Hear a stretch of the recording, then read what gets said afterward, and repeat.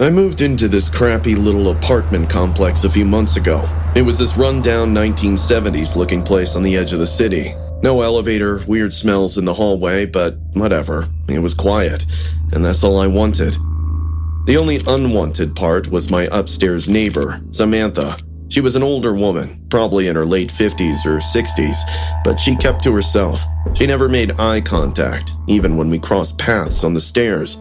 She would barely leave her apartment, and when she did, she always bundled up like she didn't want to be recognized.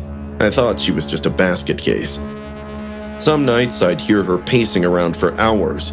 She would often be heard whispering to herself, practicing lines over and over. You know you want me. I've been so bad. You know you want me. I've been so bad. I know you want me. I've been so bad. It wasn't sounding attractive, trust me. It was just sad, like she was trying to convince herself. Then, one day, I heard our landlord talking to another tenant about her, saying she's too old to do OnlyFans. It took me a minute to connect the dots. Anyway, fast forward to last month. It was a Thursday night at around 11 p.m. I'd just gotten home from a late shift and was eating cold pizza on my couch when I heard something upstairs that didn't sound like acting. It felt like a scream that was stopped in the middle. The silence was killing me because I expected to hear more like I usually did, but nothing. Before I could ponder on it, I heard a heavy thud right above me. I waited, thinking maybe she dropped something, but my gut feeling kept telling me something wasn't right. I grabbed my phone and quietly went up to her floor. The hallway was dark and empty, but Samantha's apartment door was open, not wide, just enough that I could see her bare feet on the floor inside, and they were lying still. I pushed the door open slowly and walked in. Samantha was lying on the floor in this red satin robe.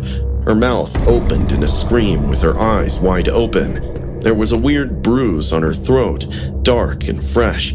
I couldn't believe she was dead.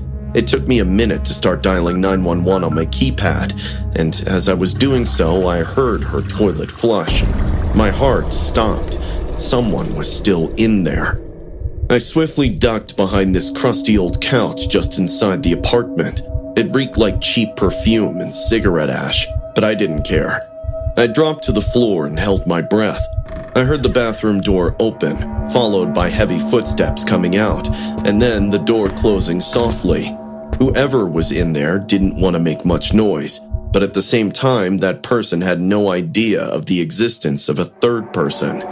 I peeked in carefully to find this pale, bald man wearing a wrinkled trench coat. He began humming Elvis Presley very creepily. Wise men say, but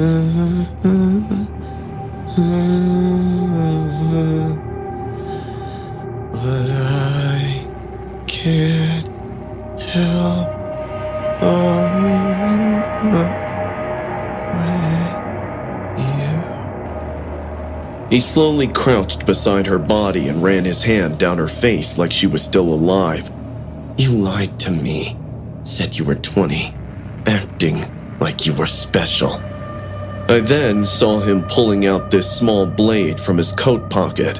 It wasn't a kitchen knife, but rather a scalpel. The entire encounter was turning into a horror movie that I was watching live. What happened next will never let me sleep peacefully for the rest of my life. He started cutting into her arm. At first, he made clean, shallow cuts as if he were carving something. The sound of flesh getting sliced made me nauseous, but I still kept my calm. You thought you could make me want you again? Look at you, skin sagging, makeup hiding everything. He chuckled under his breath, then said, I loved you when you were real, not when you became this joke, and stabbed the scalpel in her eye. I watched him pull out her eyeball like it was nothing. I just wanted to vomit. I had my phone out, recording from behind the couch with one hand, and the other was clamped over my mouth. He kept slicing and mutilating her body while talking to her like she was still alive. You begged me to come back, Remember? You said you'd do anything, and now, look, just lying there, like all the others." I was shaking so hard my phone nearly slipped out of my hand. He finally stood up and walked toward the kitchen, still humming that awful tune. I took the chance. I crawled backward like my life depended on it. I managed to slip through the door gently and I pulled it shut. Then I bolted down the stairs and called 911. I told them everything. I was choking, crying, swearing, and trying not to puke. The cops showed up in less than 5 minutes. They arrived with their guns drawn and their flashlights blazing. They went up and pulled him out screaming. He was covered in blood and was laughing maniacally. I gave them the footage. They didn't even blink, just thanked me and took it like they'd seen this sort of thing before. I later found out the guy was Samantha's avid follower from her OnlyFans. Samantha had blocked him months ago after he started sending disturbing messages. The man had a criminal record that included assault, breaking and entering, and several minor stalking charges that were not taken seriously by authorities. He'd been hiding in her apartment since earlier that day, just waiting to punish her for not being his perfect fantasy anymore. I haven't slept much since that night. I moved out the next week. Sometimes I still hear his voice in my head singing Elvis Presley while cutting up a dead body. I wonder how many other women he treated that way before Samantha. But most of all, I wondered what would have happened if I'd gone upstairs 5 minutes earlier.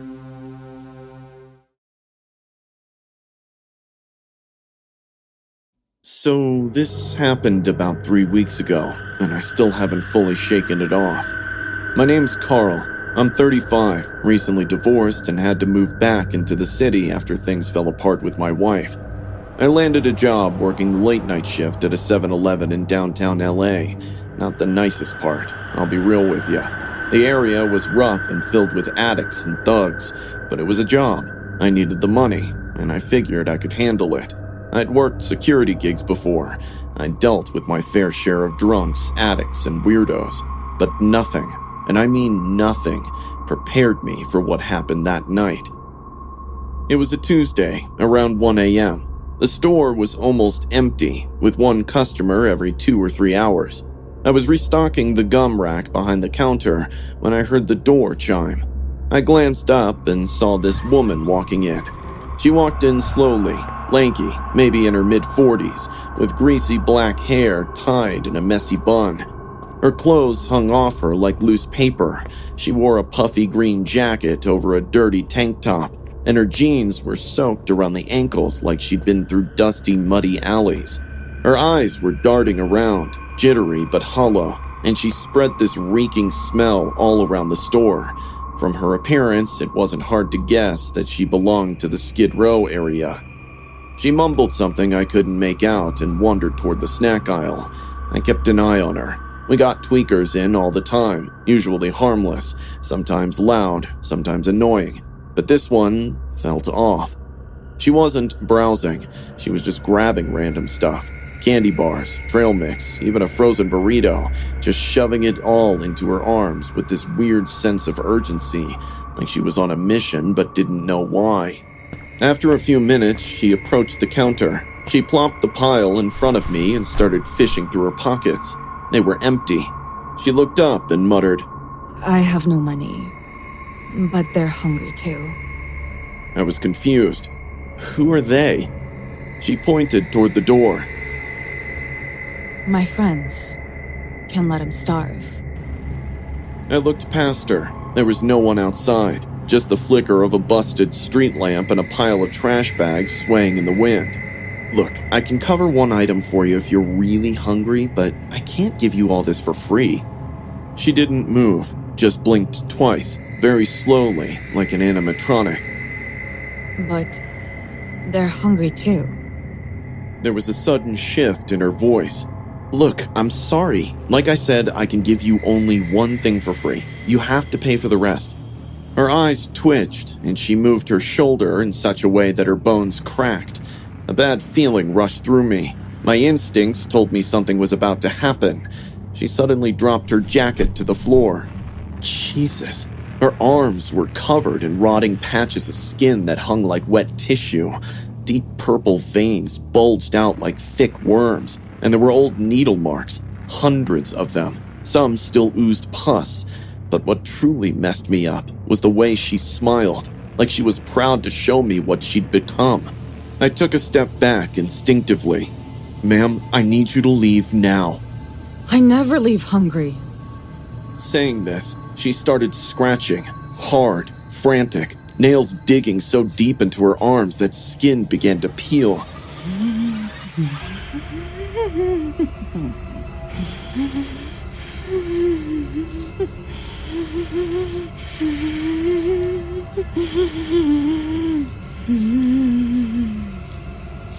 She moaned softly, like she liked it.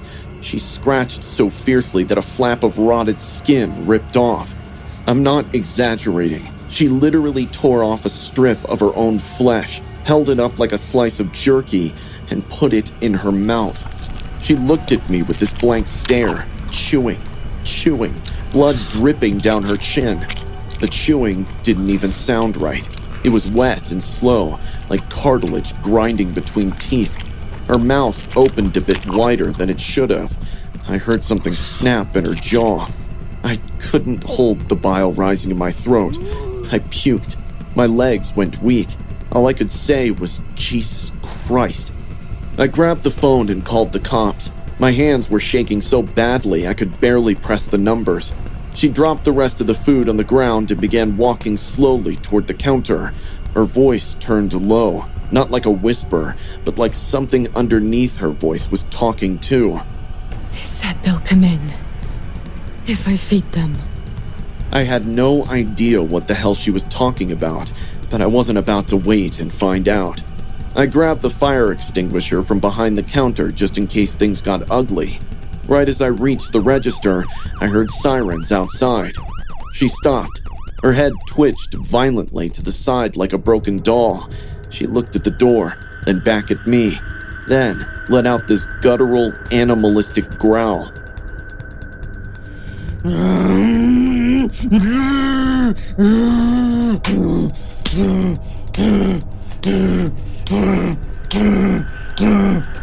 She dropped to her knees and started slapping herself. When the cops came in, she was still hitting herself, screaming and laughing at the same time.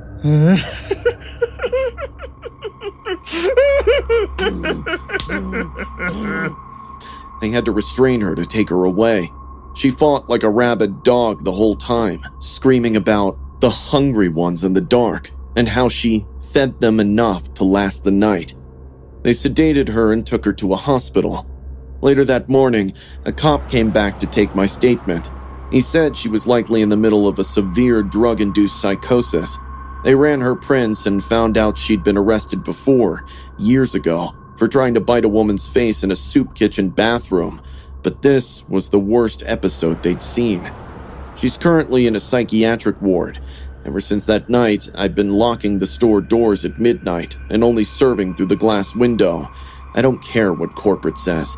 I'm not putting myself in that situation again. I used to think the door kick challenge was just dumb fun. Kick a random door, laugh, and run while people get mad. It was all for TikTok views.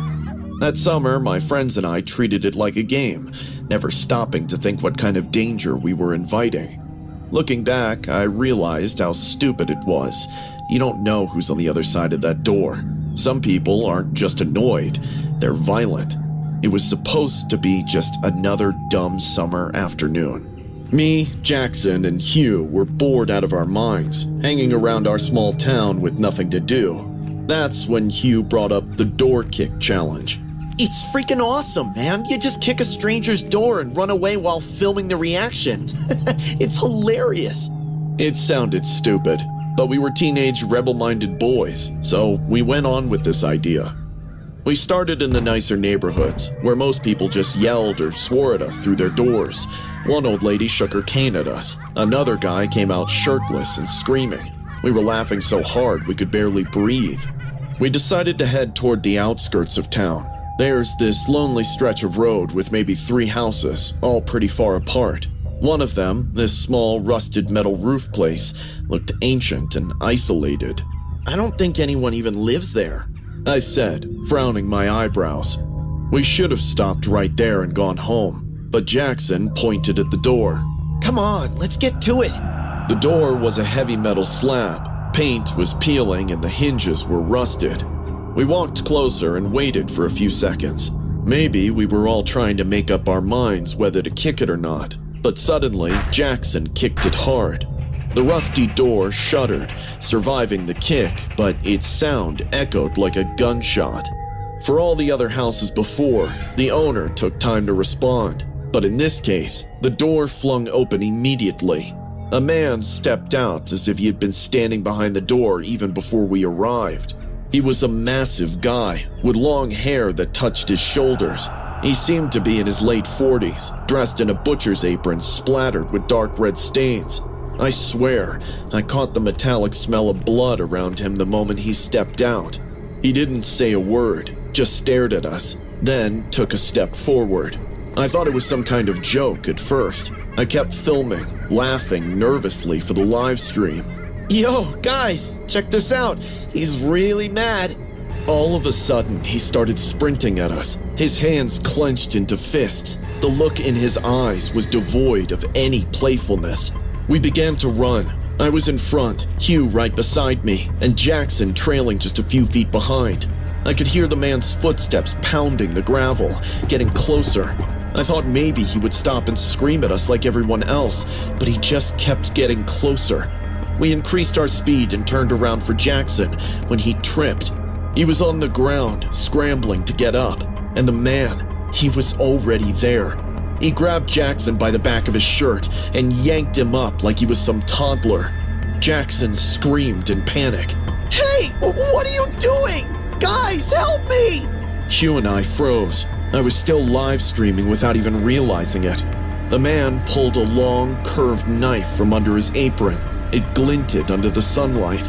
You came looking for trouble, and trouble answered the door. Smile for the camera. Your friends are still watching. The man grinned at us and started stabbing Jackson. We couldn't do anything than just watch and cry in terror.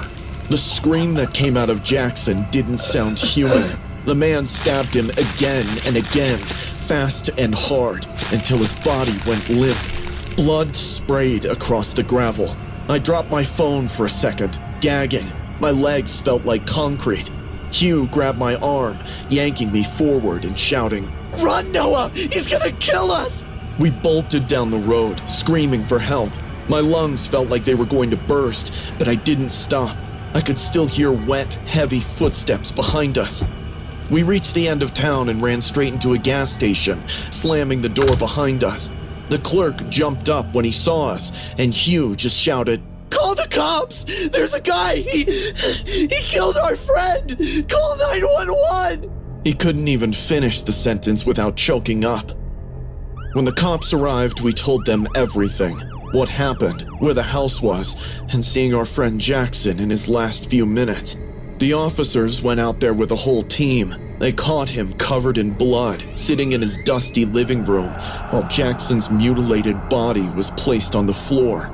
It was later revealed that his name was Howard. He used to run a butcher shop in town before it shut down. After his wife left him, he disappeared from public view. He was in a very depressed state of mind. They were dead animal remains found in his kitchen, which denoted he had been cutting up strays to channel out his disturbed mind. When we kicked on his door, he was getting ready to go out and catch something more to kill. If, and only if, we didn't kick on that door, Jackson would have been alive. Hugh won't talk about it. My live stream ended the second I dropped the phone, but people who saw it before said they can't get Jackson's screams out of their heads. Me? I can still see the exact moment when Jackson realized he wasn't getting away. And that man's eyes, like he wasn't really killing a person, just preparing meat. I never went back to that part of town. Every time I see a heavy metal door, I hear it creak open again. And I remember what happens when you think you're just filming a harmless prank, only to find out the monster on the other side has been waiting for you. I don't usually talk about this. Most people in my life know me as someone who helps kids, someone who goes into schools and correctional homes to warn them about making reckless choices. But what I never say, the part I keep locked away, is that I do it because of something I did, something that's haunted me every single night since I was 8 years old. It was a warm summer afternoon. My mom was out in the garden trimming roses. I was inside with my little sister, Mia. She was 6. Mia and I were obsessed with WWE back then, completely obsessed. We'd watch it on TV, admiring Undertaker, Triple H, and all those larger-than-life guys. That afternoon, I told Mia, "Let's do the Undertaker's choke slam." She giggled like she always did, eager to play along. She trusted me too much. I grabbed her by the neck, pretending like I was in the ring. I lifted her, not even thinking about how small she was, how fragile. And then, I slammed her down. The sound that followed was something I'll never forget. Her head hit the floor with this crack, not like a toy breaking, not like something you could fix with glue. This was deeper, final. For a second, I thought she was just stunned, but then I saw it. The blood. A dark patch spreading quickly into the carpet beneath her head. "Mia? I shook her. Her eyes fluttered, but she didn't answer. Mia, wake up!" Panic clawed its way into my chest. My mom was right outside. If she saw this, if she knew what I'd done. I wasn't thinking like a sister. I was thinking like a scared kid who didn't want to get in trouble. That's the part that eats me alive. I dragged Mia across the floor, leaving streaks of red on the carpet, and stuffed her inside our wardrobe. She was so small, she fit right in. I shut the doors, pressed my back against them, like that would make it all disappear. But it didn't. At first, I just sat there, hands over my mouth, rocking back and forth. Then, I heard a thud, a kick against the inside of the wardrobe, and then another. Mia's muffled cries told me she was awake. I should have opened the door. I should have run for help, but I didn't. Instead, I turned on my stereo, blasting music, trying to drown out Mia's cry for help. Every kick, every cry was like a nail being hammered into my skull. I remember pressing my hands to my ears, whispering over and over. "It's okay. She'll be fine. She'll be fine." But the noise went on. The wardrobe shook. It all continued for 5 to 10 minutes. Then, dead silence. I felt bile rising in my throat. I knew what just happened, yet I was too scared to admit it. I sat there, crouched on the floor, tears streaming down my cheek, hoping everything will go back to normal. But who can rewind time? When my mom finally came inside, she found me sitting on my bed, staring at the wall.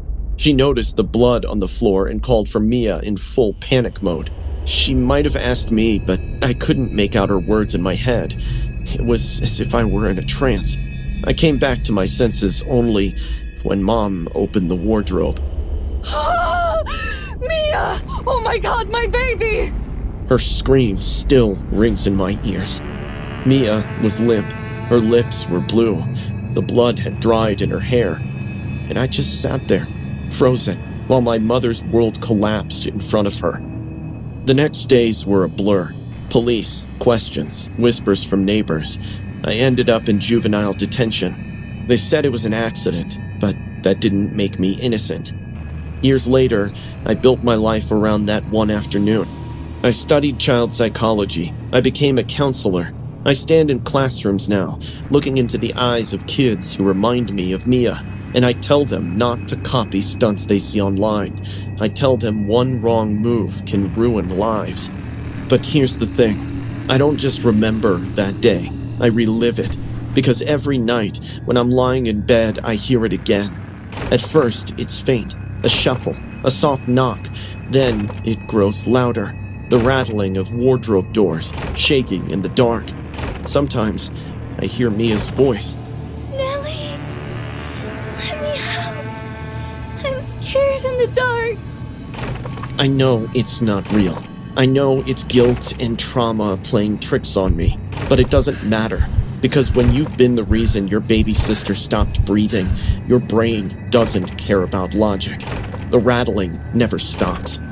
I've moved apartments, switched jobs, and even thrown out every wardrobe I've ever owned. But no matter where I go, no matter how safe or bright the room is, the sound always finds me. The worst part? Sometimes I see her.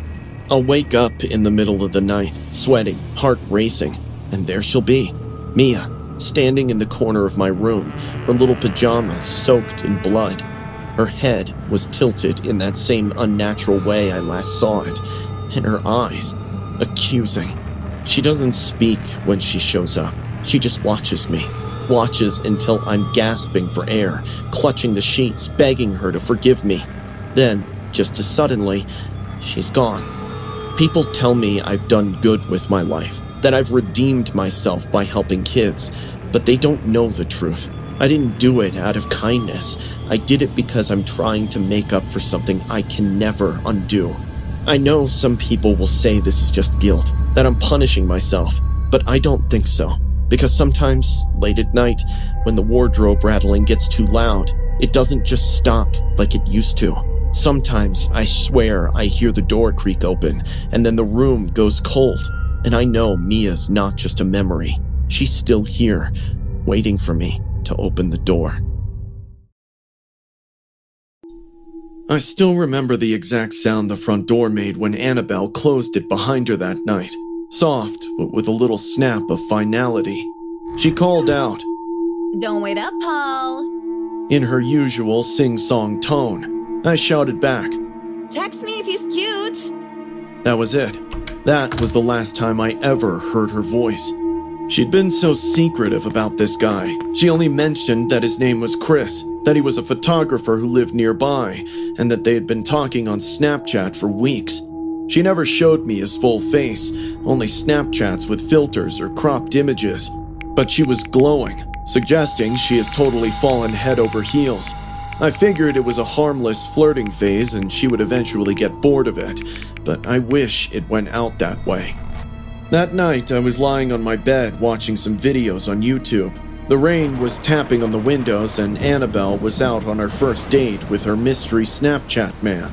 Around 11:17 p.m., I got a text from her. He's acting weird. I replied instantly. What do you mean? She didn't answer. A minute later, another message came. If I don't text back in 10, call me. That one set something off in my gut. I stared at my phone, suddenly cold. My fingers hovered over the keypad when the third message came in. I feel like he's hiding something. I called her immediately. It rang twice, then went to voicemail. I tried again and again, but she didn't pick up. That's when panic crept in. I told myself maybe her phone died, maybe they were just somewhere with no signal, but something didn't feel right. Annabelle never said things like that unless she meant them. I walked to her room, hoping maybe she'd left a note on where she was going with this guy or written in her iPad about any appointment. Her door was slightly open, the string light still on. I noticed her iPad sitting on the desk, the screen still glowing with activity. Snapchat was open, indicating that she had forgotten to log out. I hesitated for a second, then picked it up. My hands were trembling. I tapped into the chat with Chris. What I saw chilled me to my bones. Their conversation went way back, weeks of flirty messages, silly selfies, and inside jokes. At first, it seemed sweet, harmless. He complimented her art, sent black and white photos of his studio. But the deeper I scrolled, the more unsettling it got. He always avoided showing his full face. All his snaps had filters or shadows or were taken from hazy angles, not revealing his full face. I scrolled to the messages from tonight. Wear something red for me, and don't bring anyone. It's just us. Sure, whatever you say. I felt nauseous. I noticed something else, his snap map location. He used filters to fake being nearby, but in older saved snaps I saw weird inconsistencies. One said Denver, the next said Boulder, then Aspen, within minutes of each other. No one moves that fast. He was lying about everything. I stumbled on a saved video call from 3 nights ago. I hit play. Annabelle was laughing, tossing her hair and asking him about his latest shoot. He didn't speak much. He just nodded, smiled, and remained mostly in the shadows. For a moment, the screen glitched, and I saw a glimpse of his real face. He wasn't 20-something. He looked older, like 30, maybe more, and his smile didn't reach his eyes. Then I saw a message he sent earlier that night, right after Annabelle left for the date. She never opened it. "If you scream, no one will hear you." I called 911. Annabelle's body was discovered the next morning in the basement of an empty house an hour outside the city. She was strangled to death. Her phone was wiped clean. No fingerprints, no messages. It was like she'd never spoken to anyone. But her iPad, the one I'd found, was the key. Investigators recovered fragments from the cloud, unsent messages, broken video calls, one final snap taken automatically during a failed call. A week later, they caught the man. His real name was Mason Duval, 32 years old, drifter. He'd been using location filters and anonymous usernames to talk to girls. Annabelle wasn't the first, but she was the one who didn't make it home. It's been almost a month. Her room still looks the same. Her art is still on the walls. Her bed's still made. But sometimes I swear I hear the ping of a snap notification in the middle of the night, coming from her iPad. One time I opened it. It said, "Still with Chris, don't worry." But it wasn't from her account. It was from a new one. No Bitmoji, no name. I deleted the app that night. But I still see her on the quick ad list sometimes. Even though her account was deactivated, she's frozen there, smiling in a filter, like she's still online, still stuck in that last snap. And every now and then, late at night, I wonder if someone else is chatting with some random creep, not having the slightest idea that if they meet in person, the stranger might not let them live to tell the tale.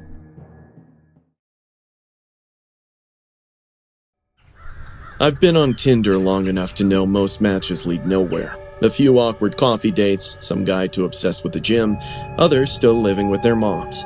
But then, I matched with John.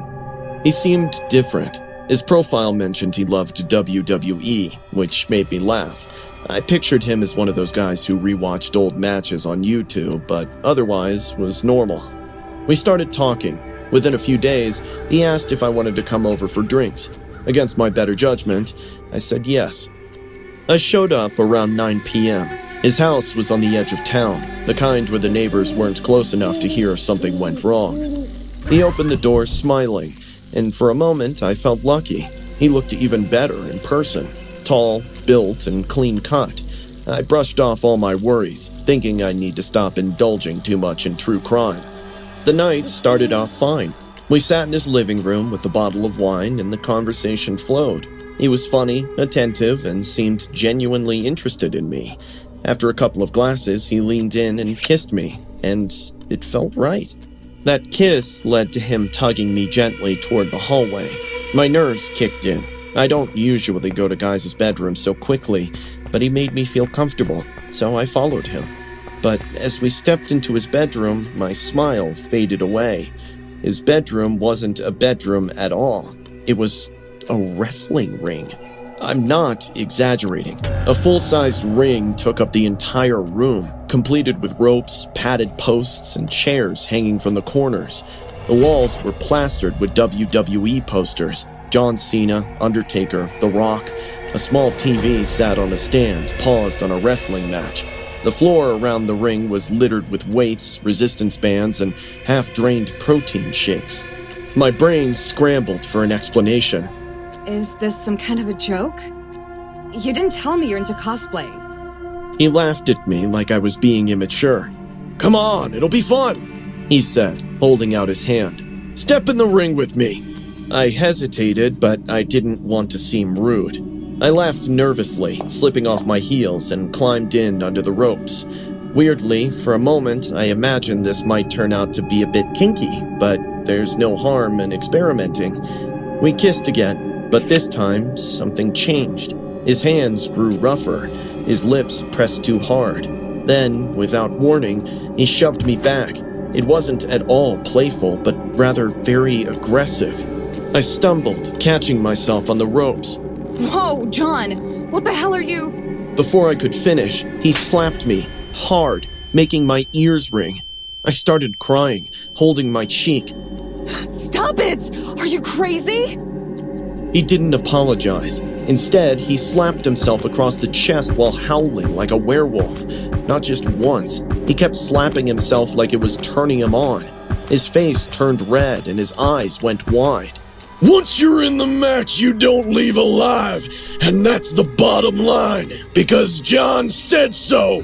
He laughed maniacally while tearing his shirt. His voice deepened, twisted like he was becoming someone else. My heart pounded. I tried to play it calm, edging towards the ropes. Stop! You're hurting me! I screamed, but he lunged at me. His hands slammed into my shoulders, shoving me into the corner post. The spirits guide me, and the spirits demand pain. I was bleeding from the corner of my lips. There were bruises on my face. It was a do-or-die situation for me. I ducked under his arm and scrambled beneath the ropes. My knees hit the floor hard as I crawled out of the ring. My only thought? Get to the door. Behind me, I heard the heavy thud of him landing on the ground after me. His laughter was wild, unhinged, and echoing in the cramped room. I sprinted barefoot down the hallway, bruises burning, adrenaline taking over. You will bow at the feet of the ministry, or you will be destroyed. He chased me, his footsteps pounding like war drums. I fumbled with the front door, my hand shaking so badly I almost couldn't turn the lock. But somehow I got it. The door flew open, and I bolted outside into the night. The cold air hit me, shocking me back into reality. I ran barefoot down the street, not daring to look back until I reached the glow of a gas station 2 blocks away. When I finally glanced over my shoulder, he was still standing in his doorway, watching me. His silhouette was huge against the dim light behind him, and then he cupped his hands around his mouth and shouted into the night. I am the monster you fear when the lights go out! That voice, it didn't sound human. It carried across the empty streets, chasing me even as I stumbled inside the gas station, crying, begging the clerk to call the police. By the time the cops showed up, John was gone. His house was dark, the rings still there, but no trace of him. They took my statement and promised to look into him, but I never heard what came of it. All I know is I escaped with bruises on my face, a sprained wrist, and a memory that still wakes me up at night. It's been months since that night, and I've deleted every dating app off my phone. But sometimes, when I'm lying in bed trying to fall asleep, I hear it again. All those spine-chilling things he said to me. I tried Googling those lines and realized they were quotes by famous wrestlers of WWE. The height of his obsession is terrifying. And sometimes, when the house is quiet, I swear I hear the squeak of ropes stretching, like there's a wrestling ring waiting for me in the dark, because John's words don't leave me. Once you're in the ring with me, you never leave the match alive. And deep down, I know he meant it.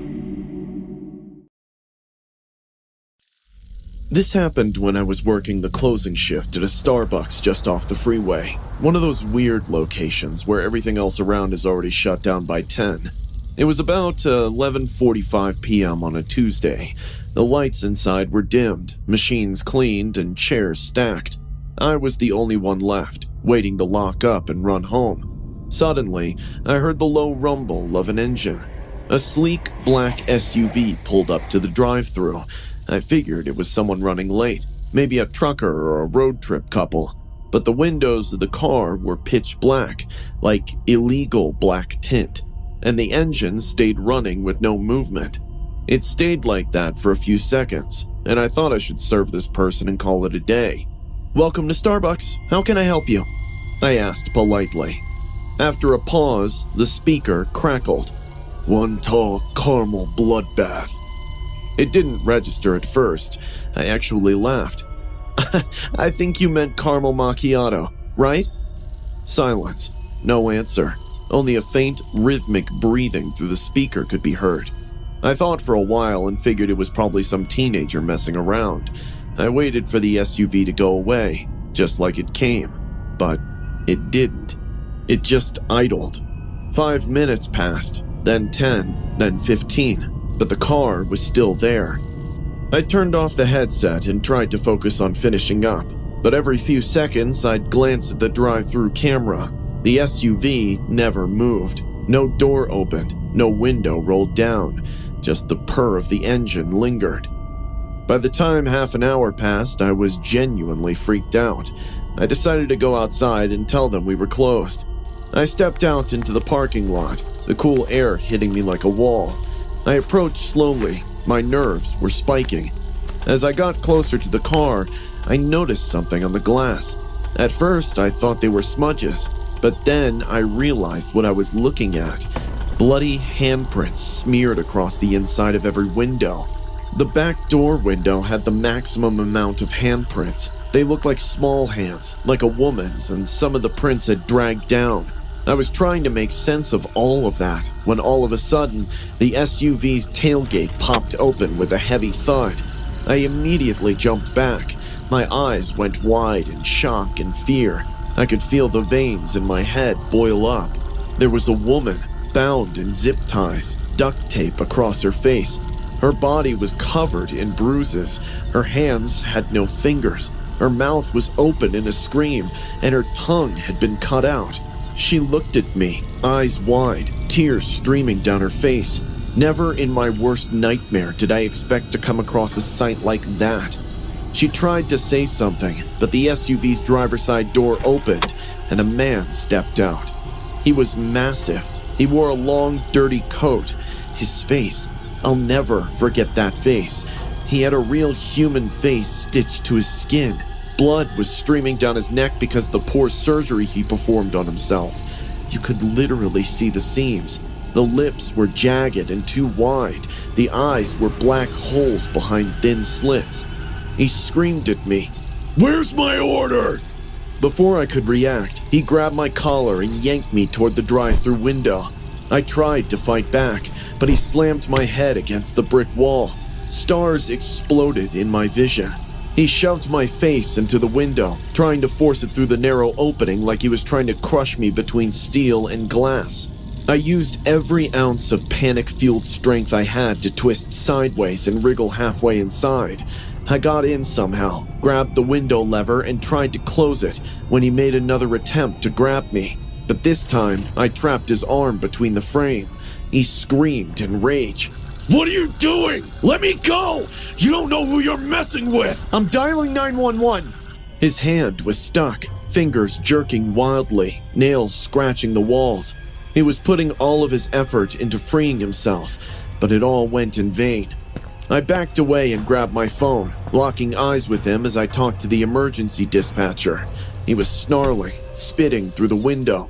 "You're siding with the wrong one! She's not the victim! I am! She's the one who cheated on me! Come on, just let me go so I can explain!" "You can explain everything to the cops!" I backed farther into the store, waiting for sirens. I didn't take my eyes off him. When the cops arrived 10 minutes later, they had to tase him to get him off the window. I watched from his side as they pulled him down and wrestled him to the ground. The woman in the trunk, his wife, was barely conscious, but alive. They rushed her to the hospital. Later that night, a detective gave me the details. The man had been on the run for 3 days. He'd beaten his wife nearly to death, cut out her tongue, and severed her fingers so she couldn't use a phone. He was planning to dump her body in a secluded area out of state. But I don't understand why he decided to make one final stop at Starbucks. The whole time he sat outside, she was in the trunk, bleeding, broken, still somehow alive. And that stupid joke, caramel bloodbath, that was an inside joke between him and his wife. A silly joke she used to tell during the Halloween season. He wanted her to hear it one last time before he finished the job. I quit Starbucks a week later. I can't look at an SUV the same way anymore, and I don't work alone at night. Not ever again. So this happened about 7 months ago, and I'm only talking about it now because I'm still trying to wrap my head around what really went down. I just started an OnlyFans. Nothing crazy, just lingerie and suggestive stuff. It was fun. I was getting attention, compliments, and yeah, the money was nice. I was in a long-term relationship with this guy named Reed. We'd been dating for almost 2 years.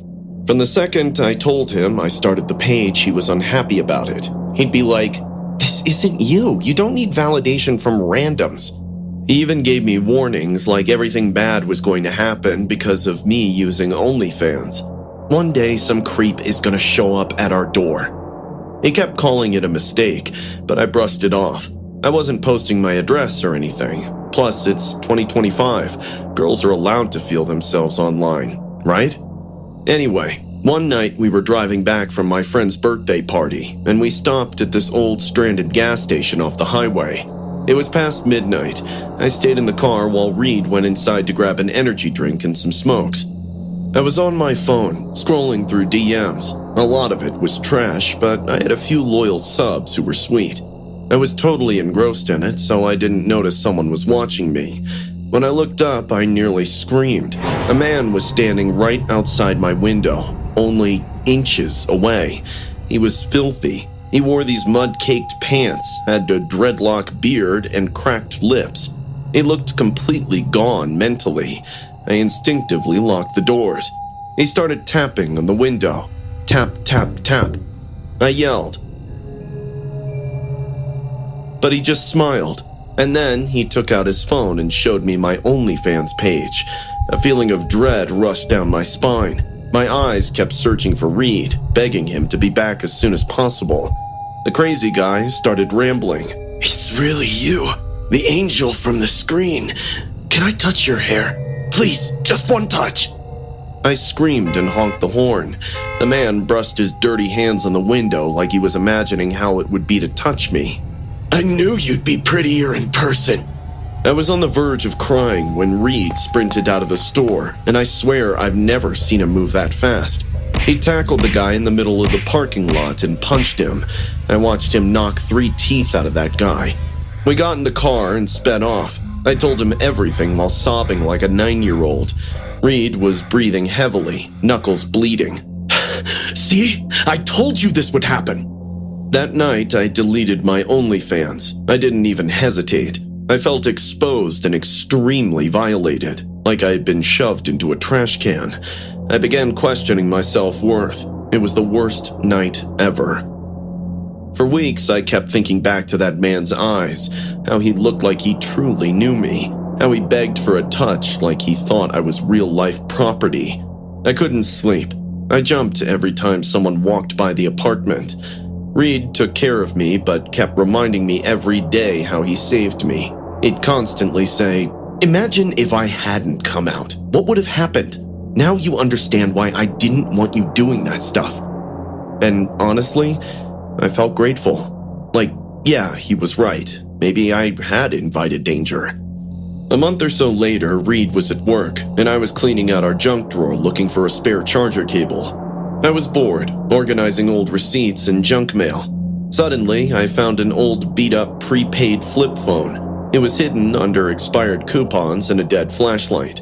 I don't know why I opened it. I figured it was from forever ago. But when I turned it on, it still had charge. And there were messages. Not many, just like 5, all from the same number. No name, just texts. One caught my eye right away. It said, "Are you sure this is just to scare her? I don't want any cops on my ass." My heart dropped. Another one said, "Cash App didn't go through. Need 50 more for bus fare." I kept scrolling, hand legit shaking, and then I saw the message that made me feel sick. "Wait until she's alone. Show her the OnlyFans page. Just scare her a little. Make it real. I need her to quit." My mouth went dry. It was dated 2 days before the gas station incident. I sat there in total silence, staring at that line. Make it real. That psycho in the parking lot, he wasn't some obsessed subscriber. He was sent. My boyfriend Reed hired him. I went cold all over. I couldn't breathe.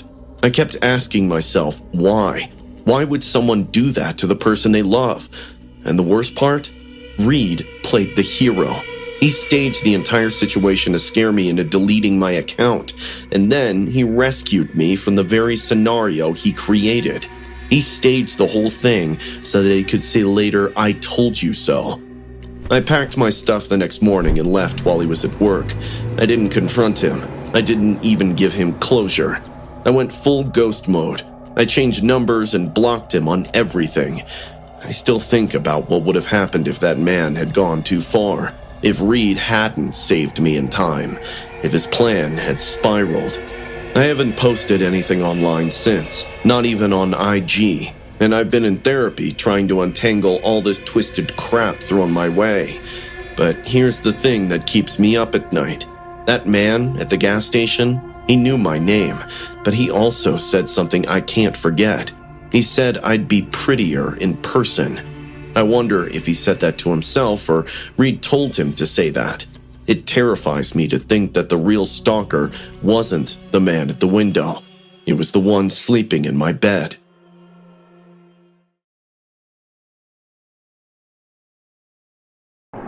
It happened during one of the worst storms I've ever driven through in my life. I was working late that night, trying to squeeze in one more Uber Eats delivery before heading home. The app rerouted me down a back road somewhere near rural Pennsylvania. No street lights, barely any signal, just miles of cracked asphalt and thick trees clawing at the sides. The rain started coming down sideways, and thunder was booming so loud it felt like it was rattling my bones. I could barely see through the windshield, even with the wipers going full blast.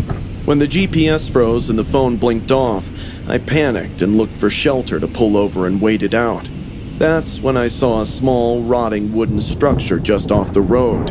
It looked like a shed, maybe a barn. I didn't care. I pulled in beside it, killed the engine, and ran through the storm toward the only dry spot for miles. The second I stepped inside, I knew something was off.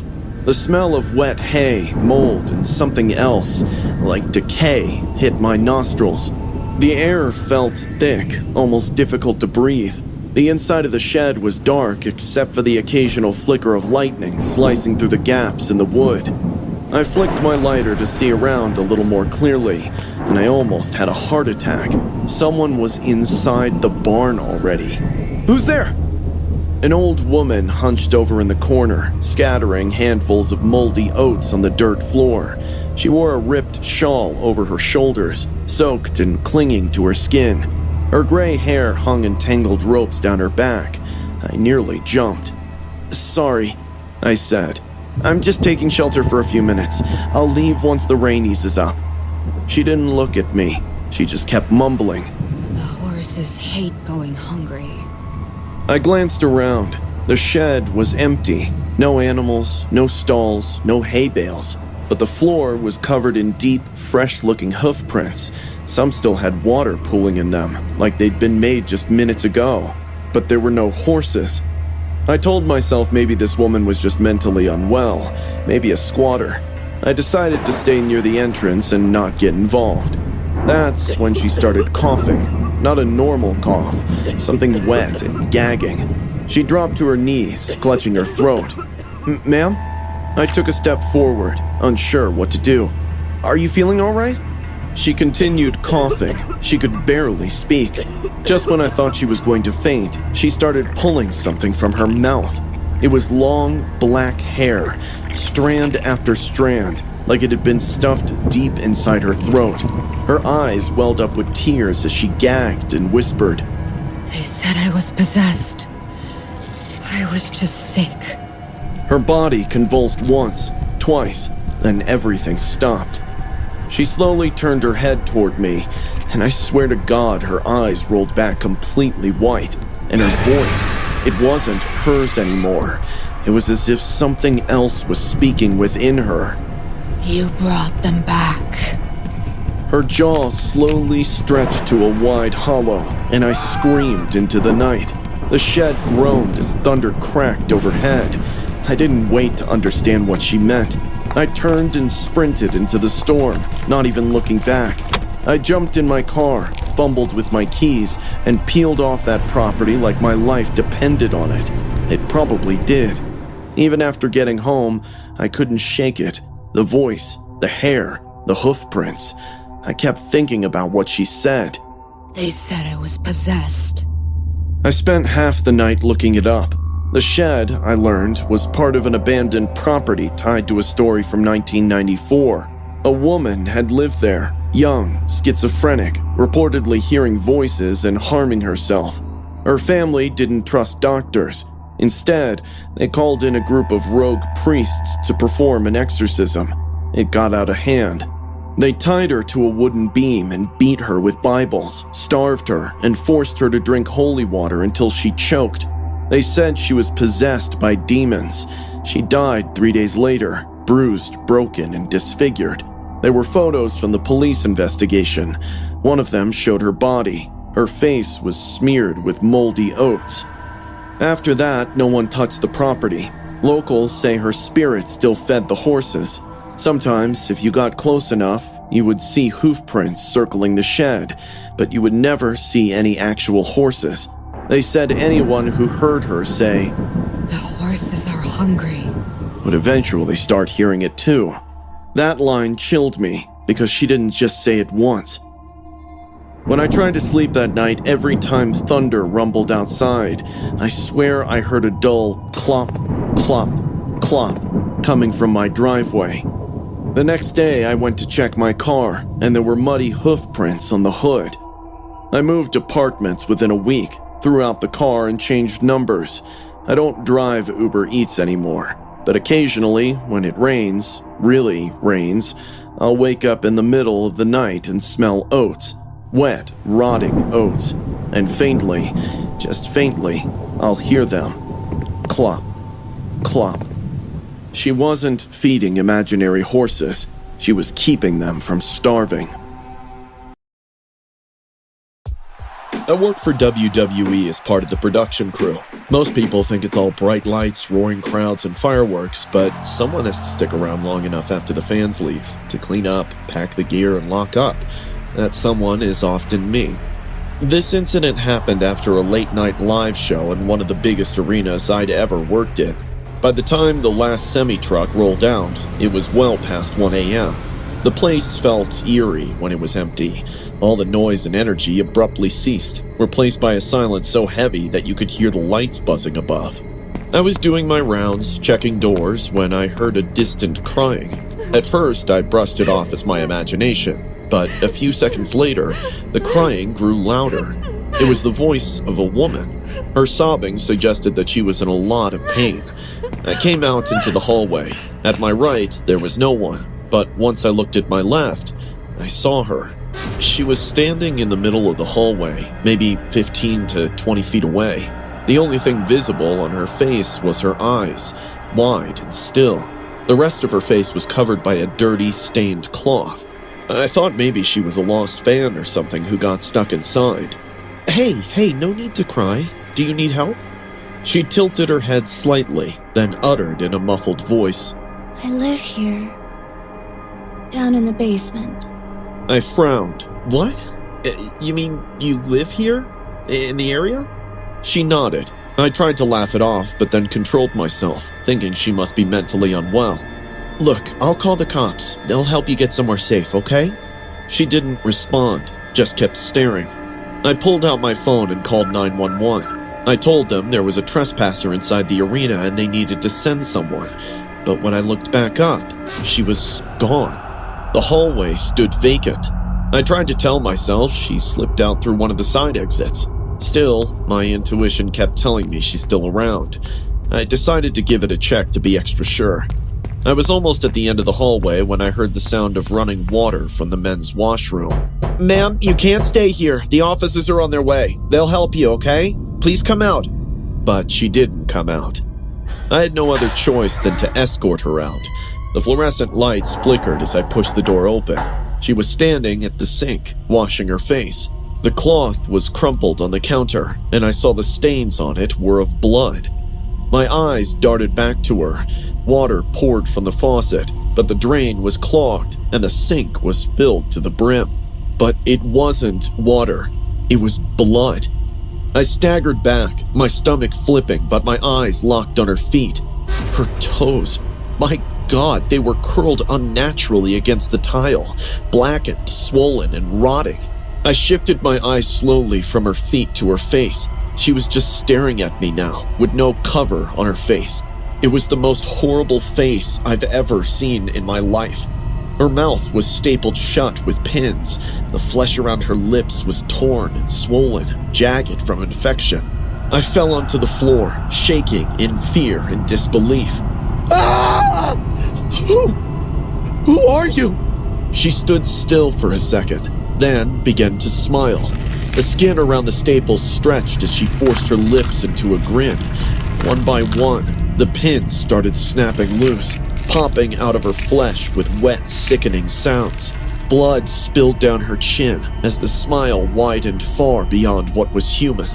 Her body trembled with each motion, yet her eyes never stopped staring. I couldn't help but lie on the cold floor, drenched in sweat and terror. She kept smiling until the last pin broke free. Then, her mouth gaped wide open, pouring blood as she attempted to laugh.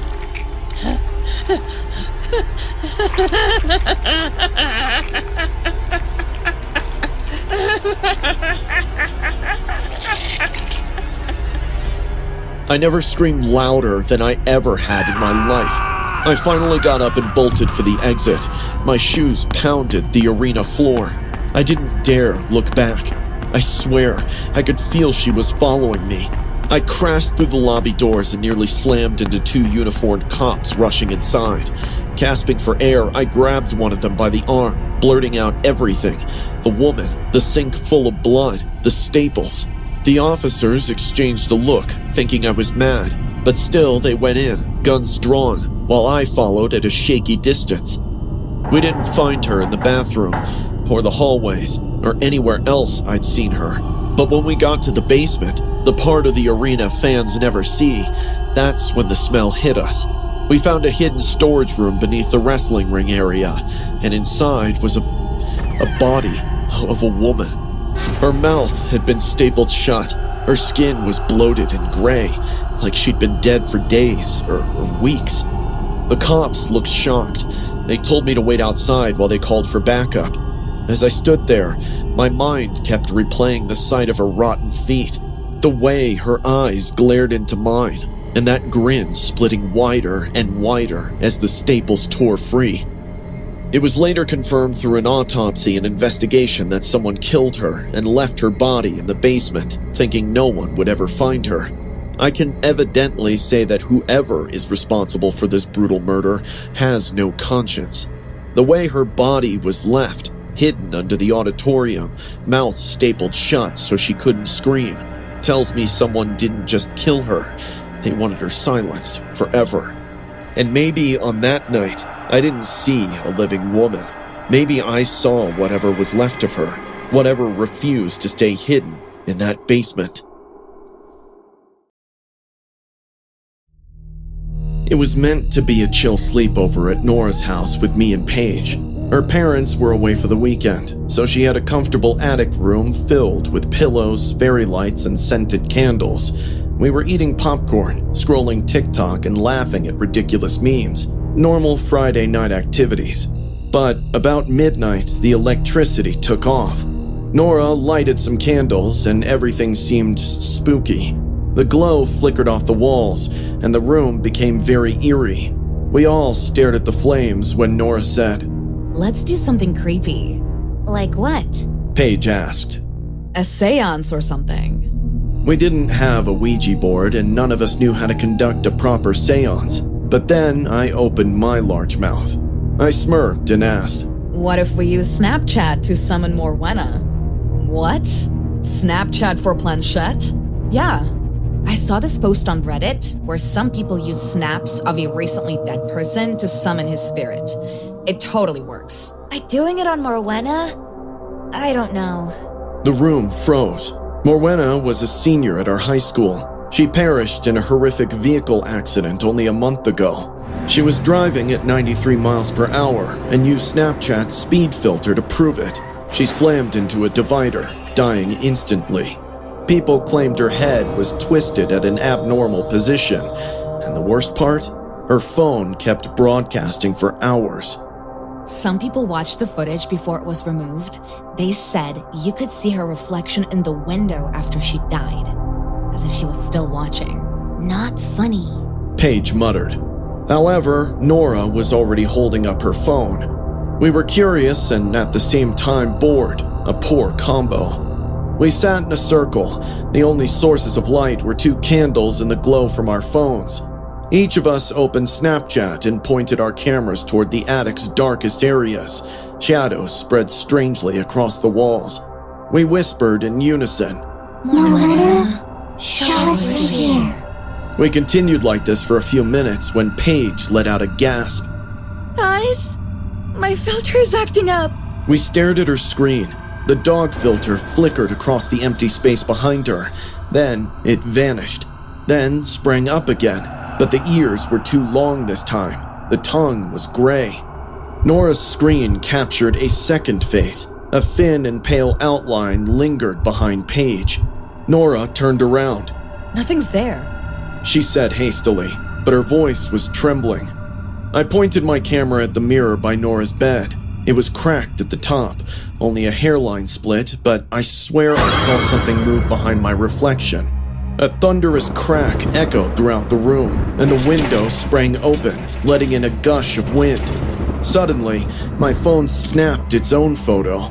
Nobody touched it. It just snapped. We crowded together, shivering as I opened it. A face could be seen at the mirror, looking down at us, but it was wrong. The eyes were excessively big, and it didn't look human. I dropped my phone. I'm done. Turn it off. End it. But before we could do anything, Nora began murmuring. Her voice did not sound right. Rather, she laughed in a deep, guttural voice that came from within.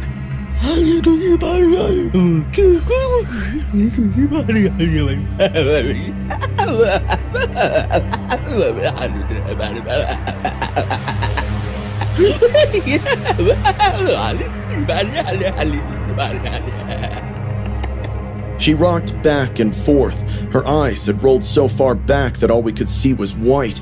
Paige grabbed her by the shoulders and shook her. Nora? Nora, stop!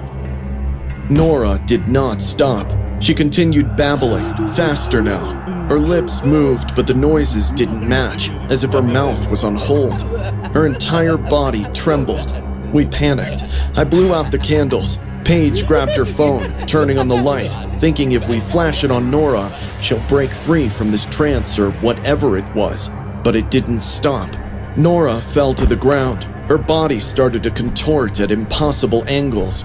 Her bones broke, yet she remained silent and did not scream. Her face, or maybe I should say the face on her face, kept smiling at us while her body moved uncontrollably.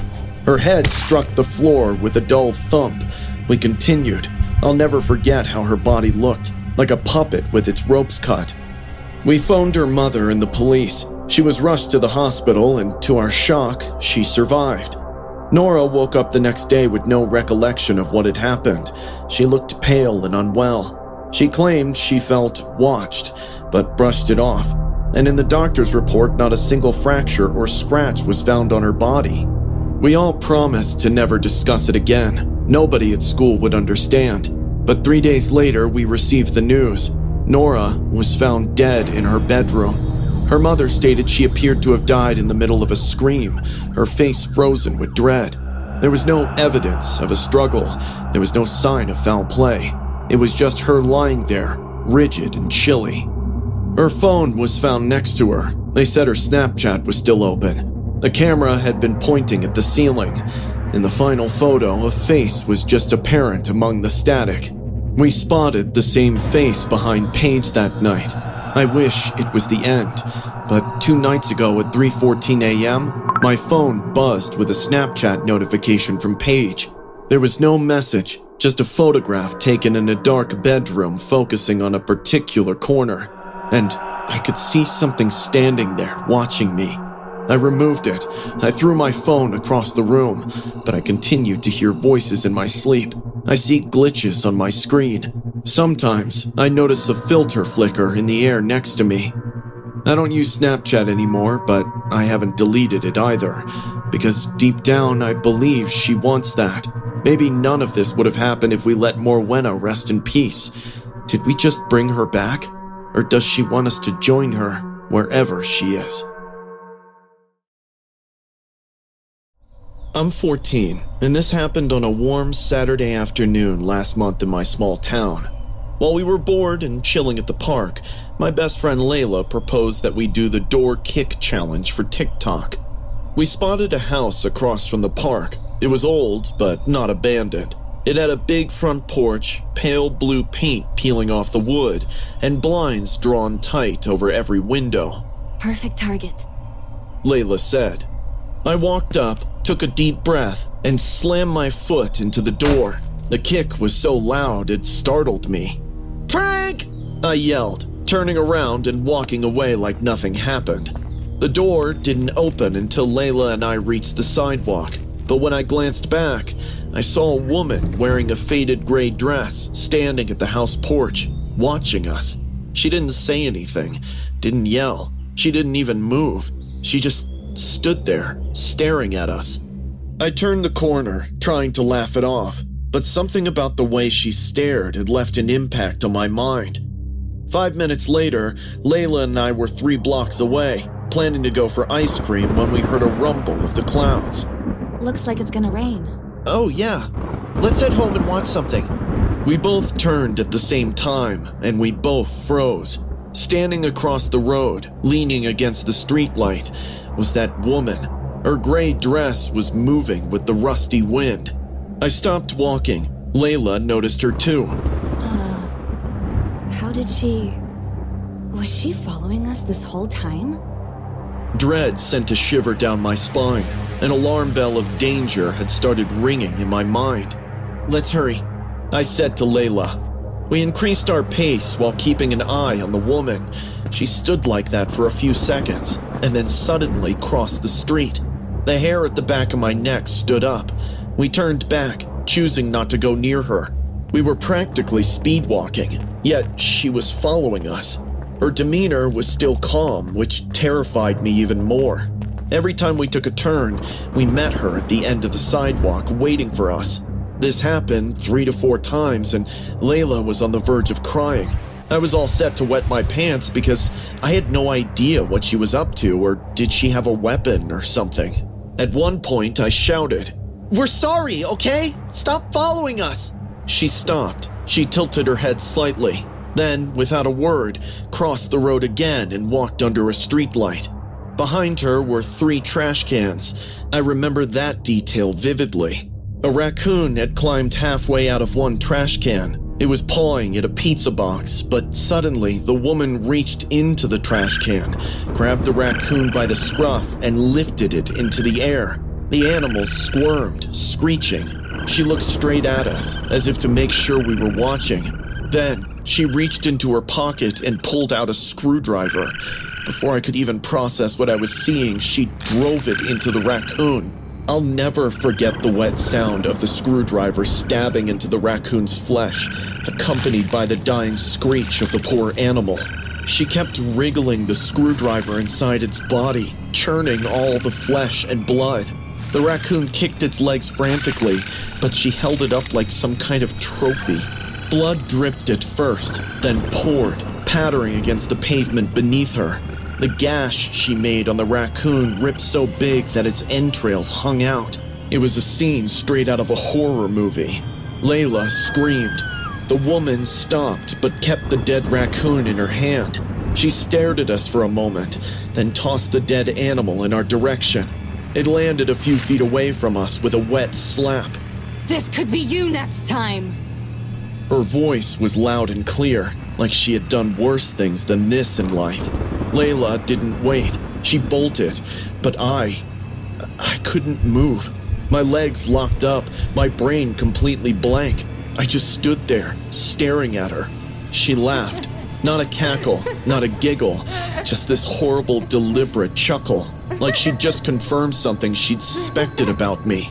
She waved at me one last time before disappearing into the shadows between 2 houses.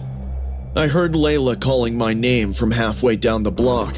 My body finally caught up to my brain and I ran. We didn't stop until we were back home. We locked the door, closed the blinds, and sat there in silence for a long time. We didn't tell our parents. What would we even say? We were committing property damage when a woman murdered a raccoon in front of us as a threat? My dad will scold me even more if he gets to know this, and maybe he might also insist I apologize to that woman. That would be even worse because I don't want to see her. That night, I couldn't sleep. Every time I closed my eyes, I saw her standing under the streetlight. I could still hear the screwdriver hitting bone, the raccoon's whimpers, and that final, awful laugh she made. The next day, I went back to that street with my bike, telling myself I just wanted to prove it was all in my head. But the trash cans were still there, and next to them, a dark stain on the pavement that no one had bothered to clean up. It's been over a year now. I never saw her again, but sometimes, when I'm walking alone at night, I get this feeling, like someone is watching from just far enough away that I can't see them. Layla never suggested doing another TikTok challenge.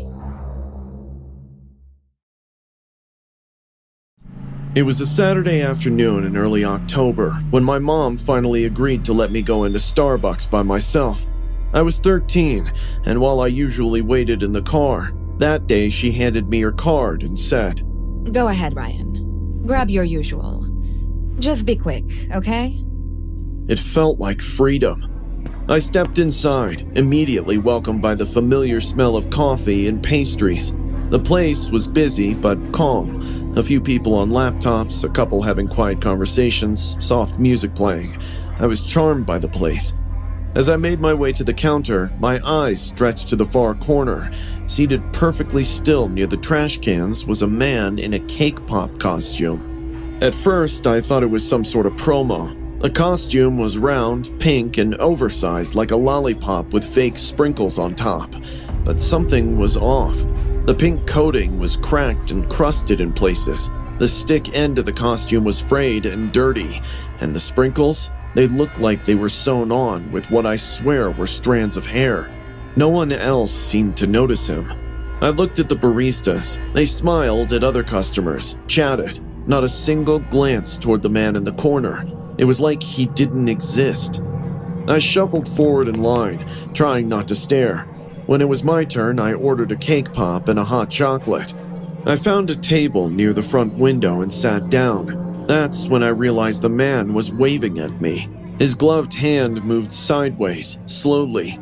He even crooked his fingers, motioning me to come over. But I obviously ignored it. I didn't move. But a few seconds later, he stood up. His costume squeaked against the floor as he walked toward me. There was no sound of his footsteps, only soft squeaking and the dull tap of his fake cake pop stick hitting the tiles could be heard. He crouched beside my table and leaned in to talk. His breath smelled like moldy sugar. "I've got a secret menu," he whispered. "Want to try the real flavor?" I nervously laughed and shook my head. "No thanks, I'm good." He stared. His eyes were freaky, a little yellowish tint with red veins popping around the eyeball. It felt like he was staring into my soul. He slowly reached into the side of his costume and pulled out a small cake pop wrapped in wax paper. "This one's special," he said, placing it on the table. "Limited edition, for good boys only." I nodded slowly, not saying anything back. He patted my head like I was a dog and turned around, waddling back to his corner. I grabbed the treat and bolted out as soon as my name was called for the order. I didn't look back. By the time I got in the car, I had calmed down a little. I didn't tell Mom, because I'm not a toddler, and I didn't want to miss out on opportunities to do things on my own. I shrugged it off like it was some awful dream. When we got home, I went straight to the backyard with my hot chocolate and snack. I sat near the garden, unwrapping the cake pop I had ordered and placing the weird one beside me on the grass. I was enjoying the Starbucks cake pop when a stray cat wandered in. He was small, dirty, and missing part of an ear. This wasn't the first time I had seen him in the neighborhood. I broke off a piece of my regular cake pop and tossed it to him. He sniffed it, then looked at the one sitting in the wax paper. I thought this was the right way to find out what that man gave me, so I tossed the suspicious cake pop to the cat. Deep down, I prayed it to not be poisonous, because I didn't want to kill the poor cat. After a second, the cat started licking the odd cake pop's candy coating. As it licked, I could see joy in its eyes, like he had found his taste. Just when I was thinking the person did give me a tasty treat, which I fed to the cat, I noticed something weird. As the candy layer melted under the cat's tongue, something wet and shiny peeked through. The cat licked again, harder this time. Suddenly, a flap of pink icing peeled off, and beneath it rested an eye. I'm not sure if it was a human eye or an animal one, but it still had veins and flesh stuck on it like it had been ripped out with force. I screamed and kicked the thing. The cat hissed and ran away. I stared at the deformed candy lying in the grass. The candy coating had fallen away, revealing bloodshot veins and part of a pale socket. Running back inside my house, I told my mom everything. At first, she didn't believe me. Then she saw how pale I was, how my hands wouldn't stop shaking. She called the cops. They came that night and took the eye with them. I never found out what they did with it, never heard if they tested it or if they found out who it belonged to. But here's the part that still chills me to this day. A week later, I overheard my mom on the phone with somebody. She thought I was asleep. She said the police reviewed the Starbucks security footage. The man in the cake pop costume never appeared on the camera. Not once. Just me, ordering, waiting, sitting. And then I ran out, like I saw a ghost. They searched the store, the alley, and even the trash bins. No costume, no man, no evidence. But a few days after that, a news report came out. 2 children from a nearby town are missing. The only clue found at the scene? A cake pop stick left on the windowsill of one of their bedrooms, blood on the end. There was a human hair tangled in the candy coating. I haven't eaten a cake pop since. Every now and then when I walk by a Starbucks, I still glance inside, just to make sure he's not sitting in the corner.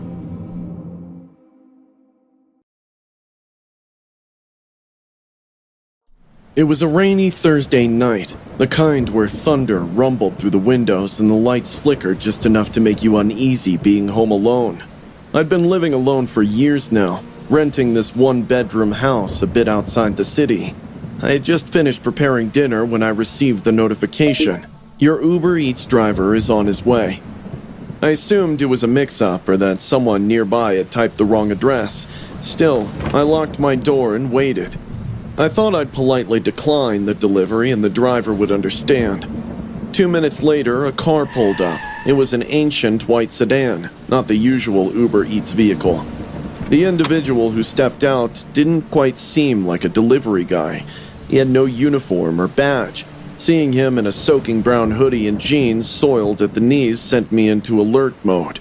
But when I noticed his hands, I saw he was carrying the iconic brown paper Uber Eats bag. He rang the doorbell. I opened the door just slightly, without letting my guard down. Sorry, but I haven't ordered anything. I think you got the wrong house. You sure? He questioned, his grin making my skin crawl. It's already paid for. I just need to come in and set things up for you. No, thank you. I said hastily, closing the door. Through the peephole, I watched him stroll slowly back to his car, but he didn't leave right away. He stood beside the car, staring at my house in the rain for at least 7 minutes before finally driving off. Breathing a sigh of relief, I told myself I needed to stop overthinking everything. Fast forward 2 hours, I was lying on my bed, watching my favorite YouTuber IMR Scary Tales, when I heard glass shatter in the kitchen.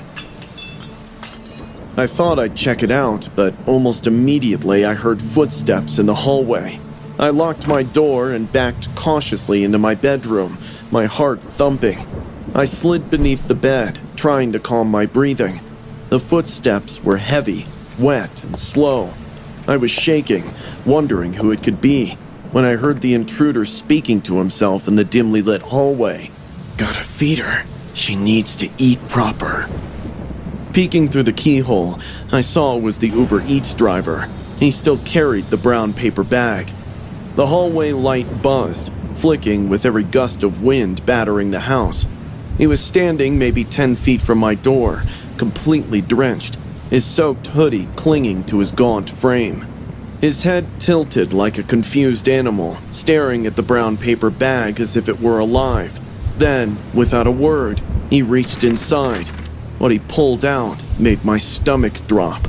It was a sloppy, dark red blob, something that looked like pounded flesh. Entrails hung from it like ribbons, veins, bits of fur, maybe a tail. It reeked even through the keyhole. He raised it gently in both hands like a gift and whispered, "She needs to feed." Then he began walking toward my bedroom door. His steps were slow but deliberate, making sticky squelching sounds on the wooden floor. A trail of blood followed him, dripping steadily from his hand. As he got closer, I could see it clearly. Matted fur stuck to what looked like a dead animal, maybe a cat. Its face was crushed in. He paused outside the door, then started kicking it. The door shuddered violently. I let out a gasp I couldn't hold back. I said you need to feed! He shrieked, his voice cracking like a child's tantrum. He pounded with his fists, rattling the knob, screaming and howling.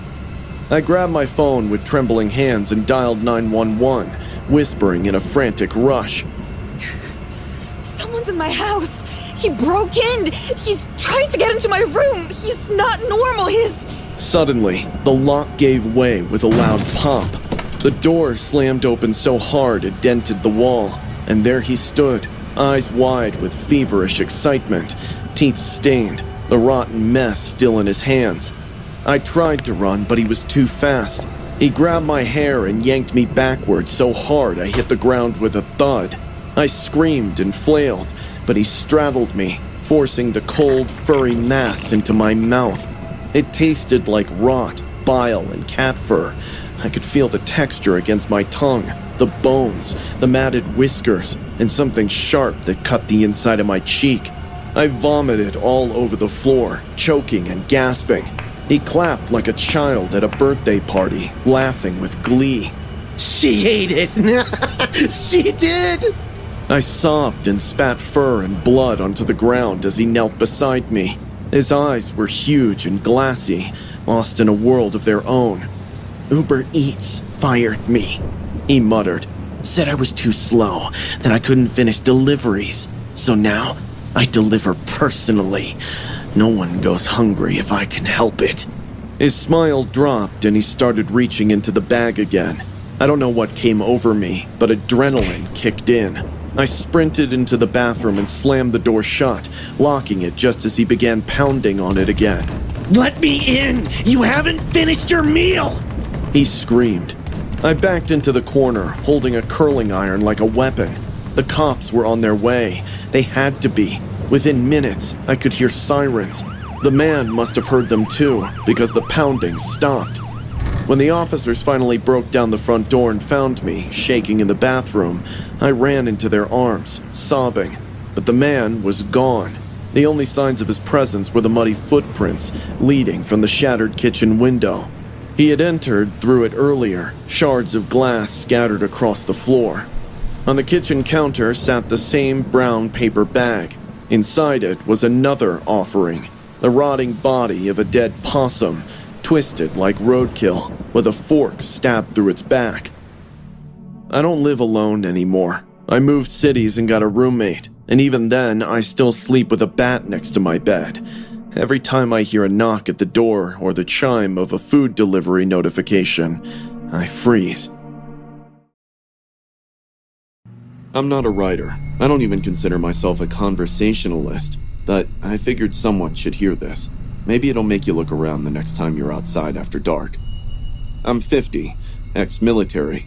I've served 2 tours overseas, seen some messed up stuff, sure. However, nothing compares to the incident that occurred at that infamous 7-Eleven 2 months back. It was around 11:45 p.m. I'd just finished a long shift driving rigs and needed a smoke, bad. I pulled into a sketchy-looking 7-Eleven off some side road in downtown Phoenix. I'd been there before. The store always had this flickering red neon light that buzzed like a wasp nest. I walked in. It was empty except for this young cashier, maybe 19 or 20, standing behind the counter, looking half asleep. I gave him a polite nod, walked toward the cigarette case behind the counter, and asked for a pack of Reds. He turned to grab them when the door flew open. 2 teenage boys rushed in, hoodies up, masks on, each holding a knife. They moved fast, yelling at the cashier. Hands up! Give us the money now! One of them jumped the counter in a single leap. The other ran towards me, pointing the knife. I stepped back and raised both hands. All right, easy. I'm just a customer. But they weren't listening. The employee behind the counter froze. I saw his hands trembling as he tried to open the register. He was just a kid. This job probably paid peanuts, and now he had a knife in his face. I was about to say something, anything to keep it from getting worse, but I was too late. One of the robbers stabbed the employee right in the gut. No hesitation, no warning. He plunged the knife in without hesitation or warning. I'll never forget that sound. The wet gasp echoed through my mind. The guy collapsed as swiftly as a rag doll, the blood swiftly spreading beneath his uniform shirt. Something inside me snapped. I didn't think. I just moved. I grabbed the closest thing I could, a glass Snapple bottle from the fridge, and cracked it over the head of the guy coming at me. He staggered back, dazed, knife clattering to the floor. The second one, the one who stabbed the cashier, turned toward me, wild-eyed. I barely had time to brace before he lunged. He slashed at my ribs. Sharp pain exploded in my side, but I caught his wrist before he could go any deeper. Blood was pouring out of me, but adrenaline was taking over. I twisted his arm hard and slammed him into the cooler door. It shattered behind him, glass raining down. He groaned and hit the ground, but I was fading fast. The first guy had recovered. He tackled me to the floor, fists flying. I took a few hits to the face, then landed a powerful elbow to his nose. It crunched under the impact. He screamed and rolled off of me. My breathing was heavy. I could barely make it out with my blurry vision. My shirt was soaked with blood. I could feel it warm against my skin. I grabbed the shelves near me to pull myself up, then almost limped towards the exit, grabbing a broomstick. The thugs were lying on the ground, groaning in pain, but not more than me. I knew if they got up and attacked me again, I might not be able to beat them. I'm not a young buck anymore, and the moron had stabbed me deep. I jabbed the stick on the door handles of the 7-Eleven entrance, so in a way the thugs don't get the chance to escape. The poor employee was lying on the floor. I felt really bad for him as I called the cops. I leaned on the pavement, explaining the bloody mess that just happened. Everything felt cold. My ears were ringing. I remember saying out loud, "Don't fall asleep yet. Not yet. Don't you damn sleep." Luckily, the police arrived in 5 minutes. When I heard the sirens, I looked at the sky and thanked the Almighty. Red and blue lights flooded the store. Cops stormed in, weapons drawn. One of them shouted, "Drop the weapon!" But I didn't even have one. I think I said something like, "I'm the good guy," before I passed out. When I woke up, I was in the hospital, stitched up. I had multiple tubes inserted into my body, a couple broken ribs. They told me I lost a lot of blood, but I'd make it. Sadly, the young cashier didn't. He was gone before the ambulance got there. They told me the 2 boys, both 17, had been on a robbery spree across the city. One clerk they attacked before ended up in a coma. Another woman got her throat slit at a gas station but survived by a miracle. The cops said if I hadn't stepped in, they would have gotten away again, maybe even killed more people. They called me a hero. I didn't feel like one, though. The image of that poor kid gasping on the floor, eyes wide with shock, that haunted me, still does. You spent years training for combat, learning to stay alert and alive, and then life throws you into a war zone when you're just trying to buy a damn cigarette. I get nightmares sometimes. These nightmares do not originate from the battlefield. from that store. The buzzing light, the gurgle the cashier made when he drowned into the lap of death, the sound of that knife going in. I still drive rigs, still stop for gas and smokes, but I don't walk into convenience stores the same way anymore. I keep my eyes sharp, my hands are loose, my back to the wall, and if I hear the door chime at night, I look first. You should too. For 3 nights straight, at exactly 3:12 a.m., my front door rattled from a violent kick. Each time I would rush over to see my neighbor's mischievous son sprinting away while laughing. The first night I brushed it off. The second, I knew it was deliberate. By the third, I was furious. When I confronted his dad, Mr. Checkercart, he only smirked and said, "Boys will be boys." By day 4, I'd had enough. I set up camp by the door. With coffee in one hand and my phone open to my doorbell camera in the other, I waited to teach that son of a gun a lesson. Right on schedule, 3:12, I saw the boy creeping up my path with the confidence of someone who thinks consequences are a myth. The second his leg cocked back for the kick, I swung the door open. He obviously didn't expect to get caught red-handed. He stumbled backward and accidentally missed the top step of my porch. He tumbled like a sack of potatoes all the way down. I heard a crack, followed by his painful scream. "Ah, I'm dying! I'm dying!" I stood there, stunned, not sure whether to call an ambulance or laugh. Inside, I was pleased that the little brat got instant karma, but before I could help him up, his dad stormed up my driveway. He scooped the boy up and started screaming at me. You pushed my kid? I'll get you arrested, you mean, cruel... I have everything recorded on the camera. I'm not afraid to show it to the cops. That's who's at fault here. I pointed to the doorbell camera. Before we could continue this feud, a cop car patrolling the street approached my yard. They listened to my story, watched the footage, and told Mr. Checkercart exactly what I'd been dying to hear. "Sir, your son was repeatedly trespassing and harassing her. Frankly, he had it coming." His face went red, not from embarrassment. Oh no, it was the face of someone silently promising revenge. I watched Checkercart haul the kid into his truck and speed off to the hospital. In that moment, I sighed in relief, thinking this has finally ended, but I was wrong. That night, I was in bed, trying to convince myself that I could finally sleep without worrying about my door. I don't recall the exact time, but it was past midnight when I woke to a faint creak downstairs. At first, I told myself it was the house settling, but soon I heard another one, then another. The sound was getting closer, like the floorboards screeching under heavy shoes. Is someone inside my house? My stomach sank. I reached for my phone, opened the doorbell cam feed, and found it covered with something. He'd covered it. I knew he'd be back for revenge. I grabbed the big metal flashlight and crept to the top of the stairs. Mr. Checkercart was on my stairs. He was climbing it on all fours like a dog. You covered your ears, didn't you? Thought you could ignore me, but I'm inside now. Checkercart chuckled in a spine-chilling way, like he was deriving some sick pleasure from sensing my fear. His eyes were glowing in the dark, and he was drooling. I bolted back into my bedroom and locked the door, just as footsteps pounded up the stairs.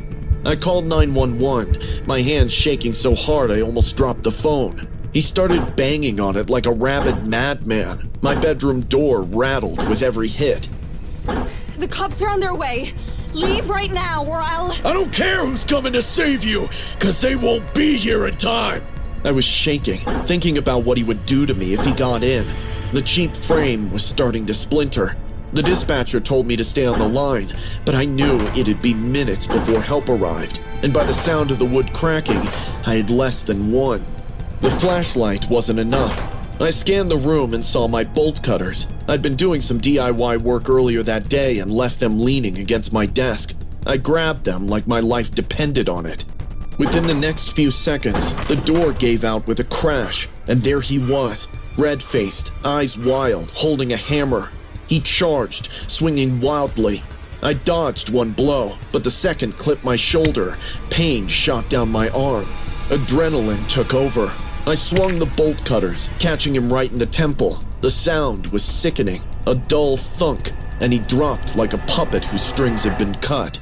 I stood there, gasping, the bolt cutters trembling in my hands. Blood was trickling from a gash on my arm. My shoulder was throbbing, and my living room was ransacked. When the officers arrived, they found me standing over him, panting, still holding the cutters.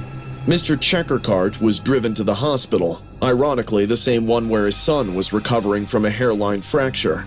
I couldn't resist asking one of the officers if they could be put in the same room.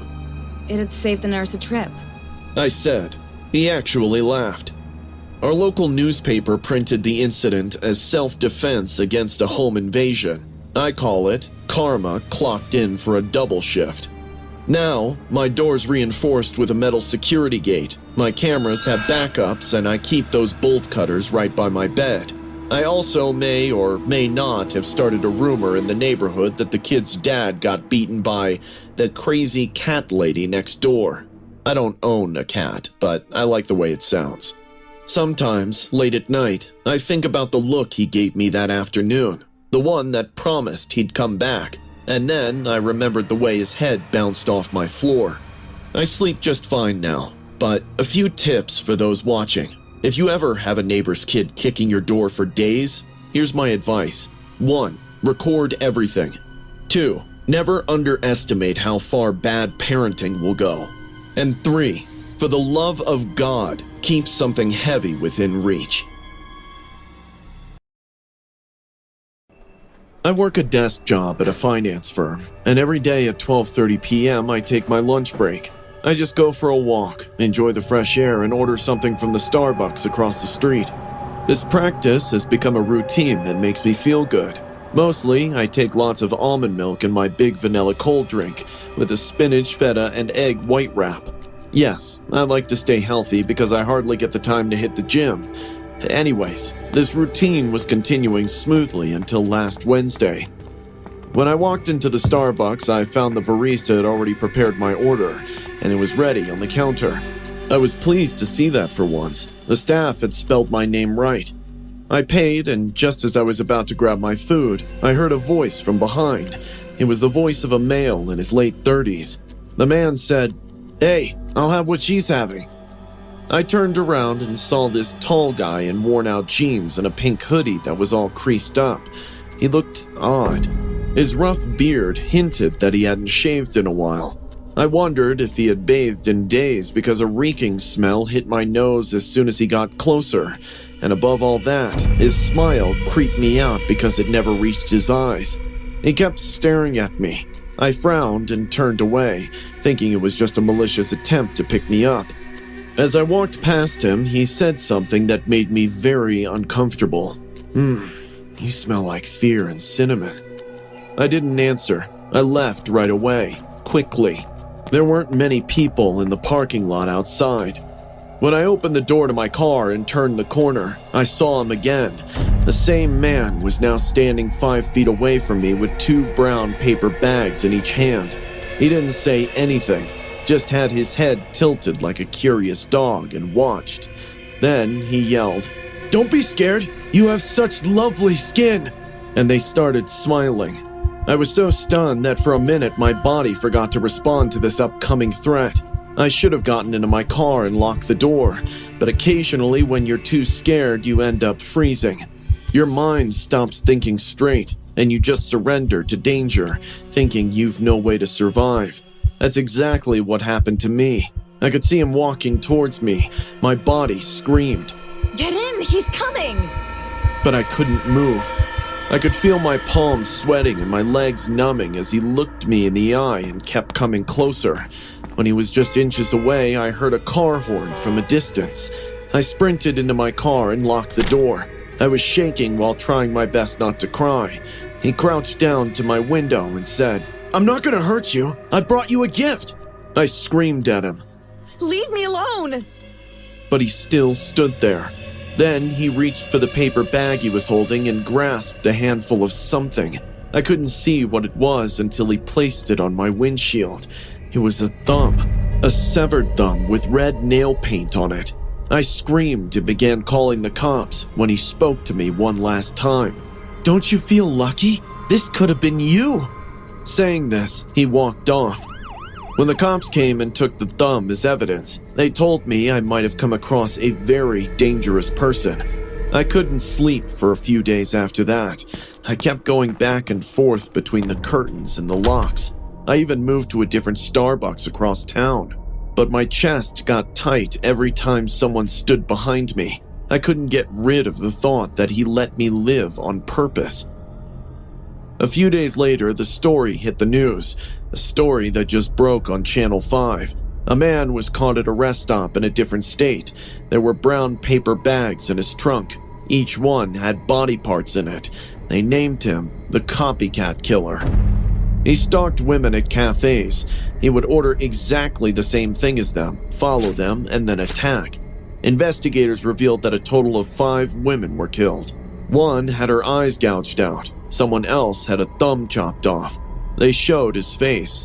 He wore the same hoodie and had that same creepy, meaningless smile. I looked at the screen in fear. My hands were shaking, realizing I did dodge a bullet. Watching his remorseless face was enough to make me stay home for a week, but the end of the news story was what petrified me. Authorities believe he had selected his next victim, but for some unknown reason, he did not harm her.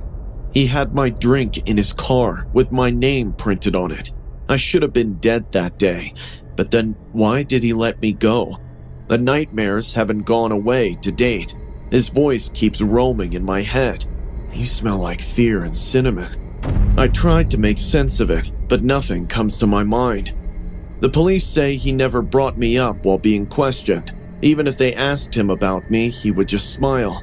I sometimes wonder if letting me go was just part of his plan, like a shooter leaving one deer alone so it can remember and tell the tale of horror. Since then, I've moved. I even changed my name, but I still want that vanilla cold brew every once in a while. I drive an hour to get there, pay cash, and never use the app. I just hope he stays behind bars forever, because I don't think I'll be lucky twice. We used to be that duo, you know, Marnie and Juliet, ride or die. We used to have sleepovers every weekend, matched friendship bracelets, and shared inside jokes like no one else understood. But like most high school friendships, it crashed hard. And if I'm being real, yeah, I was the one who lit the match. It was junior year. There was this guy, Tyler. Tall, soccer team captain, perfect abs, and the literal reason why I used to fake walk by the football field every day. I never told Juliet how I felt about him. I was saving it, waiting for the right moment, you know? But one Friday night, everything changed. Juliet got drunk at Jamie's basement party, like messy drunk, and next thing I know, someone's yelling, Juliet just kissed Tyler! Right in the middle of Truth or Dare, in front of everyone. I swear it felt like a knife on my back. I mean, even though I never told her, she knew I had a crush on him. Later, she tried to justify her actions by saying It didn't mean anything. that she barely remembered it, but all I saw was betrayal. The worst part? She looked happy, like she won something, and I just stood there, quiet, pretending I was fine. But inside, I was already planning her karma. I don't know when I became that girl. I wasn't always so bitter, but something snapped. A week later, I started messing with some AI image generators, just testing stuff. It didn't take long before I realized I could make fake photos, really realistic ones. I uploaded random selfies from Juliet's old Insta, ones she didn't even remember existed, and then used this deepfake plugin to morph them into poses she never took, scenarios she'd never be in, but it looked like her with all the details. Then I made a fake OnlyFans profile, used a burner email. Her bio said, "I'll do anything for money." I shared the link in our school group chat. No name, no caption. There was only a link and a fire emoji. By lunch the next day, everyone had seen it. The boys were the worst, whistling when she walked by, waving bills in her face, whispering stuff like, "How much do you think for a halfway special?" Juliet looked like she wanted to vomit. She didn't even confront me. she just disappeared. By the last period, she was gone. Didn't answer her phone. She never made it home. Didn't post. Just gone, out of sight. I told myself she deserved it, that it was justice for what she did to me. But deep down, even then, I felt this weird crawling guilt, like I'd taken things too far. That night, I was in my room, scrolling through DMs from people hyping up my mystery drop. It was sick. However, I felt too invested to stop. All of a sudden, I heard something. I heard a soft creak just outside my door. I looked up, confused. My bedroom door was half open, but I always close it. I was trying to listen over the rain tapping my windows. Just then, I saw her, Juliet, standing in the doorway. She was drenched to the skin. Her hair was dripping and her eyes were glowing in the dark. She looked nothing like the girl I saw last time. As I eyed her down, I clutched my bedsheet in fear. There was a kitchen knife in her right hand. I thought I was dreaming. I nervously laughed. Hey, what are you doing here? She didn't say anything. She stepped into the room, water squishing into her jeans. Her lips were trembling, but her grip on the knife was solid. She scratched her head with the knife. I could see blood and skin on the tip of the knife as she scratched too hard. You thought that was funny, huh? Look, I didn't know. You knew very well! I didn't even have time to react. She lunged at me and we hit the floor hard. She began swinging the knife down with a face full of violence and disdain. I caught her wrist just in time, but the blade nicked my shoulder. Screams and blood soaked through my hoodie in seconds. She was crying, like ugly crying, but still fighting like she wanted me dead. We rolled over, hit the dresser, and knocked over my lamp. I screamed louder than I ever have in my life. She grabbed my right hand. I saw her raise the knife and aim straight at my finger. I begged for her mercy because I could see my death in her wide, horrifying eyes. Please, Jules, stop!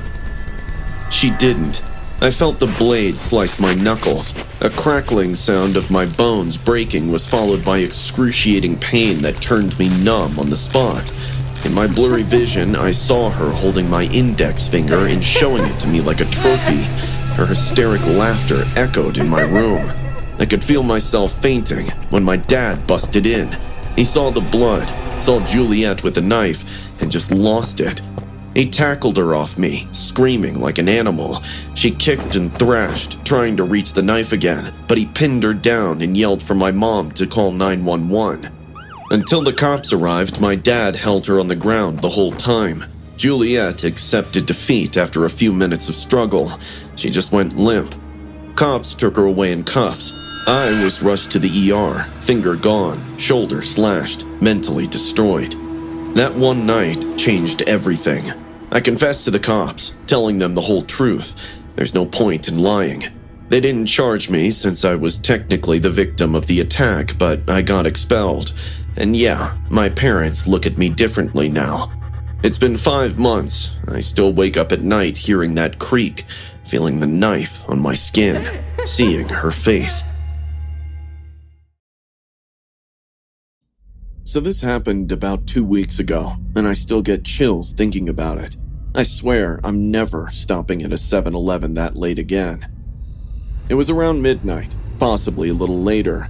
I was on my way home from a boring party that my friend had forced me to attend. I hadn't eaten all day and was seriously craving snacks. Hot Cheetos, gummy worms, the whole shebang. So I pulled into this random 7-Eleven that was open along my route. The area was dead quiet, with barely working streetlights. I pulled over, got out, and walked in. The first thing I noticed was how quiet the store was. No music, no cashier, just the soft humming from the fridges. A handwritten sign rested on the counter. It read, "Gone for a smoke. Be back soon." I felt a little relieved, figuring the guy had just stepped out for a minute. I started walking toward the candy aisle when I saw this kid standing near the freezer. He was maybe 9 or 10, skinny, pale. He was wearing an oversized hoodie and black jeans. The boy was just standing there, unmoving, staring at the ice cream freezer like he was in a trance.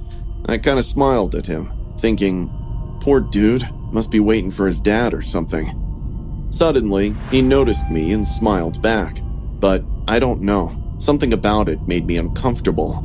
His smile didn't reach his eyes. And those eyes? Kinda glossy with something off behind them. Have you ever seen someone smile with dead eyes? It hits different. I shrugged it off and started grabbing some snacks and drinks, acting normal.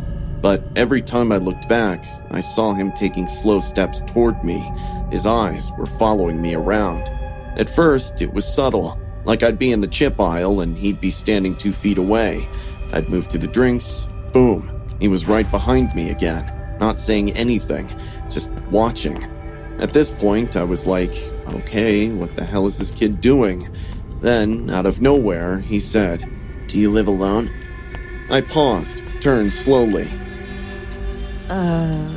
What? He stared, didn't blink, then asked, "How often do you lock your windows?" Y'all, I'm not kidding. My whole body locked up. I tried to laugh it off, like...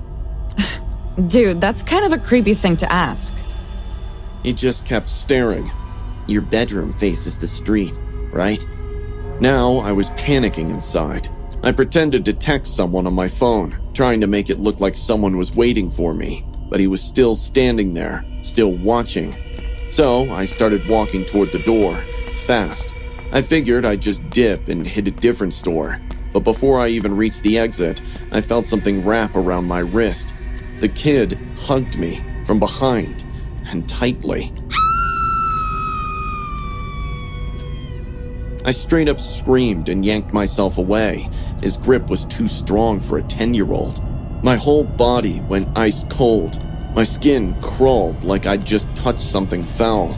I turned around and shoved him back, yelling, Back off! Did your parents not teach you manners? His face turned red with rage, like a switch flipped inside of his head. His smile twisted into this pissed-off, twitchy expression. I swear, his eyes twitched and his jaw clenched so hard it looked painful. He didn't even say anything, just bent down, grabbed a soda can off the floor, and launched it straight at my forehead. I heard the clank before I felt it. My vision started to blur as I collapsed onto the floor, screaming. I touched my temple and immediately noticed my palms were covered in warm blood. I started crying for help. I crawled behind a shelf, half dizzy, and that freak was just standing there, breathing heavily, just watching me suffer like it was a damn game.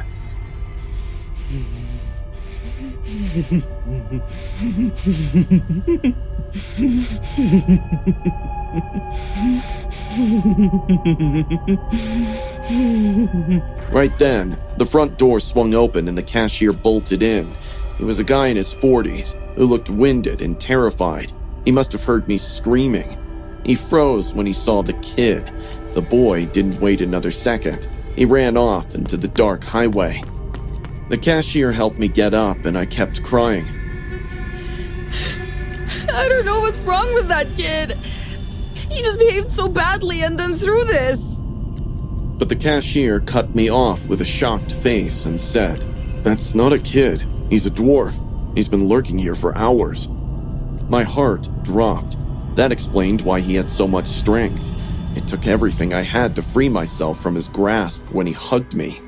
The cashier was a good guy. He gave me a wet cloth to press against my bleeding head while he called the cops and paramedics.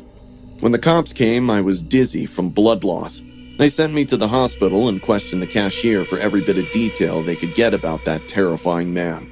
It took 3 stitches to stop the bleeding. I stayed at the hospital for a week. The cops visited me there for follow-up questions.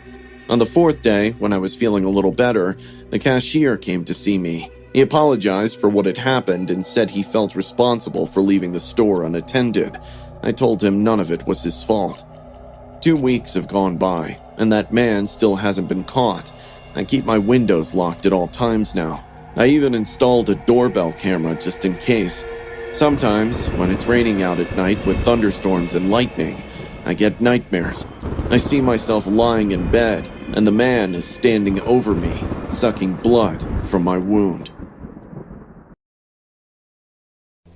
I've always loved the idea of unplugging. Nature, trees, no cell service, just peace and quiet. My boyfriend Jake and I had been planning our camping trip for weeks. We're both in our mid-20s, a little too glued to our phones, so we figured 2 nights deep in the woods would be a beneficial detox. The trail we took was about 6 miles into the forest. It was a known camping spot, but far enough out that we wouldn't run into anybody else. That's what we wanted. No people, no noise, just us. We got there around noon, set up our tent, and built a fire pit. Everything felt normal, even enjoyable for a while. The weather was perfect, just cool enough for hoodies at night. Even though we agreed to stay off screen, I couldn't help myself. The view was spectacular, with fireflies buzzing around us. I had to take some photos from memory. I went straight to Snapchat and started capturing the trees, my boots in the leaves, and Jake holding up the tent poles. I posted 12 snaps in just a few hours. At one point, I even did a silly selfie with Jake where we had matching marshmallow smiles. People might label it as stupid couple stuff, but I was enjoying the moments. That night, we made hot dogs over the fire and watched the sky turn dark. It was a bit surprising how quickly the woods drowned into quiet. We laughed, drank some cheap wine out of metal cups, and told stories like we were kids again. I remember thinking how happy I was. We went to bed an hour or two later. From the driving and all the setup of the camp, Jake dozed off right away. But I'm a light sleeper. I hardly sleep in new places, so after trying a lot, I gave up. I grabbed my phone and began scrolling through my Snapchat stories to rewatch the day's memories, and suddenly, everything changed. As I eyed the snaps closely, I could see someone standing in the background of every photo. He was barely noticeable at first glance. I zoomed in, way behind me, among the trees, and spotted him looking at the camera with an expressionless face. Drops of sweat trickled down my forehead. In the second snap, he was closer, behind a tree maybe 50 feet away. His face was pale with wide, vacant eyes, and his jaw was stretched and hollow. Jake! I whispered, shaking him. He groaned, half asleep. What? I showed him the snaps. He ignored it at first, but then his face dropped. What the? We jumped out of the tent with our flashlights and scanned the woods. We found no one, just black trees and the sound of our breathing. Maybe it's just some hiker messing with us? Jake offered, though his voice didn't sound convinced. We stayed by the fire a while longer, uneasy but trying to brush it off. Eventually, we went back inside the tent. I left my phone beside me, flashlight within reach, but neither of us slept well. At around 3 a.m., we heard a soft rustling from a close distance, like someone brushing against the undergrowth. We unzipped the tent and stepped out slowly. Jake flashed the light on a nearby tree, and I screamed. Hanging from the branch of a nearby tree was a gutted rabbit. Its insides spilled out, dangling with the wind like someone had just put it there. Jesus Christ, who would do this? I'm getting a really bad vibe about this place. Just when I turned to go back to the tent, I heard a thud followed by a sizzling sound. The air was immediately filled with the smell of burning flesh. Before I could react to it, another dead animal was thrown at us. I couldn't dodge it in the dark, and it fell on my chest. It was a gutted fox this time, with smoke curled off its bubbling skin. I started crying. There were running footsteps coming from the woods. The animal's blood and skin were all over my clothing. I even tasted some of its fur in my mouth, which made me vomit right on the spot. Jake grabbed a knife and a flashlight. That's it. We're leaving. I changed into a fresh shirt and was all set to leave when Jake said, "Listen, I know you're scared, and so am I, but hiking 6 miles in pitch darkness with just one powerful flashlight doesn't feel safe either." You're right. Maybe it was just some sick hunter or prankster. We should wait until the sunrise. We decided to wait until sunrise, just a few more hours. Jake said he'll keep watch while I get some sleep. I laid down in the tent, eyes wide open, staring at the nylon ceiling while Jake sat outside. I must have drifted off because I woke up to the sound of slow footsteps circling the tent. I called out. Jake? No answer. The footsteps kept moving closer to the tent window. I didn't breathe. I just reached for my phone with trembling fingers. I didn't know what to do. I opened Snapchat, maybe out of instinct, maybe out of fear. All I could see was darkness outside the mesh window. But then, suddenly, the dog filter appeared. It was floating in the empty space. The tongue flicked out, the ears wiggled. Someone was standing right there and watching me. I screamed so loud I felt my throat tear. Jake burst into the tent, wild-eyed, yelling, "What? What?" I shoved the phone in his face, but the filter was gone. After that, we just ran, left everything behind. The tent, the gear, the food, hell, even my shoes. We made it to the road by sunrise, hitched a ride with a trucker who didn't ask questions, probably because we looked half insane. We never filed a report because there wasn't enough evidence. We never revisited the incident. Every now and then, I still scroll through the old Snapchat story. The photos are grainy now, but the man is still there. I drive for Uber Eats to help pay the bills. Most deliveries are boring. Drive, drop off, smile. But what happened on a Thursday night downtown changed me forever. It started like any other delivery, a double cheeseburger meal to an apartment in a rundown building on the edge of the city. It was the kind of place that had damp walls and peeling wallpaper. As I walked up the narrow stairwell, the hairs on the back of my neck stood up. Something about the quiet was wrong. Still, I knocked on the door. The guy who opened it barely cracked it an inch. I only saw part of his face. Thin, pale skin stretched tight over sharp cheekbones with acne all over. He had no eyebrows, a bulbous bald head, and gloomy eyes that looked like he was suffering from some disease. "Here's your order, sir." He snatched the bag from my hand and looked inside to check something. Then he looked up at me with an expressionless face and hissed, "You forgot the sauce!" I checked the receipt. No mention of extra sauce. "Sorry, I can check my car really quick. Maybe it fell out." He didn't respond and slammed the door in my face. I turned and headed down the hallway. That's when I felt a jab in my lower back, and everything went black. I woke up in a bathtub. The cold porcelain brushed against my skin as I tried to move. My ankles were zip-tied, wrists bound in front. The room stank of mildew and metal. My face felt sticky, like something had been applied to it. When I looked in the mirror above the tub, I almost screamed.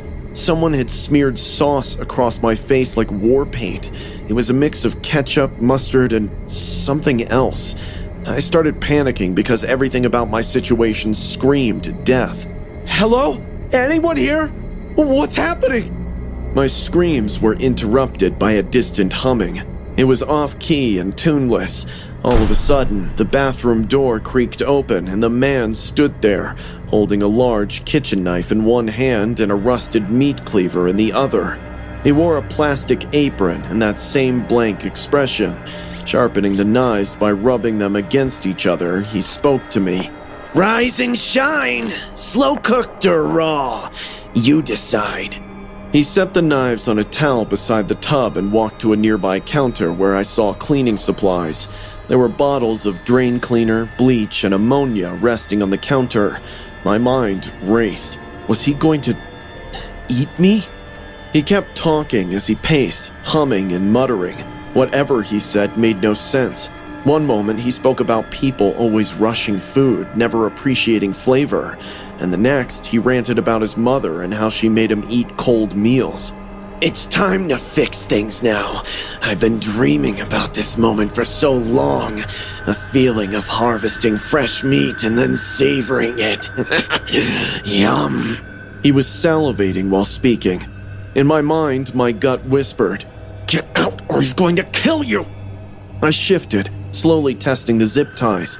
My left foot was a little loose, but without freeing my hands, I could do nothing. Suddenly, my eyes spotted the acid drain cleaner, thick red lettering, heavy duty. If I could just get to it. He leaned over to look at my face. "You got nice skin. Your skin would crisp up really well in the oven." I believed this was my only opportunity. I faked a sob and leaned toward him, making it seem like I was breaking down. "Please let me go. You don't want to do this. He crouched beside me, savoring the moment. His shoulders trembled as he laughed silently, but he had no idea what I was going to do next. I yanked my legs free from the zip ties and kicked the man in the chest. He stumbled back, just far enough. I rolled onto my side, got up by supporting myself on the wall, and grabbed the bottle with my bound hands. With all the strength I had, I twisted the cap with my mouth. My lips burned from touching the acid, but I didn't care. What are you doing? You can't get out! He was about to lunge at me holding the knife when I splashed the drain cleaner, aiming for his face. Ow! It burns! It burns! The scream was unlike anything I'd ever heard. He clawed at his eyes, dropping the knife. I scrambled to my knees, slipping on the tiled floor as I saw blistering skin on his cheek. I bolted from the tub. I was set to make a run when he grabbed me by the shoulder and turned me to face him. Half of his face was melted, with his skeleton peering from underneath, but he couldn't hold on to me due to the pain. I freed my hands using the meat cleaver and ran down the hallway. The front door had 2 deadbolts, but only one was locked. Despite my fumbling fingers, I managed to open it. I ran barefoot into the street, waving my arms like a lunatic. A gas station clerk across the block saw me and ran out. I collapsed in front of him, sobbing, still smeared in sauce, zip-tied with blisters around my mouth. The clerk took me to the hospital, where they also called the cops. I told them every single detail I could remember about the man. The police found him hours later, half-conscious, face ruined, still muttering about seasoning. His apartment had a fridge filled with meat, and it wasn't just from animals. I quit Uber Eats after that. I can't even walk into a fast food joint without breaking into a sweat. Every so often, when I close my eyes, I still hear his voice.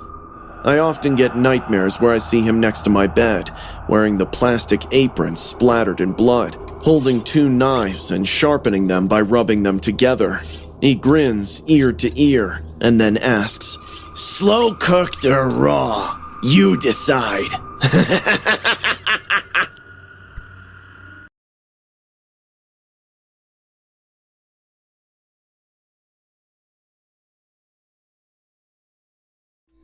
If I hadn't have opened the door that night, I might have survived the week alone. I arrived at the cabin late in the afternoon. The sky was rumbling with dark clouds. My mother had just passed away, and I needed time away from everyone. The forest surrounding the cabin was vast and silent. The isolation was intense, but that's exactly why I chose this place. The sky was rumbling with dark clouds. That night, the storm hit. The wind howled, lashing at the trees and shaking the windows. The thunder cracked so loudly I thought it might split the roof. Lying in bed with a heavy heart, memories of my mother raced through my mind. Suddenly, I heard a knock. At first, I thought it was just the tree branches, but soon the knocking changed into thudding. Someone was desperately hitting my door with their fists. A little nervous, I swung my legs off the bed, my mind struggling to understand who could be at this hour. I thought I was the only one here. I opened the door and found a man, soaked to the bone. His hair was clinging to his forehead. Bloodstains on his shirt were so big that it didn't go unnoticed. He looked like he'd been through hell. Fumbling in fear, he said, My wife, we crashed near the creek. She's hurt, unconscious. This was the only house with lights on. I didn't hesitate. Grabbing my raincoat and flashlight, I followed him into the night. We reached the wreckage just by the creek. The car skidded off the road and into a shallow ditch. Inside, a woman lay unconscious, blood oozing from her head. She wasn't moving. My chest tightened, and without a word, the man and I pulled her from the wreckage and carried her back to the cabin. I disinfected her wound, bandaged it as best as I could, and tucked her into my bed. The man changed into my dry clothes. With a storm raging outside, the cabin must have felt like a rescue to the poor guy. I poured us both a glass of wine, trying to ease the tension that hung in the air. I broke the silence. How did the accident happen? The man took a sip, and then his story began. He said they were visiting her parents. The more he spoke, I started seeing inconsistencies in his story. His words seemed to drift, and his eyes flickered with confusion as if he couldn't remember simple details. Maybe he's traumatized by the accident, I thought. I need rest, he suddenly said, rising from his chair. He walked into the bedroom, leaving me alone in the living room. I felt a growing unease, but I tried to brush it off. I locked the front door and settled on the couch, hoping to get some sleep. I don't recall the exact time, but I felt hot breathe over my face. My eyes snapped open. A woman was standing over me. I realized it was the wife of that man. Her hair was still damp, clinging to her pale face, her eyes wide and unblinking. I nearly screamed, but she quickly pressed her hand over my mouth. Please, don't scream. She begged, her breath hot against my ear. I nodded, frozen with fear. Asked, "Do you want me to call your husband? Are you feeling okay?" She leaned in close, her voice shaking as she spoke. He's not my husband. I stared at her in disbelief, my heart pounding in my chest. What? Call the cops. She muttered in a shaken voice. I grabbed my phone, but there was no signal. The storm must have knocked out the tower. Panic bubbled up in me. "We need to get to the police station," I whispered. He has a knife. She murmured. I nodded grimly, realizing the nightmare. My car keys were in the bedroom with the man. With my heart in my throat, I cracked open the bedroom door, my pulse hammering in my ears. The man was asleep, his breathing slow and steady. His damp clothes were scattered around the room, and there, on the nightstand, were the keys, gleaming faintly in the dim light. I took a deep breath and stepped inside, every footfall a potential alarm. The floor creaked beneath my feet. I froze. The man shifted in his sleep, groaning softly, but thankfully he didn't wake. I held my breath as I tiptoed toward the nightstand, my hand shaking as I reached for the keys. Suddenly, the man rolled over, and my heart nearly stopped. I ducked, my entire body tense, my hand clenching the keys. The man exhaled sharply, but mercifully, he didn't wake. I crept backward, every muscle screaming, and shut the door behind me with a soft click. I grabbed the woman's hand, and together we bolted for the front door. I unlocked it, and we ran blindly into the storm, sprinting for the car. The drive was a blur. The rain lashed at the windshield, and the wipers struggled to keep up with the downpour. The woman sobbed quietly beside me, her breath hitching in the darkness. I didn't stop until I saw the flickering lights of the county police station. The officers took her statement. One of them made a call for backup, and they raced to the cabin, but the man was gone. No sign of him anywhere, no struggle, just the woman's blood, dried on my bedsheets, and a broken wine glass. The next morning, an officer sat me down. "He's a known stalker, Robert Walsh," the officer said. "Escaped custody 2 weeks ago. You're lucky to be alive." The woman thanked me, and her family thought I did some heroic deed that night. But honestly, I did what a sensible human being would have done. I pray to God every single day that the man gets caught. I've been driving trucks for 15 years. You get used to the weird shit. Gas stations at 3 a.m., lot lizards, addicts wandering the parking lots. But what happened at that 7-Eleven last month still keeps me up at night. I was on hour 20 of what should have been a 14-hour haul, popping caffeine pills, blasting metal, slapping myself, anything to stay awake. My bladder was about to explode when I spotted this 7-Eleven store, standing like this sad little beacon in the middle of nowhere. The parking lot had just one car, a rusted-out Civic plastered with stickers about government mind control. Perfect. Exactly what I needed at 3:17 a.m., some tweaker working the register. The bell chimed as I walked in. Behind the counter stood this rail-thin dude, maybe mid-20s, staring at his phone. He didn't look up, just stood there with this know-it-all smile that didn't reach his eyes. "Bathroom?" I asked. He pointed to the back, still fixated on his screen. His fingers looked wrong somehow, too long, joints bending at angles that made my stomach turn. The nails were chewed raw, and dried blood had caked around the cuticles. I chalked it up to exhaustion and headed toward the restroom. The floor was sticky, making that sick peeling sound with each step. The whole place reeked of burnt coffee and bleach, and something rotten. Inside the bathroom, fluorescent lights buzzed overhead, one of them flickering like a strobe. 2 stalls, one urinal crusted with God knows what. I locked myself in the first one, my knees practically touching the door. I was getting down with my business when I heard slow breathing. It was coming from the next stall over. Not normal breathing. This wet, rasping sound like someone drowning from the inside out. "Sorry, man," I mumbled, embarrassed someone was listening to me piss. No answer, just that breathing.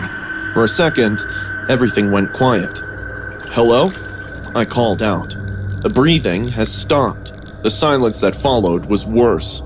I finished quickly and stepped out, ready to get the hell out of there. The faucet was dripping, each drop hitting the stained porcelain with a rhythmic ping that seemed to get louder. I turned the tap to splash some water on my face. The mirror in front of me faced all the stalls behind. As I leaned forward, I caught something in the reflection. Movement in the right beside mine, from where I heard the breathing few seconds back. In the reflection, I could see fingers, impossibly long, gray-white fingers, curling around the edge of the stall door. I froze, watching as a figure began to emerge in the reflection. The cashier, but he looked total psycho this time. His eyes wide, shoulders hunched at an impossible angle. The smile looked 10 times more sinister, and he was drooling like some mad dog about to snap. I hurriedly lunged for the door. It wouldn't budge. The handle turned, but a force seemed to block it. The lights flickered once, twice, then died completely. Suffocating darkness took over. The smell of rotten meat just kept choking the air around. "Did I scare you?" It was right against my ear. A cold finger grazed my nape. "No one stops here anymore. I had to do something fun." A phone screen lit up, illuminating his face inches from mine. His eyes were dark, pupils so dilated they looked like black holes sucking in all the light. I slammed my elbow back, connecting with something solid. He grunted, but he didn't release me. His fingers dug into my shoulders with impossible strength. "Don't leave," he whined like a baby. "I'm so lonely." In panic, I grabbed the metal trash can and swung it at his head. It connected with a sickening crack. He staggered back, releasing me. I turned the handle harder, but the door wouldn't budge. He was still behind me. I could hear the wet, skittering noise. I peeped over my shoulder to see the cashier crawling toward me on all fours, moving impossibly fast. His head hung at an unnatural angle where I'd hit him, but that smile never faltered. "Lonely, I'm so lonely. I've nobody to call my own," he sang, making a sad face. I threw my full weight against the door, increasing the strength with each try, until finally it gave way. I sprinted through the 7-Eleven store like some prey dodging the predator, the cashier's giggles following me all the way until it turned to screams of rage. He was cursing me to come back, but I didn't look back, just ran to my truck. As I fumbled with my keys, I glanced back. He stood in the doorway, perfectly still except for his head, which tilted sideways at an angle that should have snapped a human's neck. The fluorescent light above him flickered, casting his elongated shadow across the parking lot. He raised one hand and spread his fingers, too many fingers, in a wave. "Do come again!" he yelled, like it was some casual night of fun for him. I was lucky that the roads were mostly empty that night, otherwise I definitely would have met with accident. A week later after this incident, I saw news coverage on a local media channel. They're talking about a man who worked at a 7-Eleven store. Many customers kept complaining about the bad stench in the bathroom of the 7-Eleven for days, when finally cops had to intervene. They found dead animal carcasses stuffed in the vents and storage spaces. Upon questioning, they arrested the employee who worked there. It was the same guy from that night. When the cops asked him why killed stray animals and kept their dead bodies inside the store, he replied he didn't like being alone. I was halfway through my second cup of coffee when the call came. It was Mrs. Gallagher, my daughter's homeroom teacher. While sobbing, she told me the school was in lockdown as a mad high schooler got in with a gun. The mug fell from my hand and shattered on the kitchen tile. I grabbed my keys and raced out the door, already dialing 911. I ignored the traffic laws. The only thing in my head was Bloom, my daughter, my only child. She was all that was left of my wife Claire, who died 5 years ago. I had raised Bloom alone, shielding her from everything. And now she was still in a school with a kid with a gun. The outside of the school was in total chaos. Police cruisers, ambulances, and fire trucks blocked the road with their flashing lights illuminating the pavement with violent streaks of red and blue. Officers in tactical gear yelled orders into the radio. Parents were gathered at the barricade yelling for their children. I shoved through the crowd, barely able to breathe. Derek, step back! It was Officer Brady from my neighborhood. I grabbed his sleeve, my voice raw. My daughter's in there. She has asthma. She could suffocate. Let me in. He shook his head firmly. We have it under control. You need to stay back. You don't understand. I hissed. If she panics, she could collapse. She needs me. Brad's expression didn't soften. We'll get her out. You just have to let us do our job. For a moment, I stood there, fists clenched and my body shook with helpless rage. I could hear the cries of parents ringing in my ears, but I was not going to be still while my daughter was in there. I slipped back away from the crowd and gingerly walked around to the back of the building. I discovered the loading dock, which was completely empty. There were no officers and no barricade. That's when I saw it, a window, slightly open, big enough for me to squeeze through. I didn't hesitate. I pushed the window up, climbed up onto the ledge, and fell inside. My hands stung after the fall, but I didn't care. I was inside the building. The hallway was dark, with flashing emergency alarms projecting dim red lights. The sounds of faint sirens wailed in the background, but were muffled by the heavy silence. I moved slowly, hugging the wall. My breath came fast and shallow. Every step felt too loud. Suddenly, a loud gunshot made my ears ring. Down the corridor, windows shattered, sending glass cascading onto the tile. My legs locked for half a second, but then I moved, faster now, toward Bloom's classroom. I knew precisely where it was. Turn left, room 214. I spotted her through the window. She was crouched under a desk with 4 other children. Her little fingers held onto her inhaler, but she was gasping too much to use it currently. Her lips were pale, and her chest rose and fell in small, short breaths. I didn't care if I exposed myself. I opened the door. Bloom! I hurried to her and got to my knees. Her eyes widened in recognition, but there was no voice. Her fingers were fumbling with the inhaler. Breathe, not baby, just like we practice. I could hear the shake in my voice, nice and slow. Her hands were too shaky. I took her small hands and guided the inhaler to her lips. Take a deep breath. Hold. Okay, count to 3. That's my girl. Behind me, a boy maybe 10 years old pulled at my sleeve, barely supported by his voice. He's coming. I stiffened. Footsteps. Heavy, slow, deliberately. The shadow appeared first, stretching against the wall. Then he stepped into view. A kid, probably no more than 17 or 18.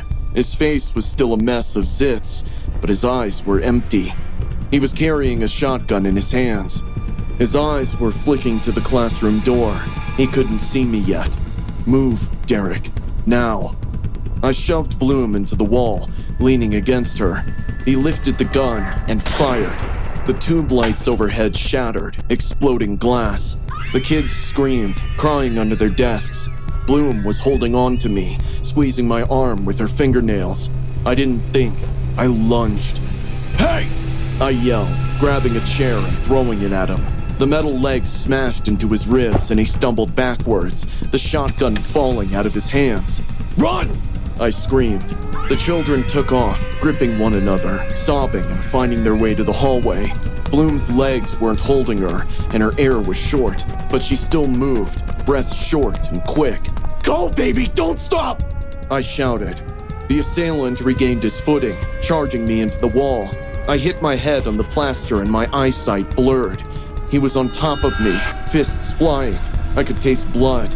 My ribs were screaming at me. My fingers closed around something cold sometime during the fight. The shotgun. I squeezed it and swung it wholeheartedly. Bone broke, blood splattered.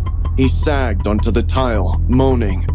I outstretched my arm as I rolled off the floor. My ribs were writhing, and my knees wanted to fold in on themselves, but I forced myself to move.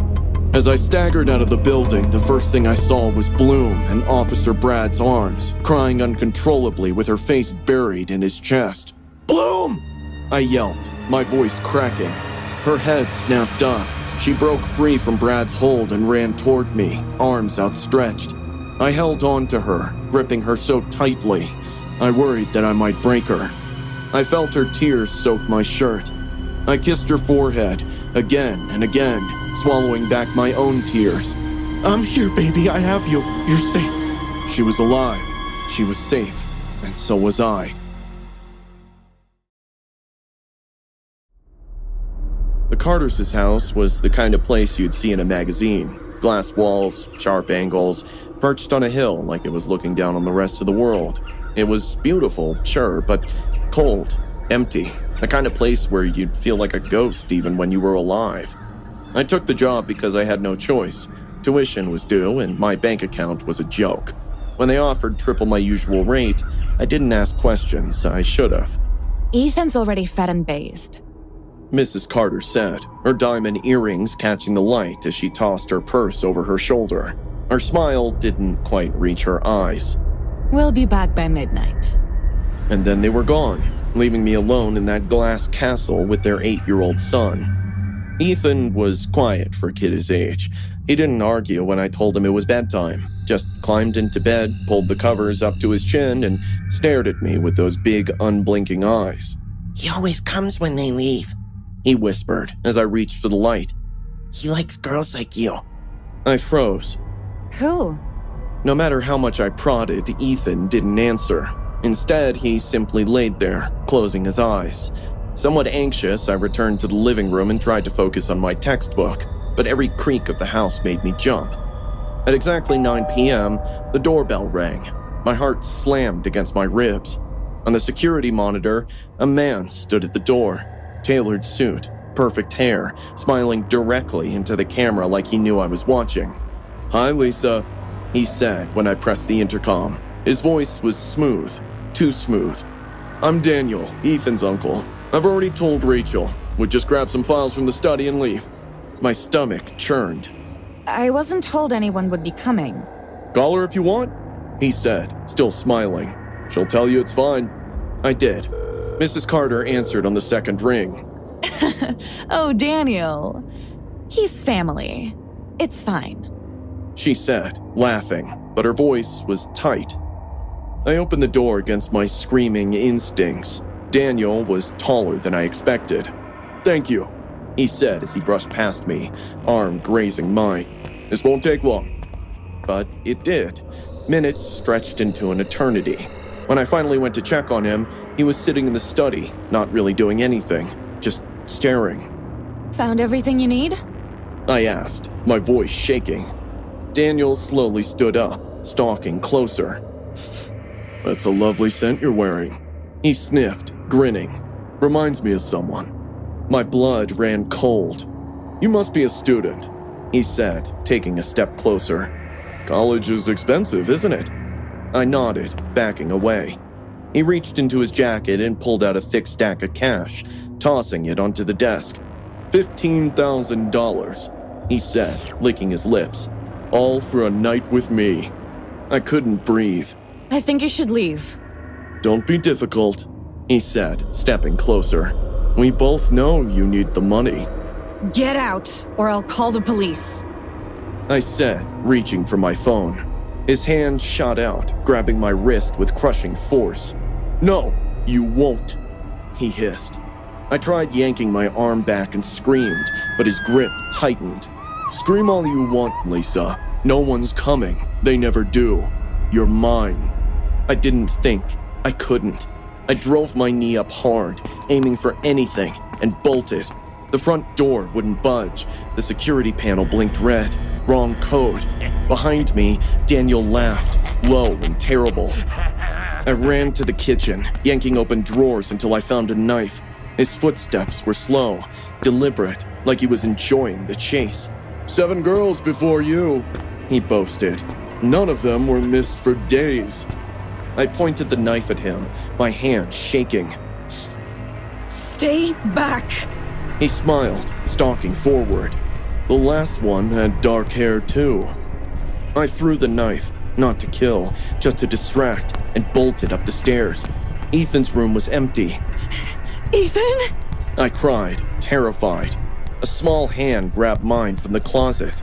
Ethan's eyes were wide, his voice barely audible. He always does that. He whispered. He comes when they leave. Heavy footsteps echoed on the stairs. Daniel's voice followed, sing-song and mocking. "I can smell your fear, little girl." I grabbed the landline by Ethan's bed, my fingers fumbling as I dialed 911. The dispatcher spoke from the other side, but before I could reply, Daniel busted into the room, blood dripping from his shoulder where the knife had grazed him. In his hand was a zip tie. "You stupid, stupid girl!" he growled, lunging for me. Struggle ensured as he jumped on me. We both rolled out of the room, moving to the stairs. I kept punching and kicking him, but he was too strong. He dragged me down the rest of the stairs and pounced me on the hard floor. Just when I thought it's over for me, I heard cop cars. Daniel stopped and I noticed the color from his face fade away. "Who the hell called the cops?"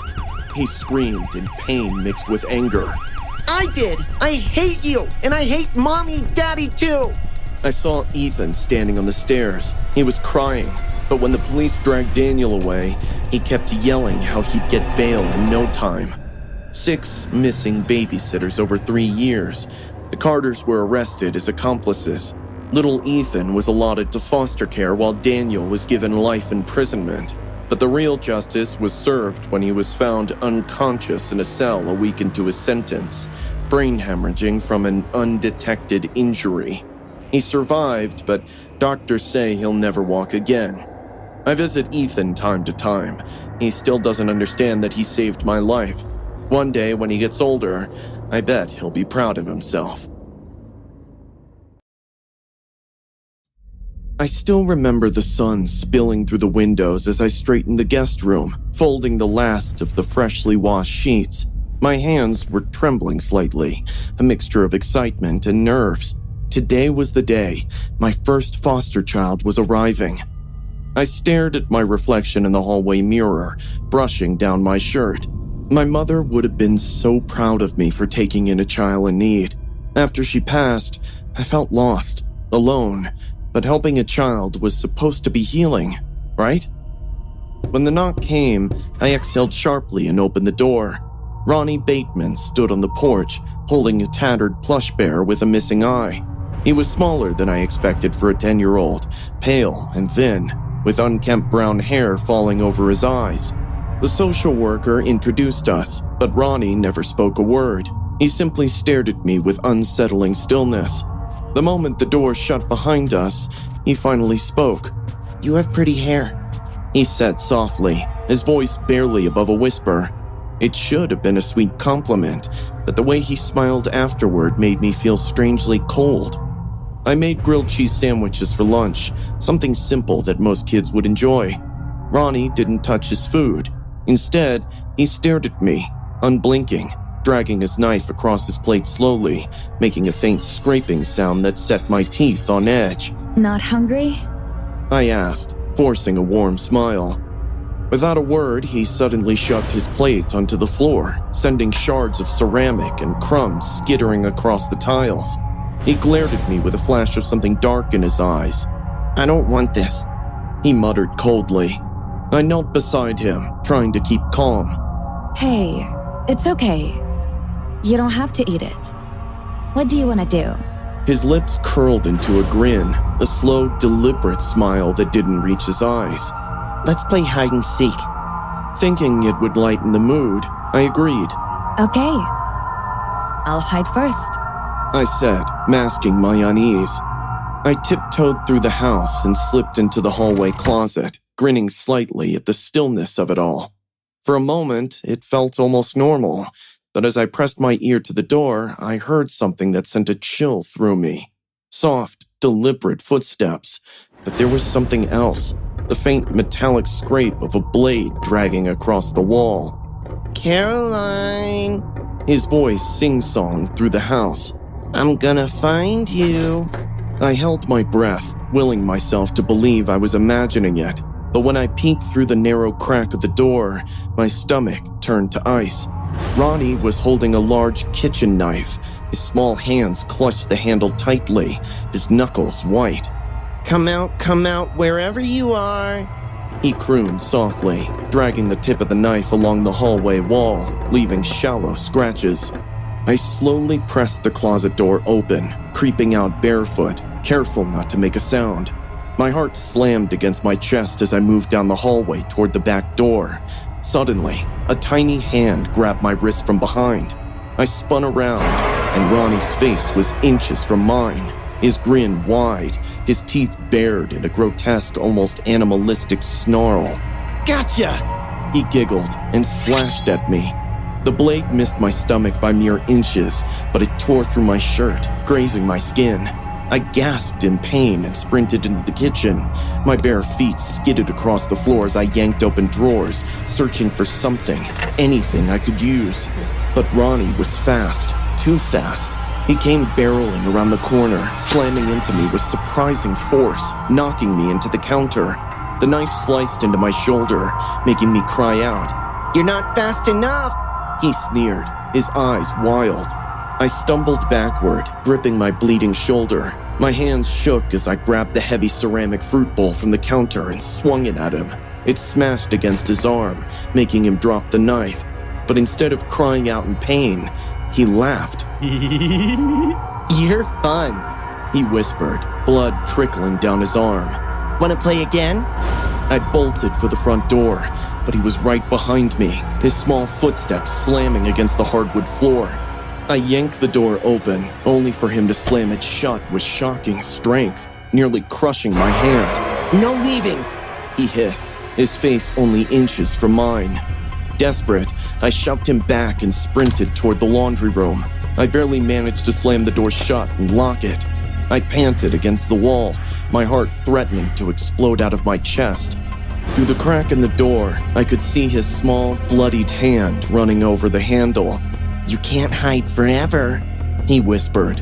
I frantically dialed 911 with my blood-slicked fingers, barely able to speak.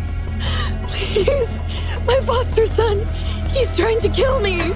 But before I could give them my full address, the door burst open. Ronnie stood there, his face blank, emotionless.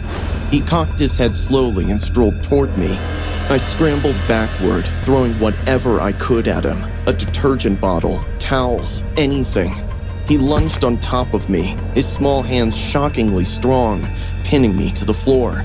He raised the knife high above his head, his eyes alight with something vile. I screamed in desperation. You don't have to be like your father. But he simply smiled.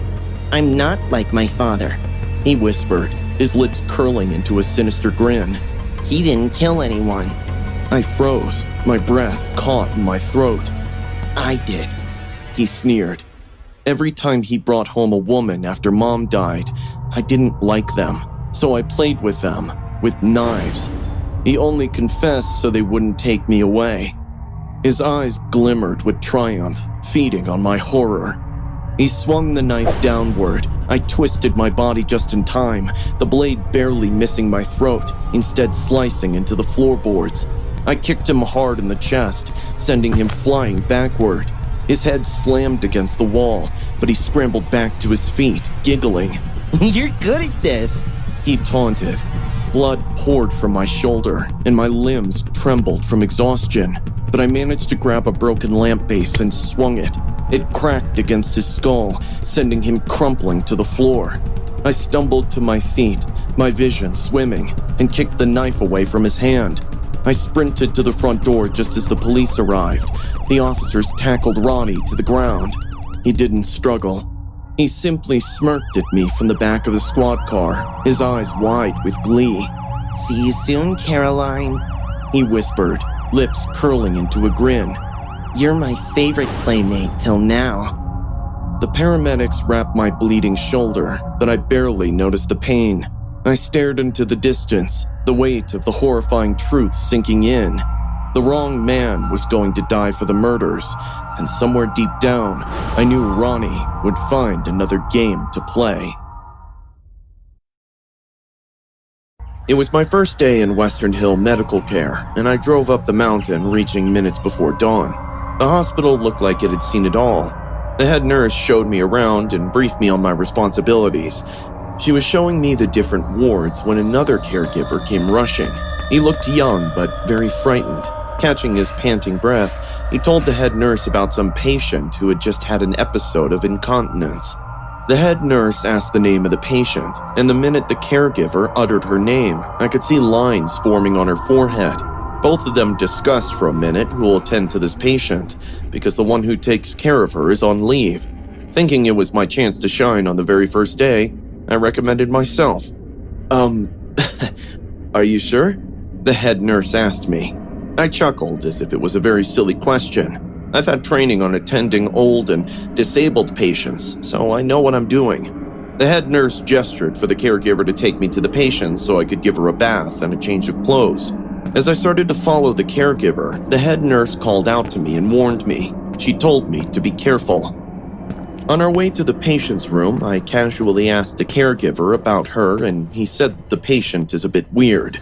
On normal days, she keeps to herself, but sometimes she can get violent, which is why they always keep her physically restrained. She's been through a lot. Her abusive husband tortured her for years, until one day he came back home drunk and beat her badly. And then he killed himself too. If you ask me, she's way better here than she was with him. The caregiver exhaled, and I realized things are about to get pretty serious around here. We stopped outside a small room. Inside the room, I could see a bed with its white sheets covered in fecal matter. A smell of urine, waste, and perspiration hit my nostrils right away. I covered my nose, muttering, That's some strong smell. On the bed sat this frail, average-height woman with her hands tied to her body. She had long, stringy gray hair and an expressionless face. Her eyes were wide like a night owl. Dorothy, this is Linjin. She's going to help you, okay? Can you promise me you'll cooperate? Dorothy nodded her head up and down, then shifted her gaze towards me. She didn't speak, didn't blink.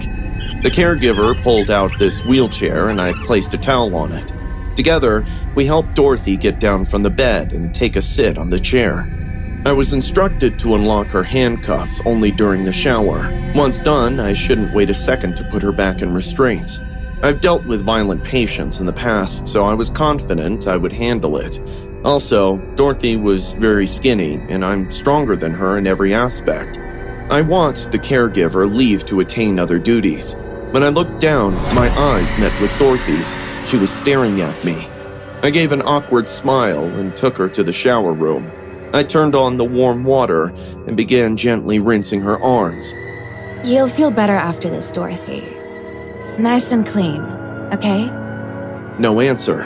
Her eyes were open, but empty, like windows with no curtains, just darkness behind them. I knelt to rinse her leg when Dorothy whispered, It's still inside the wall. I looked up, confused. What did you say? I asked. She tilted her head at an unnatural angle, her wet hair clinging to her face. It helped me slice his throat in one go. She murmured. Do you know how people bleed when their veins are cut? I took a cautious step back, my heart picking up pace.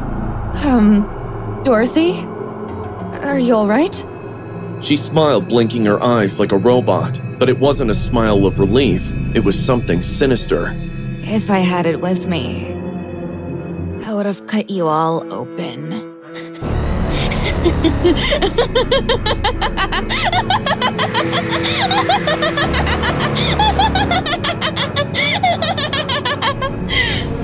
The lights above flickered. My breath caught in my throat. The bathroom had no windows, just a single fluorescent light overhead. I think we're done here. Then she started screaming. She thrashed in the chair, shaking the handles violently. Her face twisted with pure rage. Her screams were blood-curdling. I froze in shock. The caregiver came rushing in, but those 5 minutes felt like forever. Dorothy was sedated and taken back to her room. Later, the caregiver tried to console me. He said it happens, that patients sometimes lash out. But when I told him what Dorothy said, he went pale. I asked what was wrong, and that's when he told me. The murder weapon was never found, but based on the clean, deep cut in her husband's neck, authorities believed it was a scalpel, something swift and sharp. It's been months now, and I still work here. But ever since that day, I haven't slept the same, because part of me wonders, is that weapon still hidden somewhere? Inside some walls? Because I don't think Dorothy's lying. Do you? We got there just before noon. When I pulled up in front of the cabin, Jason hardly lifted his head from his phone. The Airbnb sat completely by itself in a thick stand of pine and fog. It was the perfect type of place to book for solace. I turned off the engine and the silence ate us alive. "You know there's no Wi-Fi, right?" he said. That's the point. He rolled his eyes, got out, and lit a cigarette that he claimed he quit months ago. I watched the smoke curl toward the gray skies. All I needed was a day. Just one day to feel he still loved me deep down somewhere. Once we got in, I started unpacking. Jason scrolled on his phone and sulked. Weeks had gone by without him touching me. I stopped asking why. At 1 o'clock, we were sitting across the dining table from one another in silence. The air between us crackled with all the old tensions that hadn't been resolved. It felt like we had a dense, invisible forest of unspoken feelings between us. He finished his third glass of wine and looked at me. "You've been quiet," he said. Just thinking. I replied. He smirked. "Wow, new hobby, huh?" He taunted, like he was the smartest in the whole wide world. Why can't you just be nice for a date, Jason? Is it too much to ask? I can't be all lovey-dovey in this crappy Airbnb. He pushed the table while standing. The glass on it fell to the floor, breaking. The fight started the way they always did. "I should have left when I had the option," he said angrily, and threw his glass into the sink, shattering into pieces just like our marriage. Why didn't you? I asked calmly. He gave me a blank look. "Because I wanted you to break first." Jason stormed out. He said that he needed some air. He left without a jacket and no flashlight. He just walked away into the tree line like the coward he was. I didn't follow him. I cleaned up the glass that he smashed against the sink. I sat down, I finished Jason's drink, and I waited. It didn't take long to discover what I already knew. Jason's phone was tucked away behind the firewood stack, screen still locked. He had never changed his passwords. Jason had always thought of himself as smarter than everyone else. That was his downfall, his flaw. That and underestimating me. The messages were all there, unmistakable, ugly little truths packed in emojis and promises made late at night. Text to a woman he only saved as L. These messages weren't one-time flings. They weren't a regret. They were the ongoing, regular, and intimate reality of his life. And then there was the one that burned the hottest. "I'm done. She's pathetic. I'll tell her after the weekend." He was ready to leave me. For her. All I had given. After all I had done, he was just going to throw me away like I was some old, worn-out doll. No, that was not going to happen to me. He thought I was still soft, still love-worn and broken. He didn't know I had already let go of love and replaced it with tactics. I went to the fireplace and picked up the heavy antique metal vase the Airbnb owners used as decoration, held it in my lap, feeling the weight of it. imagining it connecting with his skull, not to kill, just to remind. And then I waited. When Jason returned, he stepped into the doorway, dripping with sweat and smirking like he still had a chance to talk his way out of it. Lena, I stood, took one step forward, and swung. The metal vase struck him just above the temple, a clean, brutal hit. His eyes widened for a heartbeat, then glassed over as his body collapsed to the floor like a marionette with its strings cut. I knelt beside him and checked his pulse. Weak, but there. That was enough. Dragging him across the hardwood floor took more effort than I expected. He was dead weight, literally and metaphorically. I heaved, pushed, and pulled. Out the back door, down the path, and through the trees. The waterfall thundered behind the cabin. That 500-foot drop had been the real reason I chose this Airbnb. Not the view, not the quiet. The fall. The kind of place that made bodies vanish.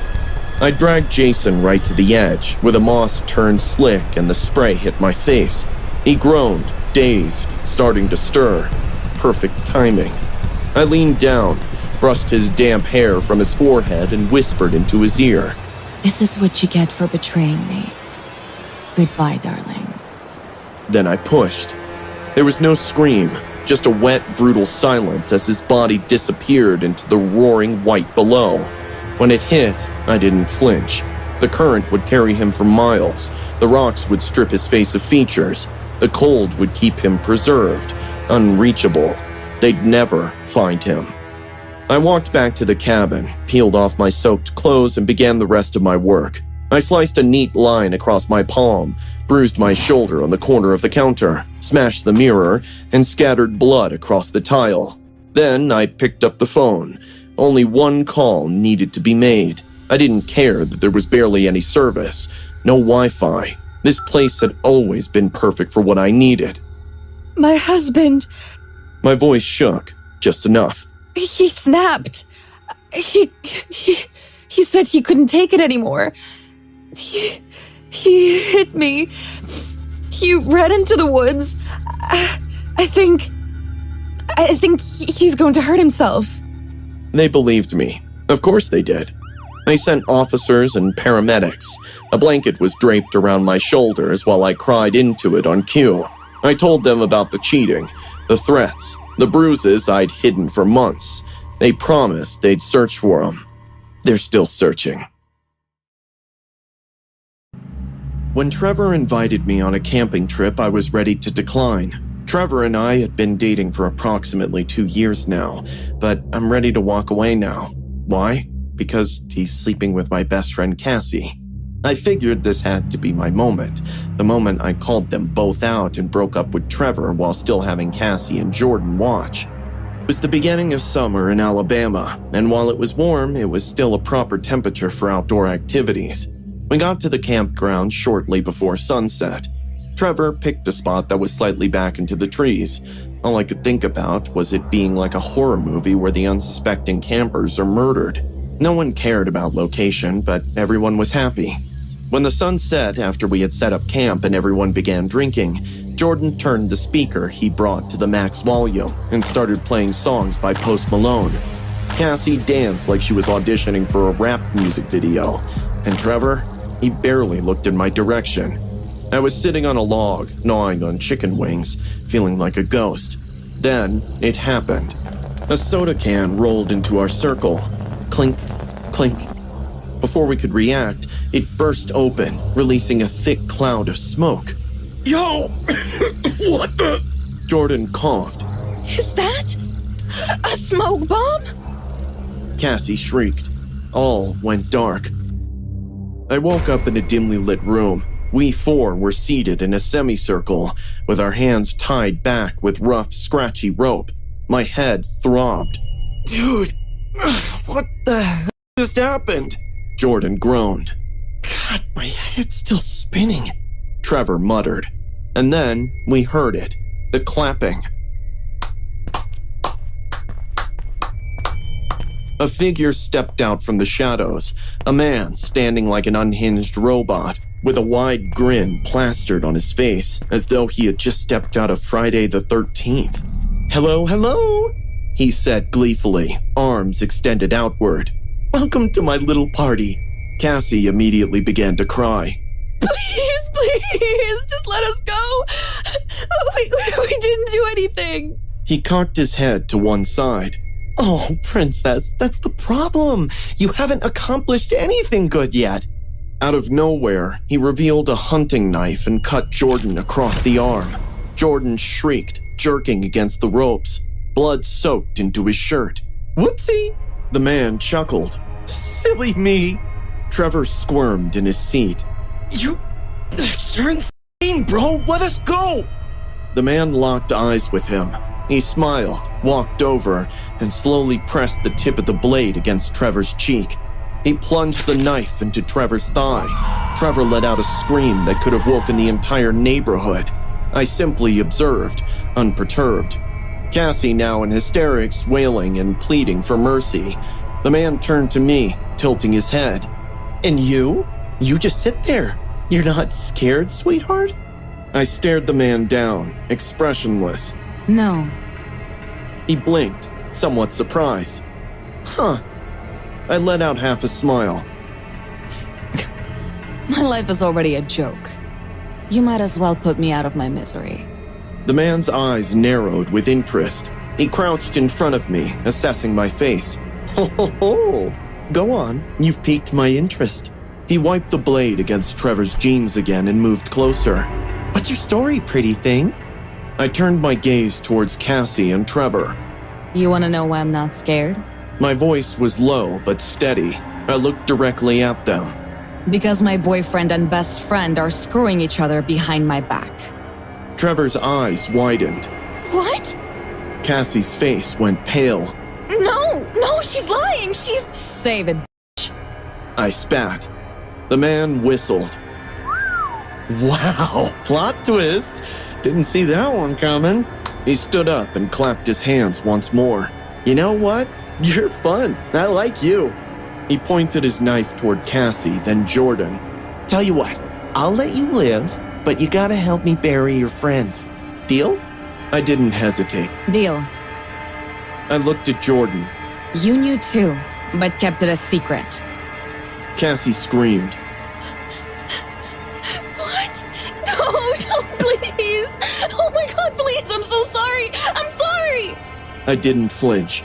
The man grabbed Cassie by the hair, yanked her to the edge of a freshly dug grave, and slashed her throat in one swift motion. Blood sprayed across the dirt as she gurgled and fell into the hole.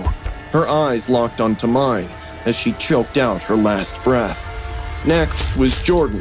The man repeatedly stabbed him in the chest. By the time he dropped in the pit, his face was hardly recognizable. Trevor was sobbing, shaking like a baby. The man grabbed the collar of his coat and dragged him toward the grave. When the man was about to slice open Trevor's throat, I lunged. I swung the shovel hard against the back of his head. The man teetered and stumbled a few steps, blood rolling down the side of his temple. Before he could react, I swung again, harder, and he fell into the grave. He tried to speak, but I kicked his face, and without another word, I shoved him into the pile of corpses. His body landed with a sickening crunch. I grabbed the shovel and started throwing dirt in the hole. Trevor, still shaking, stared at me wide-eyed. You saved me! I didn't say anything. Oh God, I'm so sorry, babe. I swear, I'll never hurt you again. You saved my life. He was holding on to me and sobbing into my shoulder. A few minutes later, the cops arrived, and Trevor was still crying while he gave them his statement. I was sitting on the tailgate of the ambulance, ensconced in a blanket and sipping from a water bottle. Trevor dialed his parents, still in shock. We barely made it out alive, he wept. As the paramedics tended to him, I turned to the camera the officers were setting up for the press. My lips curled into a smile. It's not easy fooling a hitman.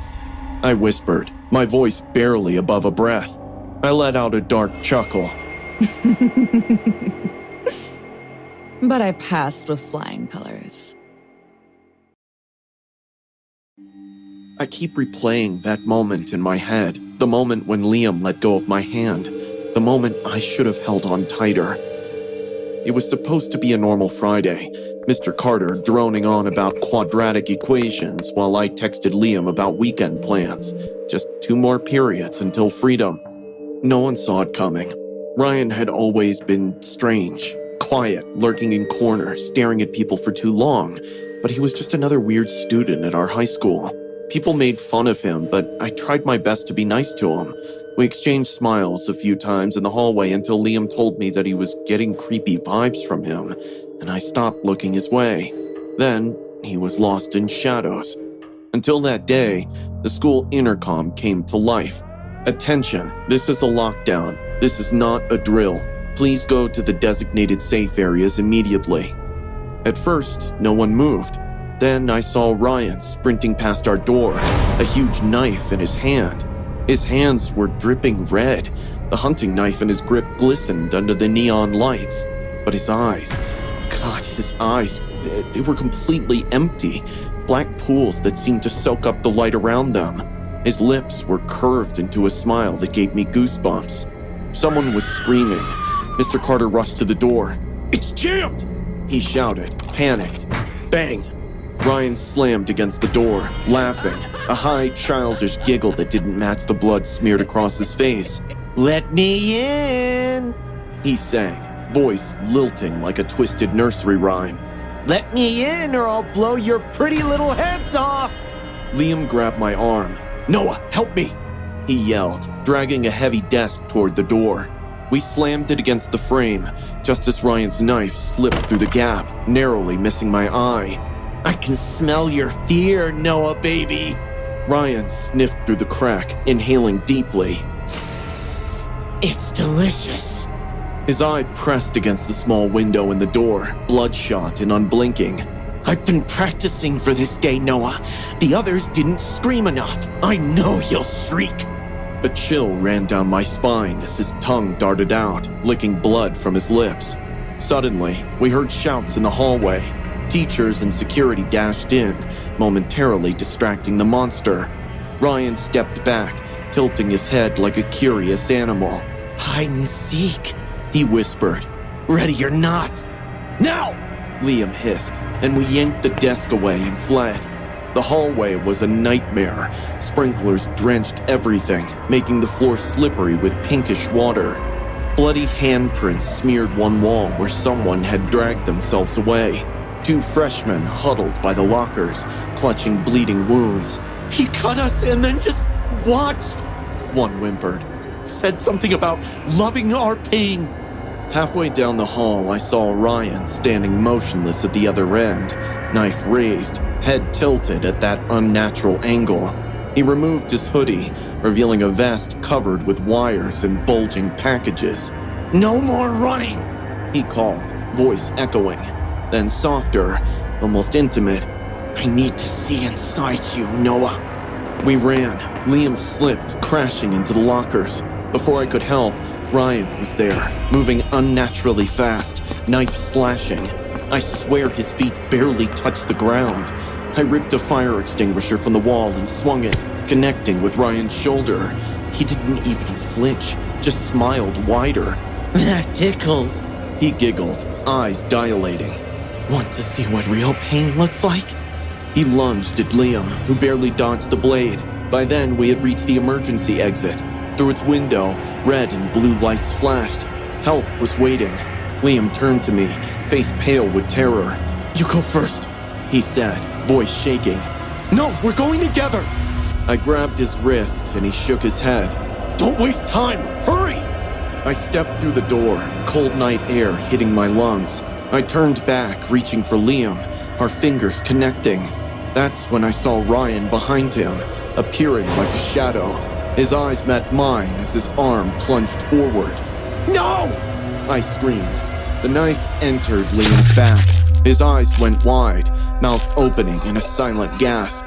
Ryan's face transformed with pleasure, eyes rolling back slightly as he twisted the blade.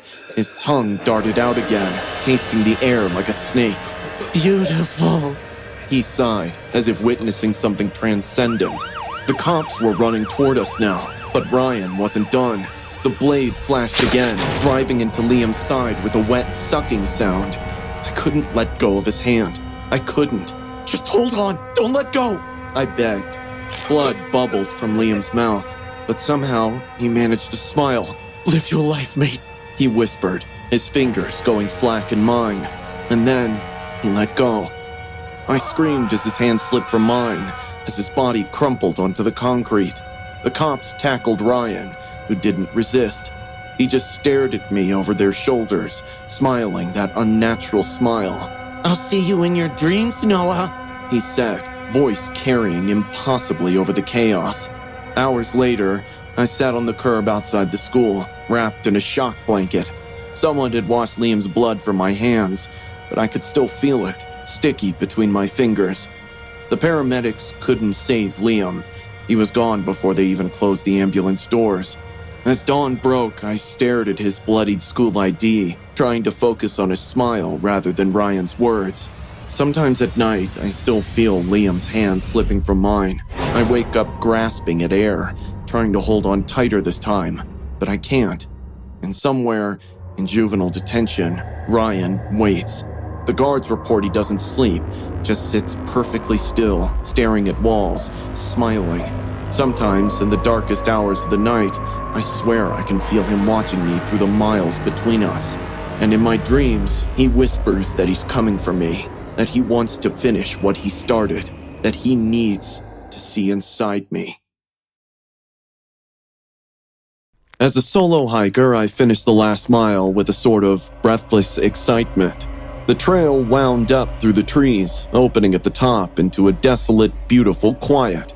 The wind, the needle of the pines, and the long drop past the cliff edge made me choose the spot at my campsite. I was at the perfect place to witness the full sunrise next morning. By the time the sun dropped behind the distant ridge, I was done setting my tent and starting a fire. Sharpening a sturdy twig with my knife, I started roasting my steak on the fire. The sky above me soon got filled with billions of stars. I had a great time for next 4 hours straight. Around 10:30 p.m., I zipped myself into my sleeping bag, imagining the dreamy sunrise I'm about to witness in some hours. I fell asleep. At exactly 2:36 a.m., I woke up, but not because of the sunrise. There were voices outside. Then, I heard slow, deliberate footsteps followed by dragging sound. It's getting heavier with each step. We should have buried it down somewhere. Shut up. You always take the easy way out. I didn't move or even breathe. My heart started hammering in my chest, louder than their steps. I slid forward, inch by inch, until I could peek through the half-zipped gap on my tent. 2 people were out there, a man and a woman. They must be in their mid-30s or so. They were dragging something heavy, like a duffel bag. We're almost close to the edge, The woman whispered. Careful now. The man answered, low and quiet. Spinal cord's already shattered. One good toss and he's gone. I couldn't move, couldn't breathe. Only one clear thought kept rising in my head. Are they dumping a body? They suddenly stopped. The woman looked up and scanned the trees. Her eyes seemed to linger. She said, You sure we're alone? The man cocked his head to the side, almost lazily. Thought I'd heard something. I flinched back into the tent like a reflex, hands over my mouth. I froze there, skin crawling, heart thudding so loud it felt like they'd hear it. The air felt thicker suddenly, dense, wrong. A twig snapped outside, closer than before. I prayed to God that the couple didn't see my tent. After a slight pause, the dragging sound began once again, and I felt my blood flowing again. I peeked again from the gap and saw the couple facing their back at me. Taking this opportunity, I slowly crawled out and quickly moved behind a boulder. Even though my tent was behind a tree, I knew it's not safe anymore to stay inside. From there, I watched them move to the cliff's edge, lifting the bag together. They didn't hesitate for a second, just heaved and let it fall. A wet thud echoed in the valley. It probably fell into the river, and once again, silence prevailed. The man and the woman looked down like little kids throwing rocks at a stream. Then they looked at each other. In that glistening moonlight, I watched them smile. Then, as if he'd felt me watching, he turned to the boulder and our eyes locked for a fraction of seconds. "I know you're watching us," he said, calm and casual. I didn't wait. My legs moved before my mind caught up, and I started to run. I bolted uphill, pushing through the trees. My boots hit dirt hard. Branches scraped my arms and face, but I didn't stop. Behind me, flashlights blinked on, cutting through the dark. The woman's voice came after me. Wait, it's not what you think. We've a lot of money. Just talk to us. Stop! I didn't look back. I cut left into thicker trees, hoping to lose them in terrain that they didn't know. But deep down, I knew that they knew these woods way better than me. I suddenly tripped and went down hard, mud in my mouth, knees torn apart, but I got up again. I'm not letting these killers dump a second body down that edge. I kept moving, kept pushing. Suddenly, a branch cracked to my right. I realized she was circling me. They were splitting up and hurting me. I doubled back, heading for the ridge trail that wound toward the lot where I'd left my car hours earlier. That trail felt like my only shot. Then, something hit me. I felt a hot, sharp sting in my thigh. A rock maybe, or a knife. I gasping, but didn't cry. I quickly rolled into a shallow ditch, pressed my body flat against the ground so they can't see me. Echoes of aimless footsteps passed inches above me. How could you let him go? The woman growled. The man's voice stayed even. "I don't think he saw our face clearly. Let's leave." I heard them move on, fast and silent like predators. When I got sure that they're gone, I crawled out of the ditch and limped downhill. By the time I saw the dirt road through the thinning trees, the sky had shifted from black to pale yellow. What a magnificent sunrise, I uttered in my head. My car sat like a lifeline in the distance, faint in the growing light. I didn't hesitate and I ran, limping, stumbling, gasping for breath, but I ran. Every time I looked back, I feared to see the murderous couple chasing me, but they weren't there anymore. I took my keys out, which I luckily took with me before leaving the tent. Fumbling and cursing, I jammed the first key into the lock, flung open the door, and fell into the driver's seat. I kept clicking to start the car when suddenly a face slammed into the passenger window. It was a man. His eyes were wide and wild, blood on his hands, a knife gleaming in one of them. He didn't yell or rage. He just smiled and said something inaudible. I shoved the key in the ignition and turned with a force. Finally, the car roared. The engine caught, tires spun, and gravel flew. I didn't even check the mirrors as I sped, but as I hit the bend, I caught one last look. They were standing in the dust, both of them, not chasing or waving. They were just standing and watching. I didn't stop driving until I reached the ranger station, maybe an hour later, maybe more. I don't remember, as I could barely talk when I stumbled in, blood down my leg, and my face scratched raw. But I told them everything, every word. When they made it back to the cliff, there was nothing at all. No bodies or blood, just my brand new tent, slashed with knife, boot prints, and long, bloody drag marks toward the edge was found. I gave my full report and stayed for hours answering questions. Till today, there's no missing persons, no arrests, and no follow-ups. The moment they placed the crown on my head, I felt her eyes burning into my back. Not my classmate's eyes, it was Casey's. I smiled robotically as the gymnasium erupted in applause that felt more like pity than celebration. The crown dug into my scalp like accusatory fingers searching for the truth buried in my skull. When I turned to wave at the crowd, something pulled my gaze toward the stage mirror. For 3 terrifying seconds, I swear what stared back at me wasn't my reflection. It was Casey, smirking knowingly. Her eyes were filled with that familiar contempt I'd seen the night she died. The music skipped, lights flickered, and she vanished. But her message lingered in the air. You stole my life, twin. My date Dylan squeezed my hand as we walked off stage. You okay, Cammy? You look like you've seen a ghost. If he only knew. I excused myself to the bathroom and had locked myself in a stall when an unknowing number buzzed my phone. It was a text that read, "Wish you were me instead?" My heart jumped in my mouth. It was a text Casey had sent some months back after we had a huge fight over Dylan, but Casey's phone had been disconnected after her death. I saw Mom cancel the plan myself. Then how could it? I hurriedly blocked the number and buried my face in my palms, but whoever it was wasn't done yet because my phone buzzed again. Love that crown? Let's see how long you can hold it. My hand shook so badly I dropped the phone. This had to be someone playing some sick prank. Probably Madison or Trent. They'd always been Team Casey. Everyone was. I recalled how things had been spiraling all week.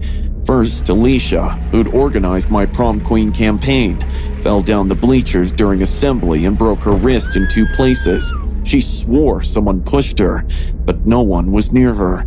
Then, Josh, who'd loudly joked that I only won because my twin sister died, violently vomited during lunch.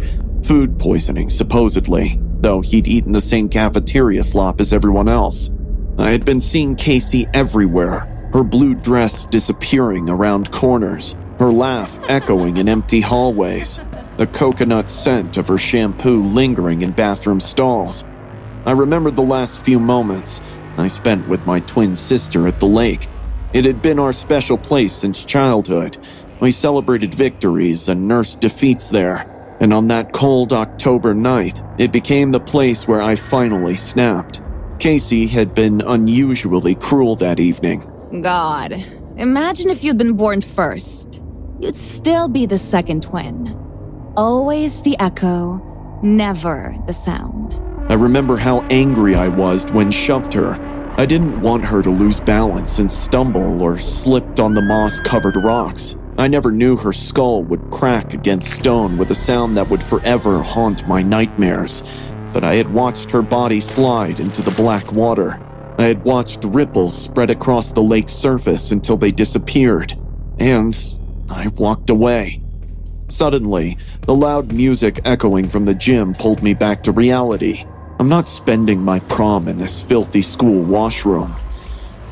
Get a grip, Cammy. You're just hallucinating.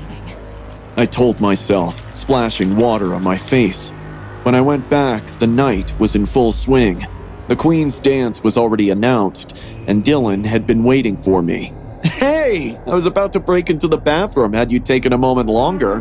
He kissed my knuckles as he led me to the center of the floor. The DJ dimmed the lights as my classmates formed a circle around us. The first 30 seconds were bearable. Then the music warped like a dying battery. The speakers crackled with static before a voice cut through. It was unmistakably mine. I didn't mean to kill her. I just wanted her to shut up. Just once. I wanted to win.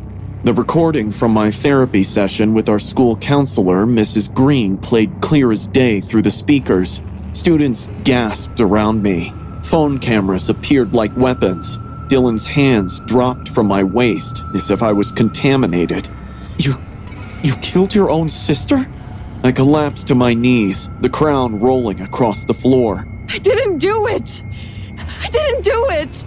Security rushed the stage. Teachers scrambled toward the sound booth. Through my tears, I caught a glimpse of Casey's blue dress moving in the crowd, the same dress she wore that night at the lake. When I looked again, whoever wore it had vanished. Principal Warner and 2 police officers kept me in the chemistry lab while they sorted things out. Miss Green paced the room, visibly shaken. Those sessions are confidential. She repeated. The files are kept encrypted. Who would access it? From the lab's window, I watched ambulances arrive for 2 students trampled in the panic. My classmates huddled in groups, phones out, undoubtedly sharing videos of my meltdown.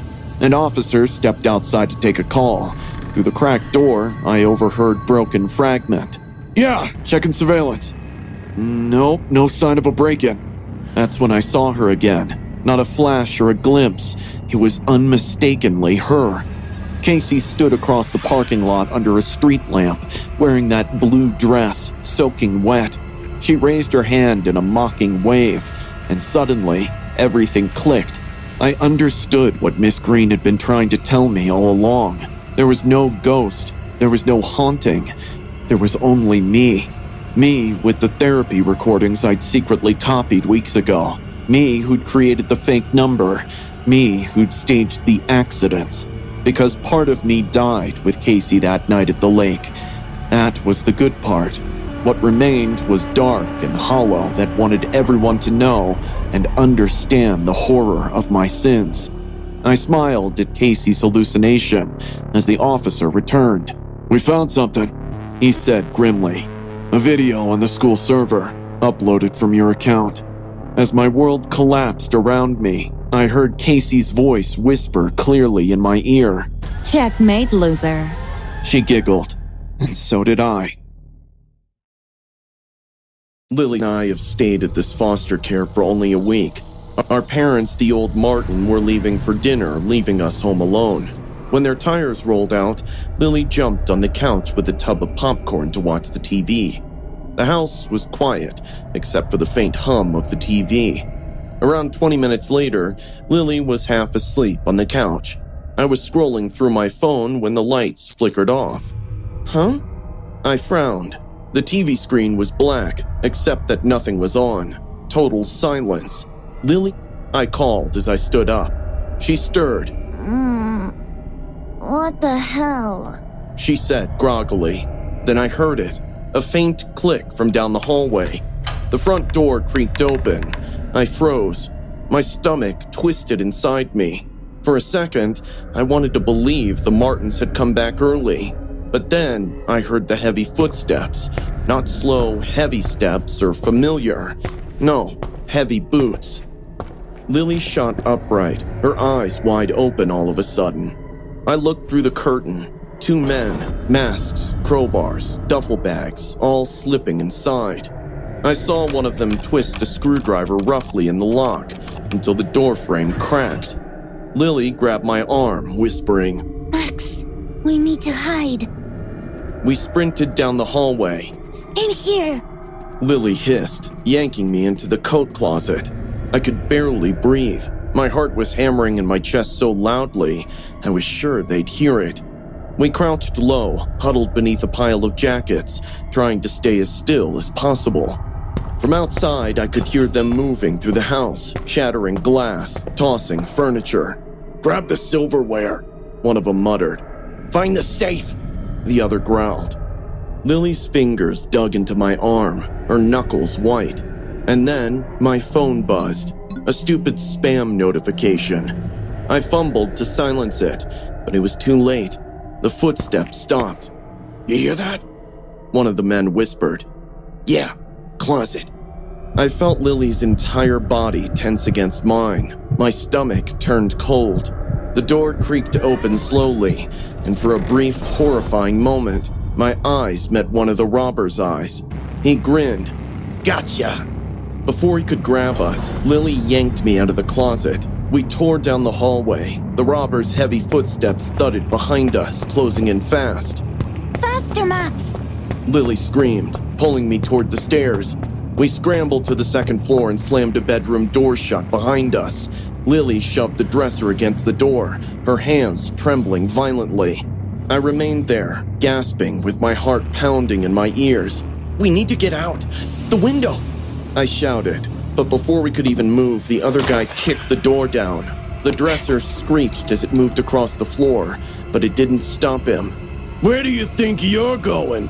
He laughed, eyes wide with excitement. We ran for the attic, with Lily shoving me ahead of her. I grabbed the shaky ladder and climbed with my hands shaking, while my feet slipped off the wood. She pulled the ladder up behind us, leaving the robbers under us. "You can't hide forever, kids," one of them said, with a sick amusement in his tone. "We have all night." The attic itself was dark and so hot I was soaking wet with sweat, my hands slippery with fear. Lily's breath was short again, and her skinny arms were trembling. What do we do? I hissed in a whisper. The vent! She panted and motioned to the small, bent, rusty grate in the corner of the attic. She pulled open the grate with only her hands and bled a little from the jagged edges. Go, Max! She urged, shoving me inside. I crawled into the metal shaft, my knees scraping against the rusty surface. My chest felt tight. It was too narrow, claustrophobic, but I kept moving. Lily squeezed in behind me, her breath hot against my back. From below, I heard them discuss. We need to find another way up. The vent led us to the garage crawl space. We dropped down with a thud, hitting the cold concrete floor. My knees burned from the fall. Lily grabbed my hand, trying to pull me toward the side door. But suddenly, one robber was there, waiting. Smart kids. He sneered, his eyes glinting cruelly. He lunged at Lily, grabbing her wrist. Without thinking, I snatched a rusty screwdriver from the workbench and plunged it into his thigh. He screamed in pain, stumbling backward. Run! Lily shouted. We bolted for the garage door, but his partner appeared, blocking the exit. He had a crowbar in his hand, swinging it slowly back and forth. Going somewhere? He hissed. Desperate, Lily grabbed a bottle of turpentine from the shelf and hurled it at his face. It splattered across his eyes, making him howl in agony, clawing at his face. Just when we thought we were free, he tackled Lily, slamming her against the concrete floor. She screamed as he held her down, his hand resting on her mouth. I saw the wounded guy limping toward me in rage. There was a heavy garage door handle, and I smashed it down on his arm as he tried to grab me. He screamed, and his bones cracked under the weight of the door. I turned just in time to see Lily, her face and chest covered in blood, sink her teeth into her attacker's hand. He roared in pain and loosened his grip just enough for her to shove him backward. The sound of sirens broke the night. It was sound of cop cars. We run out screaming for help. The neighbors heard screams from our house, so called the cops. The cops tackled the robber down onto the ground.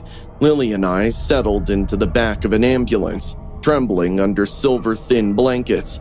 My hands won't stop shaking. You saved me, Max. She whispered. I shook my head, still gasping for breath. No, you saved me.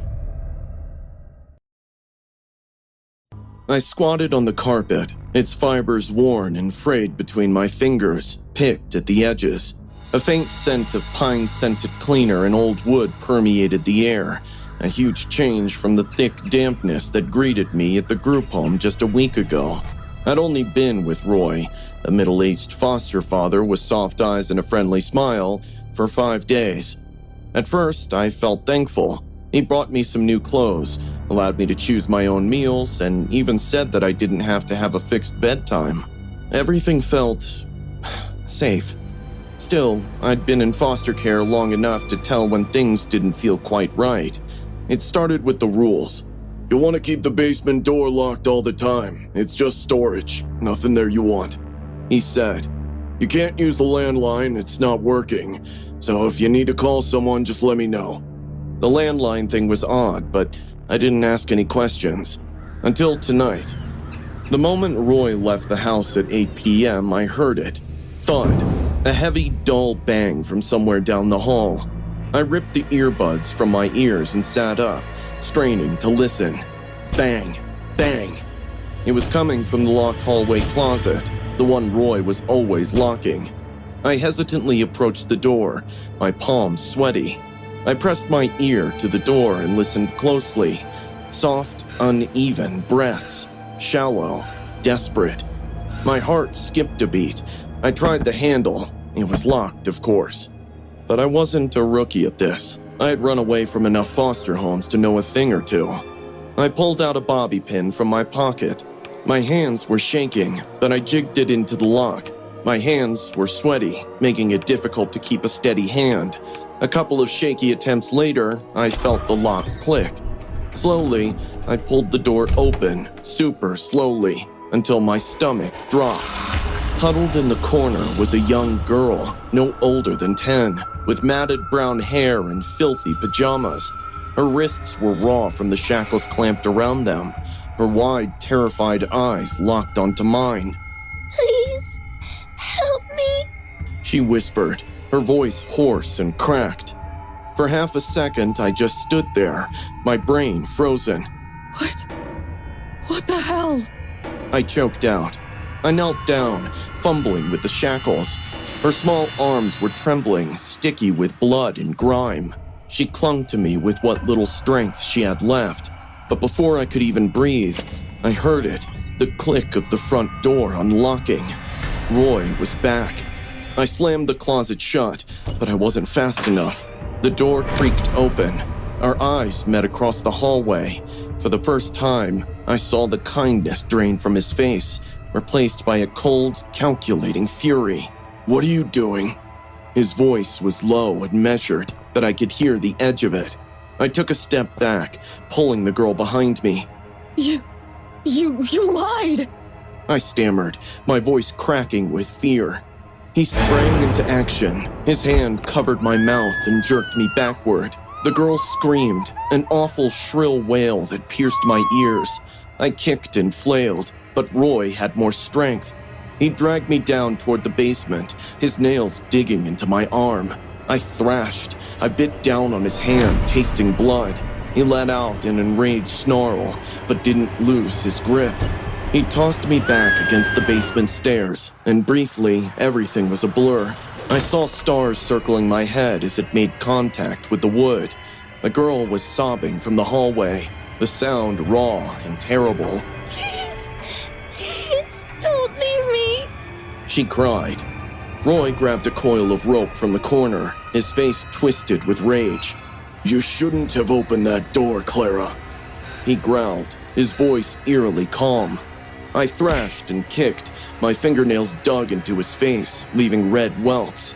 You're not taking me down here! I screamed. He shoved me against the cement floor, pinning me by my shoulders. His hand wrapped around my throat, squeezing. My lungs burned, my vision tunneling. Desperate, I scrambled blindly for anything. My hand found the broken glass from a fallen jar. Without thinking, I plunged it into his thigh. Roy let out a strangled yell, his grip loosening. I scrambled to my feet, blood splattered on my hands. He lunged again, but I kicked his wounded leg. He staggered, cursing, his face twisted in pain. I ran. I grabbed the girl's hand and sprinted toward the front door. My legs ached, my lungs burned, but I didn't stop. Roy's footsteps thudded behind us. Get back here! He roared. I threw the front door open and pushed the girl out. My fingers struggled to lock it. The girl has already started screaming, attracting the neighbors. Within a few minutes, 3 men rushed into the house and pinned down Roy on the floor. I was finally free from his claws. The cops came and arrested Roy. The neighbors spoke in our behalf, and the house was searched. 2 more girls were found in the house, hidden from plain sight, tied with chains and padlocks. I don't know how successful I'll turn out to be in this life, but I'll always be proud of myself. Anna had found this cheap Airbnb, secluded cabin, forest views, all that rustic charm bullshit for what was supposed to be a fun weekend. But the place felt wrong from the moment we pulled up. Everything too quiet, like it had been holding its breath, waiting. We settled in anyway, unpacked the tequila, started a drinking game, and by midnight, we were all sloppy drunk, laughing too loud to silence the unease crawling under our skin. I passed out on the couch at around 2 a.m. Couldn't have been asleep more than an hour when Emily's ice-cold hand clamped over my mouth, stifling a terrified shriek. Her eyes were wide, pupils blown with a thrill. Living room. Now. She whispered. I followed her on unsteady legs. Madison and Hannah were already circled around something in the floor, a rusted metal ring jutting from the wooden boards, like a bone through skin.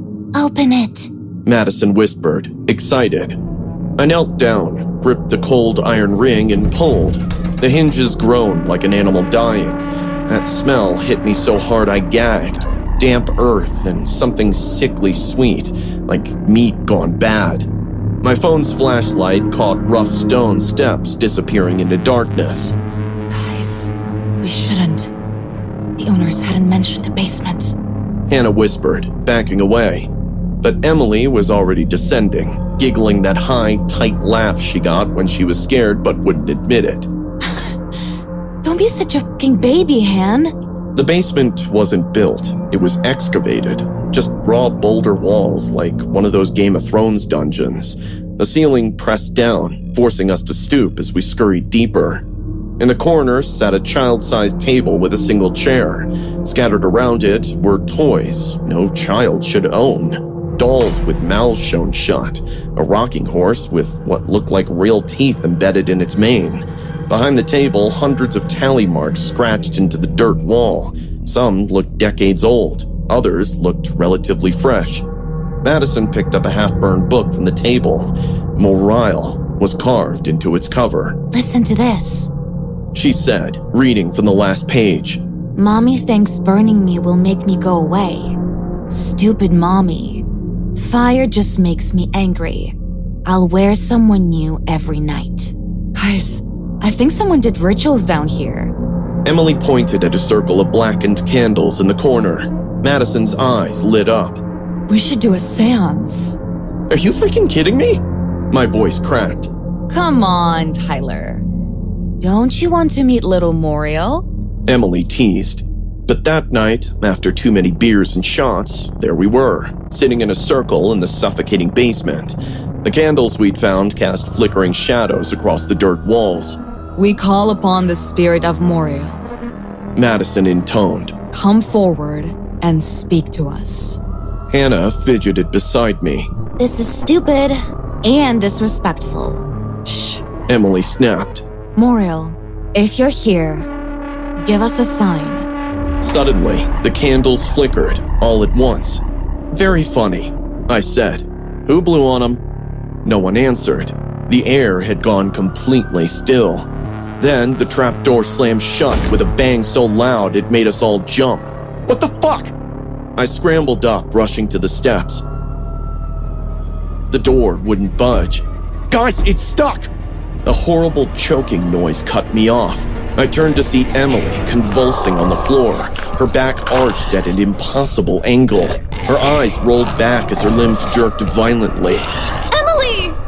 Madison screamed, reaching for her. Hannah screamed. Don't touch her! Too late. The moment Madison's fingers brushed Emily's skin, Emily's head rotated 180 degrees with a wet, tearing sound. Her eyes had changed. Not just black, they were leaking. Dark fluid streamed upward across her forehead, defying gravity. Not Emily.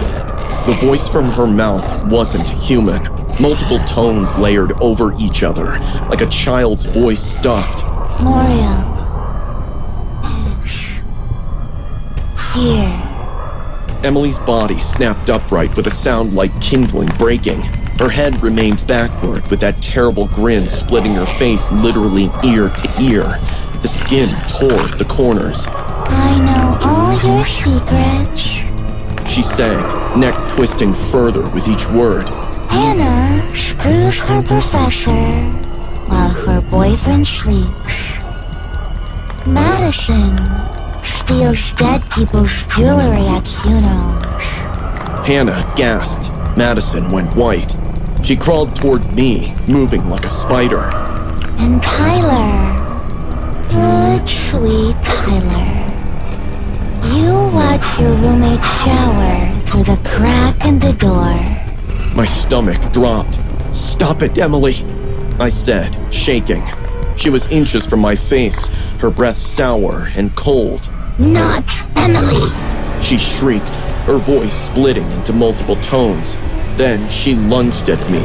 Unbelievably strong hands wrapped around my throat as inhuman fingernails dug into my skin.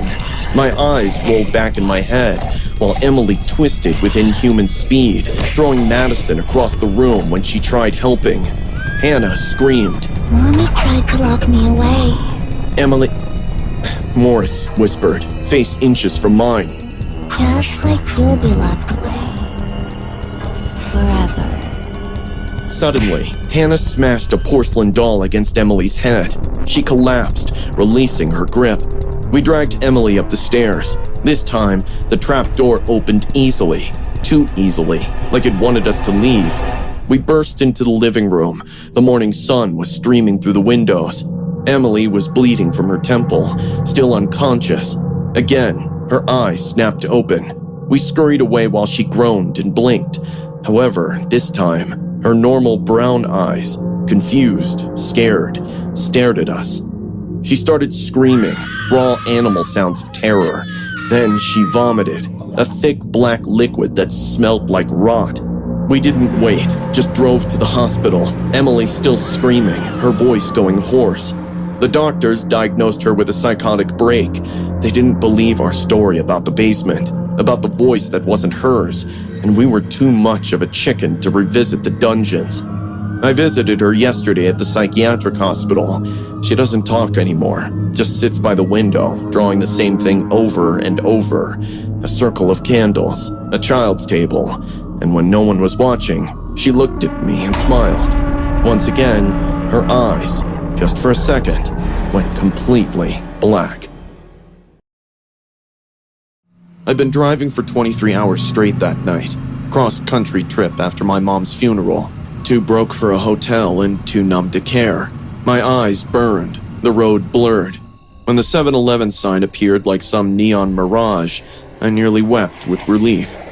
The parking lot was empty except for a rusted Honda. The digital clock on my dash read 12:17 a.m. As I killed the engine, something crawled up my spine, that feeling of being watched. When I pushed through the door, the fluorescent lights buzzed like angry insects. The place reeked of bleach and burnt coffee. Everything looked sickly, unreal. The cashier was a scrawny kid, barely out of high school, glued to his phone. The coffee smelled burnt, but I needed the caffeine. As I filled a cup, I felt warmth breathe. Too close to my skin, the hairs on my neck rose. I turned, and my whole body froze. A guy in a black hoodie stood inches away. I couldn't see much of his face, just pale skin and these wide, unblinking eyes. Too wide, like they'd been stretched. "You shouldn't be here right now," he whispered, voice tight like he was being strangled. My chest went cold. What? He didn't repeat. His eyes flicked, fast and sharp toward the glass door. "They're coming," he muttered. "Leave before it's too late." My skin prickled all over. I turned to the cashier. The kid still hadn't moved, scrolling, dead-eyed, like he didn't hear a thing the guy had said. I turned back, but he was gone. No footsteps, no door chime, just a trail of crisp, cold air. My heart hammered against my ribs. Who was he? And what was he trying to warn me about? I hurriedly grabbed a Snickers. Just pay and go. Simple. I was an aisle away from the cashier when suddenly the door chimed and two men sauntered in. The first was built like a linebacker, denim jacket stretched tight across massive shoulders, hands that could crush a skull. The second was tall and wiry with a buzzed head. They didn't grab drinks or snacks, didn't even pretend to shop. "Empty the register."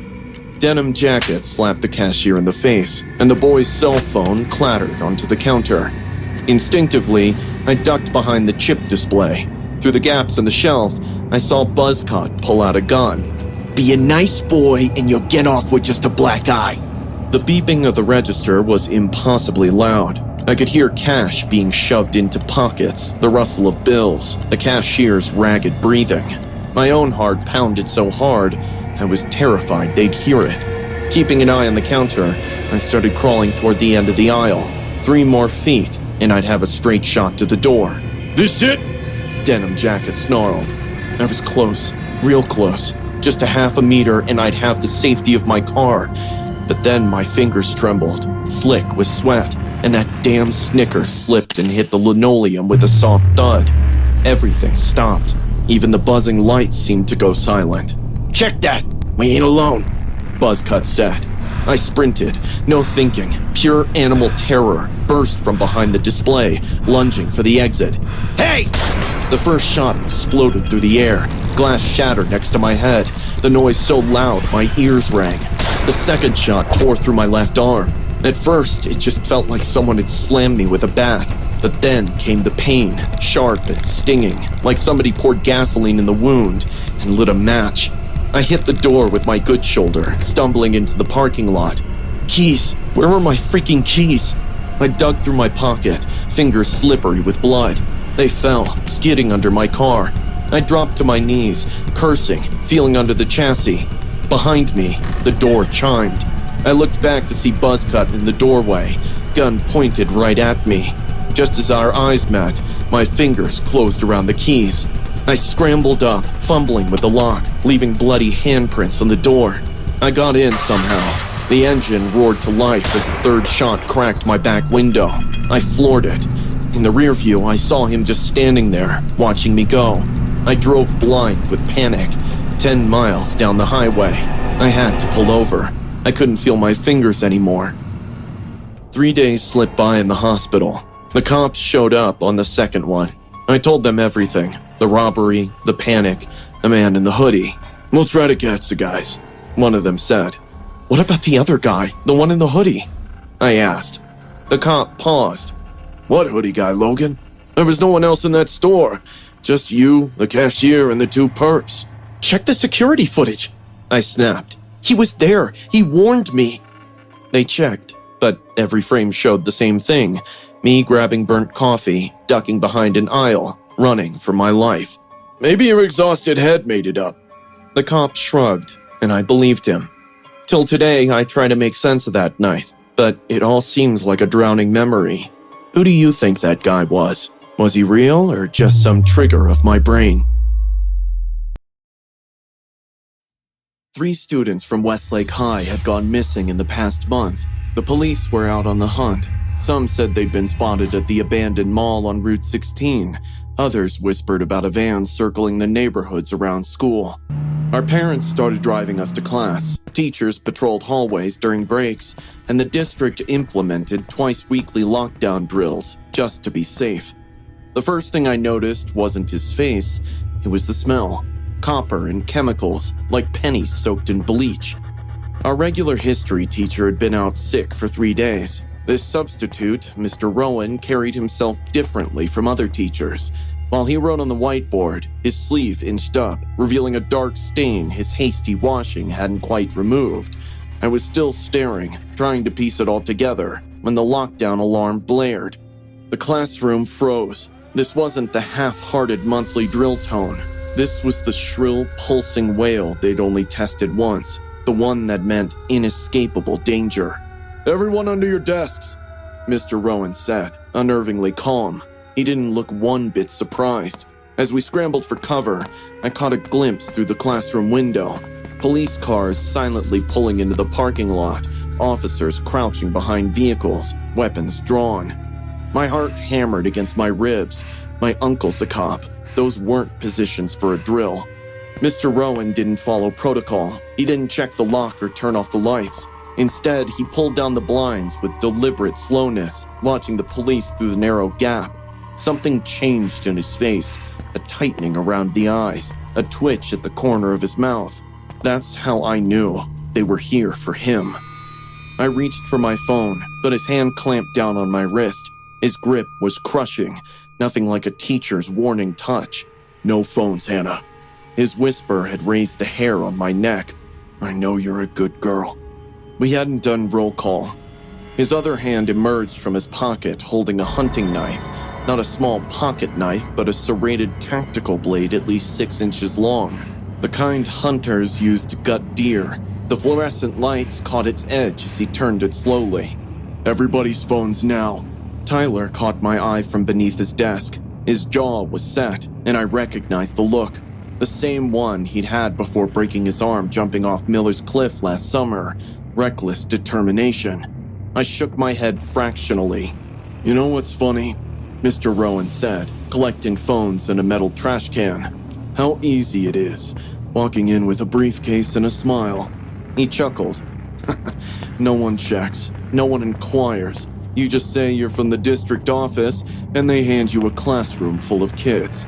A soft whimper came from somewhere in the room. He whirled toward the sound, nostrils flaring. Shut up! His voice changed, dropping any pretense of normalcy.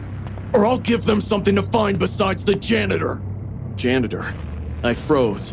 Mr. Keller had been missing since Monday. Suddenly, a knock at the door made everyone flinch. Mr. Rowan? Miss Riley's panic-filled voice boomed.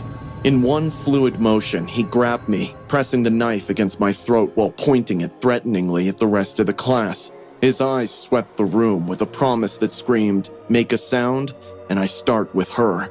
Through the door's small window, I could see only Miss Riley's silhouette, not her face. She couldn't see what was happening inside either. They're evacuating the East Wing. They found... Her voice dropped. Just stay put until officers clear your hallway. Found what? My pulse roared in my ears. "All present," he called back. The moment she left, my chair creaked. I had shifted. His head snapped, pupils dilated so wide his eyes looked black. "You moved," he said, voice eerily childlike. "No one's supposed to move during lockdown." He lunged, grabbing my hair and yanking me up, the knife pressed under my jaw, cold metal against my pounding pulse. "All of you," he commanded. "Against the wall." My classmates stood up, trembling. "You're coming with me," he whispered in my ear, his breath hot and sour. Suddenly, Tyler launched himself from behind a desk, swinging the metal leg he'd twisted off of his chair. It connected with the substitute's knee with a sickening crunch. The man howled, slashing wildly. The blade caught Tyler's arm, opening a gash that immediately bloomed crimson. But the distraction was enough. I slammed my elbow into his ribs and broke free. Everyone get him! I lunged for the classroom phone, jabbing the emergency button. Room 207! I screamed into the receiver. He's got a weapon! He's not a teacher! The substitute's face contorted with rage. He limped toward me, knife raised high. "I've got it, people, for less!" He snarled, lunging forward, but Tyler tackled him from behind. They crashed into desks, a tangle of limbs and blood and fury.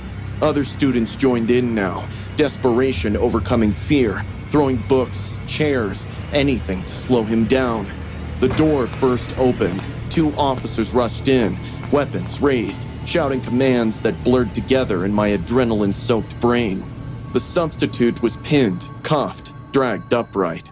As they pulled him past me, he turned, his face inches from mine, and smiled.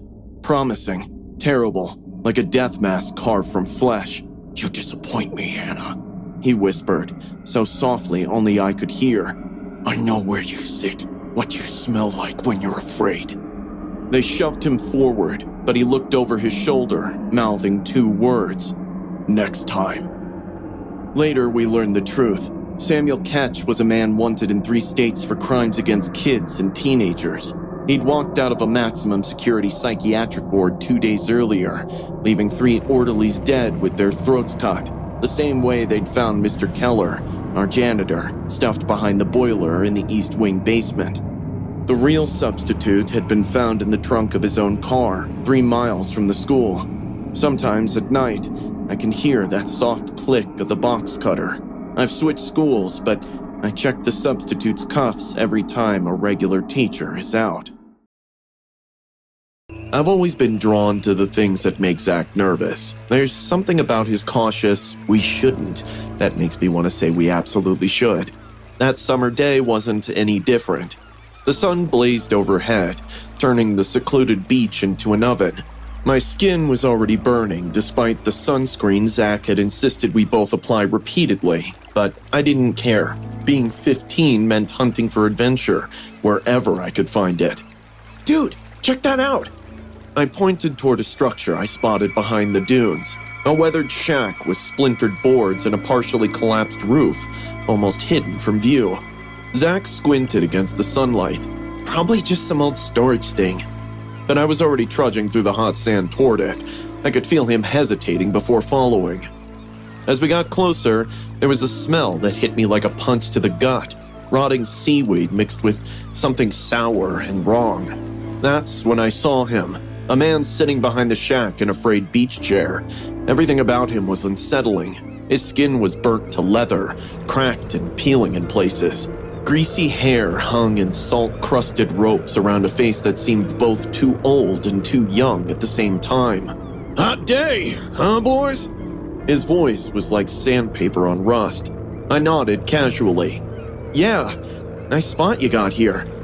His cracked lips spread into what I guess was meant to be a smile. I've got something even better inside.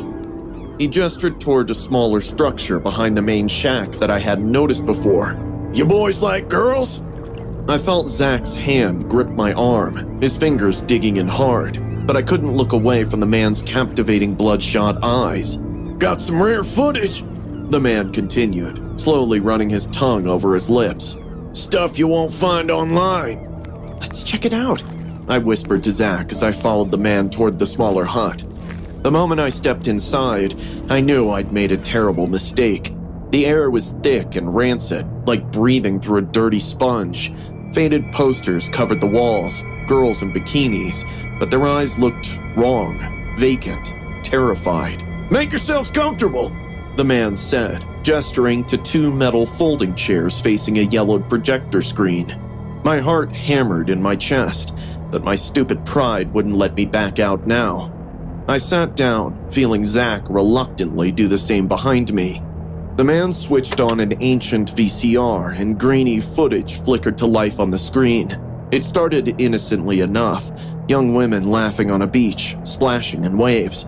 But the camera movements felt invasive, lingering too long, zooming in when they weren't looking. Then, the footage cut abruptly. The same women were now in a dark room, blindfolded and gagged, their makeup streaked with tears. My throat closed up.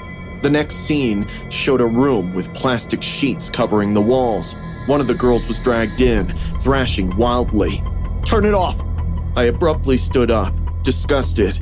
The man chuckled, a sound like gravel shifting, and paused the video. He leaned forward until I could smell his breath.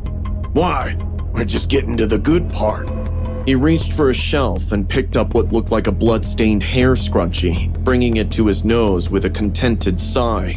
You know what makes this so special? He asked, his eyes never leaving mine. I was the cameraman, director, and sometimes the actor. My gaze dropped to the floor.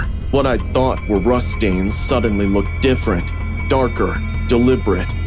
Zach bolted for the door, and this time, I was right behind him. But the man moved with impossible speed, blocking our exit. His face transformed completely. The casual friendliness was replaced by starvation. Where you running, kid? You haven't even seen my collection. He flicked open a fishing knife and slowly scraped it across a wooden table, creating a sound that made my teeth ache. It's always fun, he continued, taking a step towards us. They wander in here, looking for adventure, giddy to see my collection, but objected when I insisted they starve them. Then he lunged, grabbed me by the collar and yanked me close. I could smell the salt and rot on his skin as he pressed the blade against my throat. I kicked him hard in the chest, breaking free from his grip. We shoved past him and sprinted toward the exit, but he recovered quickly, tackling me. Zach hurriedly grabbed a metal pole from the pile of junk and swung it with everything he had. It connected with the man's wrist with a sickening crack, and the knife clattered to the floor. We tore through the hut, searching frantically for another way out. The man rose slowly behind us, blood dripping between his fingers, his face twisted in rage. You're part of the collection, he sneered. You can't leave. Suddenly, I spotted a rusted flare gun. My hand shook violently as I aimed and pulled the trigger. The flare struck his shoulder, igniting his shirt. He screamed, stumbling into a stack of wooden crates and knocking over a lit candle. The shack ignited in seconds. We burst through the door, choking on smoke, and ran until our lungs burned.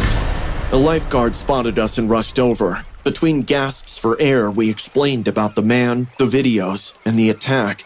The lifeguard radioed for help, and we ran back toward the burning shack.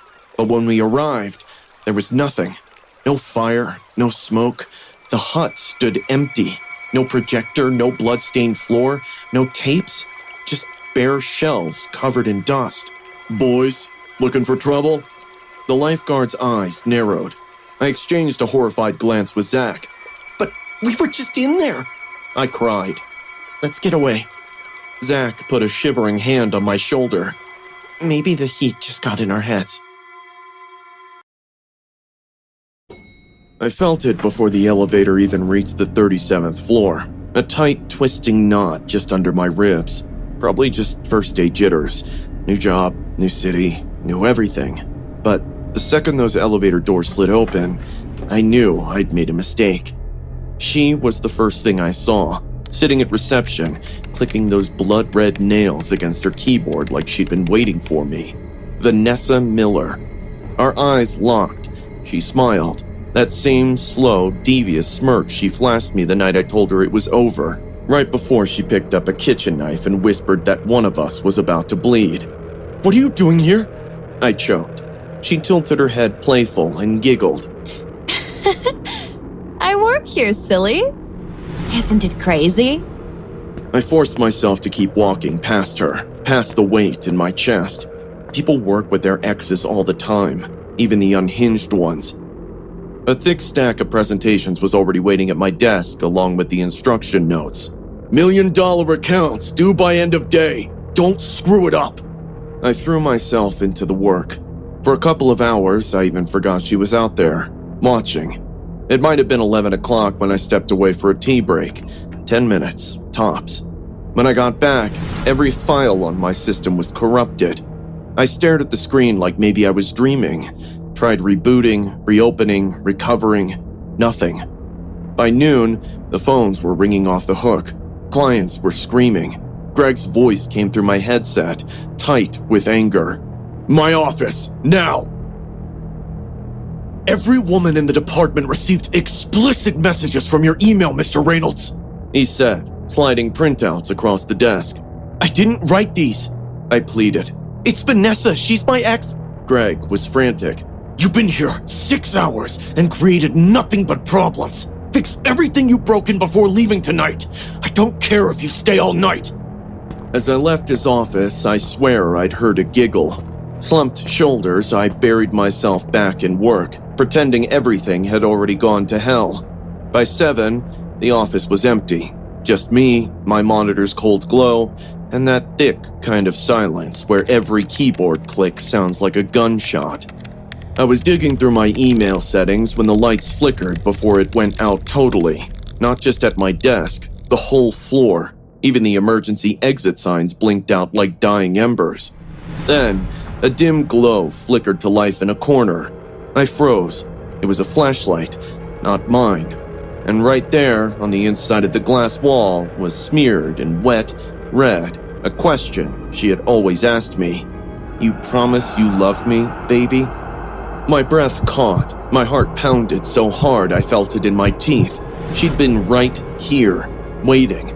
I spun around, grabbed my bag, and bolted for the elevators. Dead. Tried the stairwell. Locked. Every goddamn exit was sealed. I was contemplating my next move when from the dark, her voice floated out, sing-song soft. Remember our first night together? You said we'll be together forever. Such a liar, Ethan.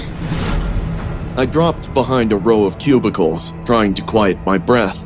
My hand landed on something solid, a stapler. Not ideal, but heavy enough. You know what's funny? She was close. I got you this job. Saw your resume. Told the director how brilliant you were. I handpicked this office for us. A beam of light swept the floor. I crawled, elbows and knees burning as I moved away from the voice. You think blocking my number would stop me? I watched you for 3 years, Ethan. Your LinkedIn, your socials. Your sweet mom still likes my comments. I made it to the break room, grabbed the heaviest thing I could find, metal thermos, just as the flashlight swung toward me. She laughed, that same brittle, high-pitched laugh that used to echo through my apartment walls when I ignored her calls, but she'd still show up. "You're crazy!" I shivered. No. She spat. Crazy was when I waited outside your building for 6 days straight just to see your face. This is love. The beam found me. There she was, in the doorway, box cutter in one hand, the flashlight in the other, blood-red lips parted sinfully. I've been planning this for months. She whispered, stepping closer. Do you know how hard it is to hack into a building's security? The things we do for love, right? I hurled the stapler at her face and barreled past her, slamming her into the wall. She didn't cry out. She laughed, giddy, like she was proud of me. I ran blindly and landed in the conference room. The fire escape was just across the gap, but the glass wouldn't budge. I grabbed a chair, smashing it again and again, until the window exploded outward. Cold air rushed in. City lights blurred through my stinging eyes. Behind me, the footsteps hastened. Where are you gonna go, Ethan? She stood at the broken window, blood dripping from her temple. She wiped it and licked. That's a 37th floor drop. You jump, you die. You stay, we talk this out. I backed up to the edge, legs swinging out. This isn't talking. This is fucking insane. You're mad. You made me mad! She shrieked and lunged. I didn't decide to jump. My body did. 1 second, I was at the window. The next, I was flying. The gap was so much wider than I remembered. I hit the fire escape hard. Steel grated against my palms. My leg screamed. Something tore, but I didn't care. I was alive. I passed out seconds later, and when I woke up next, I was in the hospital, and Vanessa was locked up. The security had heard the crash and stepped in. They arrested her immediately. Breaking, hacking, assault, attempted murder. The charges were inescapable. My boss apologized, begging me not to sue the organization, and promised he'd take care of the hospital expenses, but I had quit anyway. The sound a neck makes when it breaks is not like in the movies. It's quieter, wetter, and subtle, but I didn't know it back then. I stood at prom in my strapless blue dress, my palms sweaty against the curtain roll. Not when 300 of my classmates were dancing and laughing and looking forward to the big reveal that the school and I had spent weeks planning for the prom night. Not until Mr. Levy tapped his fingers twice on his watch to signal that it was time. I should have figured immediately something wasn't right. It was 12 seconds early, but I pulled away, letting the curtain fall. Eerie silence took over for a heartbeat before the chaos ensued. Horrified screams reverberated. People ran, literally pushing and crushing each other. My heart had dropped into my stomach. Before 300 pairs of eyes, Mr. Gaines, our janitor, was dangling from the metal ropes. His neck was stretched impossibly long. The skin split in places where the rope had cut deep. Blood oozed from the fatal wound, and his bloated face was mottled purple-black. "Nobody moves!" Principal Weston's voice boomed immediately. Mr. Levy grabbed my arm. "When did you check last behind the curtain?" 20 minutes ago? I swear it was empty. I stammered, still tasting bile. "Tell them exactly that," he demanded, walking away. When the cops interrogated me, I lied. I didn't tell them how I caught Mr. Levy and Gaines arguing 2 days back in the auditorium. Levy was threatening the school janitor. "You're sticking your nose where it doesn't belong, Gaines." Mr. Gaines retorted, "Kids deserve to know who's teaching them." But I kept it all in because I had no idea what they were talking about. That night, I dreamt of Gaines's bulging eyes, watching me from the ceiling of my bedroom, as if urging me to speak his part of the story. The next morning, I had to dig deeper. I found Gaines's safety account where he'd anonymously posted about school hazards. The stuff was boring, stupid complaints about malfunctions and all. Amidst the pile, I found a photo that seems to be taken secretly. It was a blurry silhouette of a man pressing a girl against the costume rack. The faces weren't clear, but that distinctive blue and gold tie on that man was unmistakable. It was Mr. Levy's tie, the one he wore every day at school religiously. My hands trembled as I printed the photo, so that means Our janitor found out what a monster Mr. Levy is. No more safeguarding a predator like him, I thought. That day, I slipped the photo into our principal's mailbox. The whole day, I was both relieved and proud. I thought I had done my part and it was over. Seemingly, it wasn't, because as soon as the night fell, a soft tapping at my window jolted me up. I didn't see anyone, but there was a red envelope by the windowsill. The note inside read, "Thanks for your performance." Next second, a notification lit up my phone. Our school drama club's YouTube channel had posted a video with the same title as the note. The footage was grainy, nightmarish, but visible enough. Mr. Gaines was being dragged across the stage, his head lolling unnaturally, leaving a thick smear of black. His fingers twitched. God, he was still alive when this was filmed. The screen went black for a couple of seconds before it zoomed in on a petite silhouette, unmistakably wearing our drama club's tragedy mask. I froze. The realization had hit like a physical blow. It was Eliza Inn, my best friend since sophomore year. All those late nights, working on the set. How she always stayed behind with Levy for extra help. The way she defended him when rumors started. It suddenly started making horrifying sense. My phone slipped from my shaking fingers as pieces clicked into place. I couldn't breathe, couldn't think. I picked up my phone again and called her. She answered on the first ring, like she'd been waiting. It was you. I choked out. She sighed into the phone. Took you long enough. Eliza continued with unnerving calmness. Gain was going to ruin my Levi. How could I let that happen? I love him, Jess. He makes me feel seen. You wouldn't understand. The way she said it so casually, like we were discussing weekend plans, made my skin crawl. She inhaled sharply before narrating in great detail how she had to shut up Mr. Gaines. I heard the madness, frozen and horrified. How had I never noticed before? This wasn't my friend. I'm calling the police. I have the photo of you and Levi. I breathed, shivering like a leaf. Eliza giggled. And who would they catch, Jess? Levi has left. I'm leaving too. What do you mean? Check your mailbox. I left you something to remember me by. I crept outside, checking over my shoulder with every step as I approached the mailbox. Inside was a small USB drive, a Polaroid photo of my grandparents' house, and a handwritten script titled Act 2, The Hero Falls. I know where they all live. She whispered into the phone. My blood ran cold. What do you want? I whispered. Forget me or Levi. Stay away. And then she disconnected the call. I ran back inside and straight to my window, heart threatening to burst from my chest. The street looked empty, but then something moved in the shadows of the oak tree across from my house. A white mask caught the moonlight for just a second before disappearing.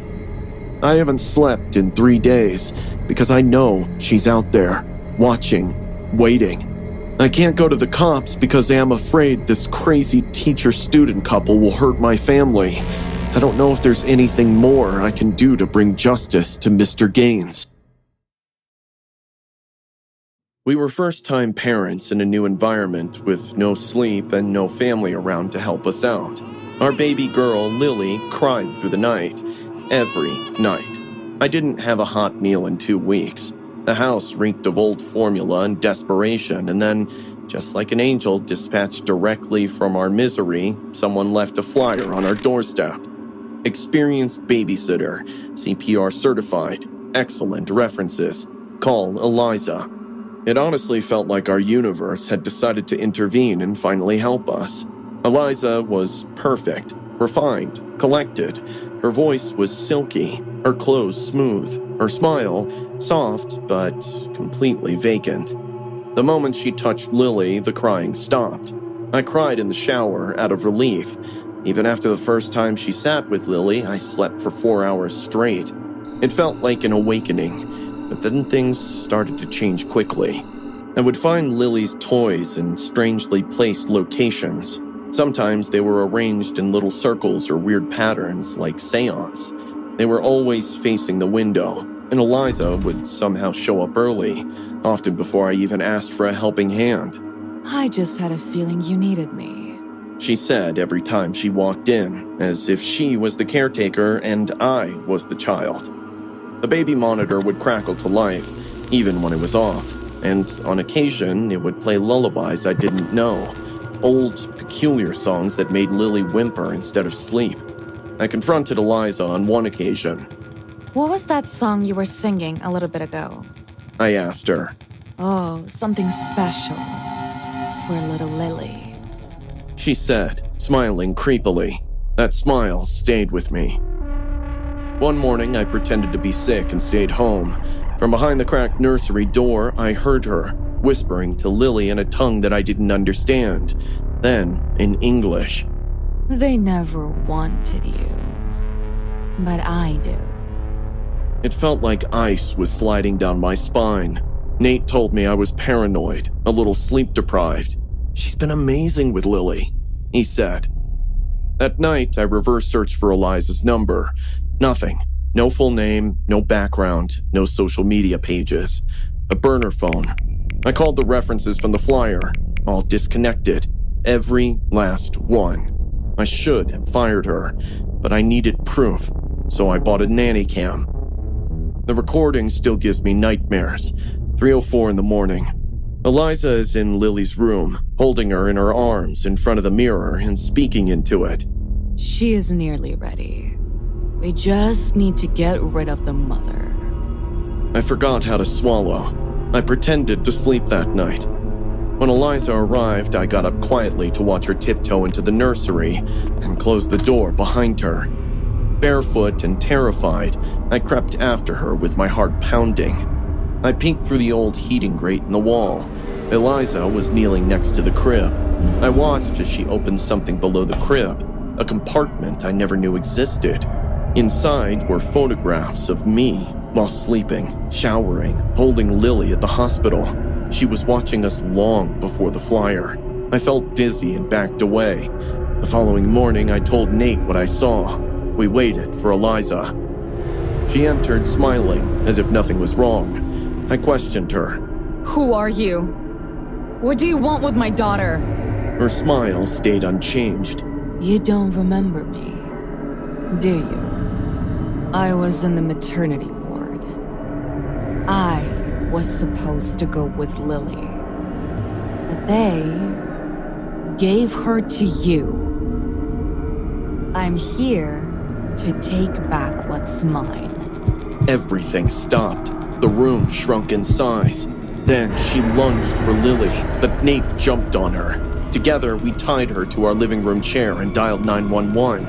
If it was some horror movie, Eliza would have unlocked some full psycho mode, but you won't believe how different it was in real life. It's like she realized and gave up too soon, like something just snapped in her and she stopped putting up with the mask she was wearing so long.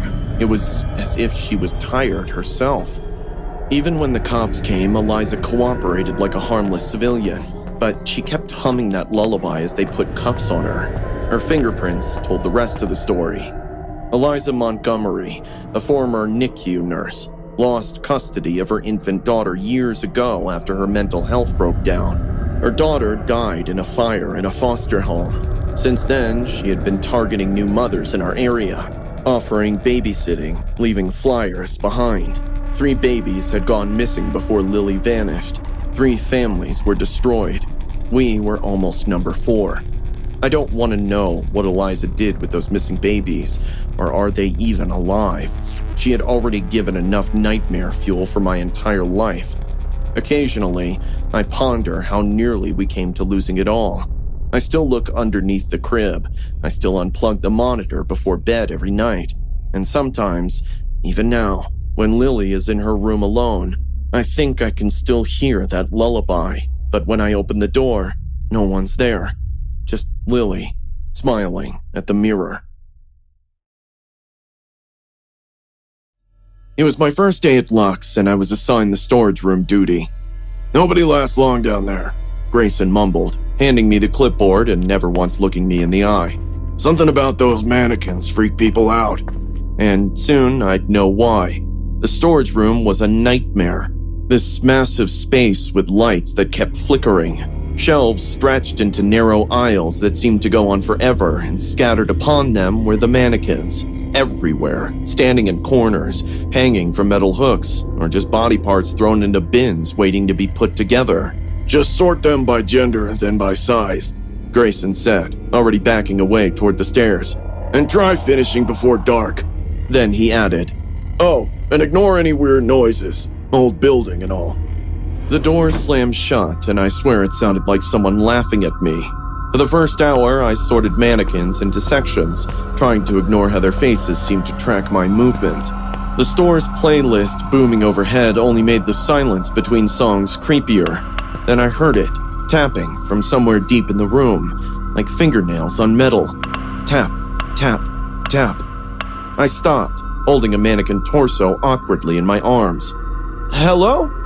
My voice cracked as it echoed faintly in the space. I peered around, listening to my heartbeat in my ears. Dead silence. Maybe some rats scurried behind the shelves. But then, what I saw made my heart drop. A mannequin, a male one, with the unsettlingly realistic face, glared at me from the end of the aisle. I knew I'd left it in the men's section. I remembered the exact spot. And yet, there it was, lurking quietly, as if waiting to pounce. Pretty sure I moved to already. I muttered, grabbing its shoulders. That's when I noticed the eyes. They changed. Before, they were just flat painted eyes. Now they looked deep. Don't spook yourself, moron. I scoffed at myself. I picked it up again, avoiding those eyes, and hauled it back to the men's section. By late afternoon, I was totally on edge. I'd found mannequins in places I definitely hadn't left them. A female one with a cracked face by the elevator, a child-sized one sitting on a shelf I couldn't even reach without a ladder. Each time I found one, my hands shook worse putting it back. During my break, I called up the stairs. Mr. Grayson? I think someone else is down here. He appeared, looking tense. Nobody else except you has access today, Alex. But the mannequins are exactly where they've always been. He cut me off. It's just the light playing tricks on you. Something in his voice made me pause. He knew. Whatever was happening, he knew. As closing time hit, the lights dimmed. I rushed to finish, desperate to leave. Then, all the lights went out. Total darkness. Not even emergency lights. I grabbed my phone, turning on the flashlight with trembling fingers. The beam hit a mannequin standing directly in front of me, the one with the glass eyes. I swung my light around. More mannequins surrounded me now, at least a dozen, arranged in a circle, all facing me. This isn't funny, I yelled, my voice breaking. Mr. Grayson! No answer. The store was closed. I was alone. Or that's what I wanted to believe. I tried the freight elevator. Dead. The stairs then. I'd get out through the stairs.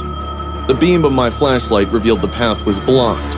Mannequins stood shoulder to shoulder before the door, their blank faces somehow accusatory in the harsh light. They only move when you're not looking. The realization hit me like a physical blow. Every time I'd turned away, blinked, looked elsewhere, they'd move closer. My phone battery flashed a warning, 10% remaining. I backed against a concrete pillar, moving my light constantly, trying to watch all of them at once. An impossible task. What do you want? I whispered. My light flickered, dimming momentarily. In that split second, the mannequin with glass eyes moved, just a twitch of its head, angling slightly to the left, toward the far corner of the room, where a human-shaped shadow stood that wasn't a mannequin at all. It was Mr. Grayson. I'm sorry, Alex, he said, stepping forward. They need someone new. They always do. What are you talking about? My voice was barely audible. They let me go after I gave them you. His laugh was hollow. That was our agreement. 20 years down here, watching over them, and they finally chose a replacement. You're insane, I whispered. But even as I said it, I saw his eyes, glassy, reflective, like marbles embedded in flesh. My phone died with a pathetic beep, plunging us into absolute darkness. I felt it immediately, movement all around me, the soft scrape of plastic limbs against concrete, the whisper of mannequin hands reaching out. "Don't fight it." Mr. Grayson's voice drifted from somewhere in the darkness. "It doesn't hurt. Not really. You just become like them. Silent, watching, waiting for the next person." Something cold brushed against my cheek, plastic fingers gently exploring. I ran blindly, crashing into shelves, mannequin parts raining down around me. My hands found a door, not the stairs, but the emergency exit to the alley behind the store. I slammed my body against it repeatedly until the lock gave way. Night air rushed in as I tumbled out, gasping, into the alleyway. I didn't stop running until I reached the main street, the store's neon sign still glowing in the distance. I never went back for my final paycheck, but sometimes, walking past high-end clothing stores, I glimpsed the mannequins in their windows, posed elegantly, dressed in $1,000 outfits, and I swear one of them has Mr. Grayson's face now, its glass eyes following me as I hurry past. They're patient, these silent ones. They can wait. After all, I still need a job. Working the night shift at 7-Eleven was never something I listed on my bucket list, but money talks, and lordy did I need it. My coworker Mia had cautioned me about all the weirdos who come out at night. Just keep pepper spray in your pocket, She'd said while laughing. I laughed too. I wasn't worried about creeps. I can handle myself. The first few hours went by without much happening. A couple of late-night snackers, some drunken college kids rolling around laughing at the candy aisle, and a cat lady buying beer. She smelled of her cats. Around 1 a.m., the store had gone quiet. The humming fridge and the occasional click of the tilted surveillance camera reminded me of my existence from time to time. I leaned down on the register, arm tucked under my head, just for a minute. I promised myself, just a quick nap. A blast of cold air hit me in the face. I flinched, but didn't move, probably the AC kicking on. Then another gust rippled through, but this time wasn't just air. This gust carried with it a rancid refuse smell that made my nose crinkle. I opened my eyes and nearly shrieked. A man's face hovered inches from mine, grinning ear to ear, eyes wide like he was watching something hilarious unfold. I jolted back in shock. The man laughed, actually laughed, like a child who just popped out of a closet to scare a sibling. Sorry, He said between chuckles. didn't know how else to wake you. Feeling annoyed by his nonsense, I rudely replied. Could have tried calling. He tilted his head, nodded slowly. Yeah, you're right. There was something strange about him right away. He blinked too little, smiled for too long. His clothes were tattered, pale skin illuminated by the fluorescent overheads, and a black backpack slung over one shoulder that looked very heavy. Too heavy. You buying anything? I said in an attempt to push the moment back to something normal. Not yet. He said, drifting into aisles as if he had all the time in the world. I kept my eyes locked on him from behind the wooden counter. Something about him made my skin feel prickly, crawly even. He smiled randomly, as if he were having a private conversation with himself. And that smell, horrible, rotten smell, it followed him like a dog. He returned 10 minutes later holding a banana milkshake and a sandwich, placed them on the counter as if he were a child showing his parent his new favorite toy. I scanned him in. Do you ever... I don't know how to say this without sounding crazy, but do you ever think that this store doesn't exist? Like, we're all part of someone else's dream, and that's why there seems to be no consideration given to anything we do. I didn't have an answer. He smiled. Sometimes I feel like I'm still asleep, still in the alley, still hearing her scream. I stopped scanning. My stomach flipped. Wait, what? He chuckled. The sandwich smells like someone screamed when they made it, like they put fear in the bread.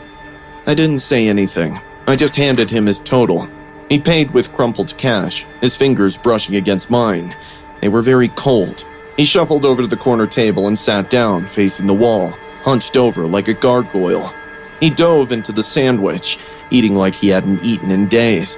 I tried to concentrate on restocking gum at the counter, not that it helped. I couldn't stop sneaking glances over at him. That's when I noticed. His backpack was on the floor next to him. The bottom of it was wet. Even though it was black, I could see the stains spreading outward. At first, I thought he spilled something. Then my mind blanked. Water, soda, anything. But then something inside me screamed at me. No, that's not soda. Then he caught my eye. His jaw was still moving, sandwich half gone, crumbs clinging to his shirt. His gaze was hollow, and his knuckles, my God, his knuckles were red and swollen, like he'd been punching concrete. Mud caked under his fingernails, dark and dry. The scent hit me once more, but this time it was stronger. It was definitely him. It was decay, death. I thought I might retch. He was done eating and stood up slowly. He picked the backpack up as though it weighed 100 pounds. I didn't want to look at him, but I couldn't help myself. Where the bag had been on the table were bloodstains. Small but unmistakable stains from a hand that had to have been bloody. I felt my body lock into place. I couldn't move. I couldn't take a proper breath. He started for the exit now. Each step sounded in slow motion like a death march. The automated doors opened with a hiss. He stopped halfway through the doors. He turned back again one more time. Hope she didn't keep you up, He said, voice low and strange. She wouldn't shut up all night. Then he grinned bigger and more brightly than he had earlier, and he stepped into the darkness. I stared at the doors for what felt like hours, too paralyzed to move. Finally, I reached for my phone. I dialed 911 and relayed the entire story. His appearance, his backpack, the smell, the blood, the eerie comment. The woman on the phone told me to stay calm. I was anything but calm. 2 days later, I saw him pop up on the news. Arrest for murder. Woman found in an alley downtown, mutilated. She was a street worker from somewhere, bludgeoned to death, missing her head, which the cops found in his backpack. He was walking around with it for hours. They said he went into multiple stores carrying the severed head in his backpack, the same one that leaked onto my store floor. The next day, I quit. Since then, I haven't stepped foot in a 7-Eleven. But sometimes, when it's late at night, and I'm in bed with the lights off and suddenly feel a gust of wind on my face, I jump in fear, thinking it's him. The air at Camp Redwood Lake hung thick with humidity that night, pressing down on my skin like a damp blanket. Everyone was asleep in their cabins, but my best friend Brian had that mischievous glint in his eye, the one that always meant trouble. Come on, Steven. Let's just see if the girls are still awake. He chuckled. The wooden floorboards creaked beneath us as we slipped on our shoes. You just want to see Madison in her PJs, I teased, trying to mask my nervousness with a smirk. We slipped out the cabin window rather than risk the squeaky door, landing softly on pine needles. The night smelled of campfire ash and the earthy scent of the lake. Crickets chirped in rhythm with our footsteps as we crept through the woods. The girls' cabin was visible through the trees when Brian suddenly grabbed my arm, his fingers digging into my skin. Dude, look! By the edge of the lake, a figure moved slowly in the moonlight. Mrs. Ritter, our counselor, dragging something heavy across the dirt path. It was large and looked disturbingly like a body wrapped in burlap. What the... I breathed, my heart hammering against my ribs. Dude, that looks like a f***ing body! Brian hissed, his voice cracking. We crouched behind a massive oak, barely daring to breathe. Mrs. Ritter, who had smiled so warmly while passing out marshmallow just hours earlier, heaved the sack to the edge of the water. Her movements almost looked rehearsed. But as she lifted the sack to dump it into the lake, the frayed end unraveled and a pale hand shot out, clawing desperately at the fabric. My blood turned to ice as Rosie, the counselor's assistant, emerged, gasping. Her face was streaked with mud and what looked horribly like blood. Her eyes were wild with terror. Mrs. Ritter reacted instantly, clamping a hand over Rosie's mouth, forcing her back down. Rosie's legs thrashed violently, her muffled screams barely audible over the lapping of the lake water. We have to do something. I whispered, my mouth bone dry. No, she'll see us. Brian clutched my wrist, holding me back. But I couldn't just watch. Rosie's eyes were bulging, her nails digging futilely into Mrs. Ritter's arms. Without thinking, I grabbed a rock and hurled it into the lake. The splash echoed across the water. Mrs. Ritter's head snapped up, her eyes narrowed as she scanned the tree line. Meanwhile, Rosie collapsed into the mud and coughed violently. But Mrs. Ritter spotted us, just a shadow of movement, but enough. She rose slowly, her voice unnervingly calm as she tilted her head and chuckled. You shouldn't have been here, boys. I didn't want to kill Rosie. I swear, I didn't. But she made me do it. She made me. The next thing, she lunged towards our hiding spot as we bolted, crashing through the underbrush. The security exit! Mr. Blake's cabin! Brian shouted over his shoulder. I could hear Mrs. Ritter behind us, closing in with unnatural speed, asking us to stop. Ahead, the woods were a blur of shadows and branches that whipped across my face. We had nearly made it, when suddenly, Brian's foot caught on a root, and he went down hard. Get up! I screamed, turning back. Before Brian could scramble to his feet, Mrs. Ritter was on him, bringing a rock down on his head with a sickening crunch. He crumpled instantly. I froze. A mistake. Something slammed into the back of my skull, and the world went dark. I awoke to throbbing pain, dirt in my mouth, and my hands bound tightly behind my back. Brian lay opposite me, blood matting his hair, his eyes glazed but open. Nearby, Mrs. Ritter was digging, the shovel rhythmically biting into the earth. She was humming something that nearly sounded like a lullaby. You know, She said conversationally, not looking up from her work. I didn't want to hurt anyone. She stabbed the shovel into the dirt and turned to us, her eyes wild and bloodshot. But Rosie had it coming. She seduced my husband. I gave that girl everything. A job, a place here. And she threw it in my face, Stephen. I just couldn't leave her alive. Mrs. Ritter knelt before me. I'm sorry. You weren't supposed to pay for her mistake. But you saw it. And now you gotta pay too.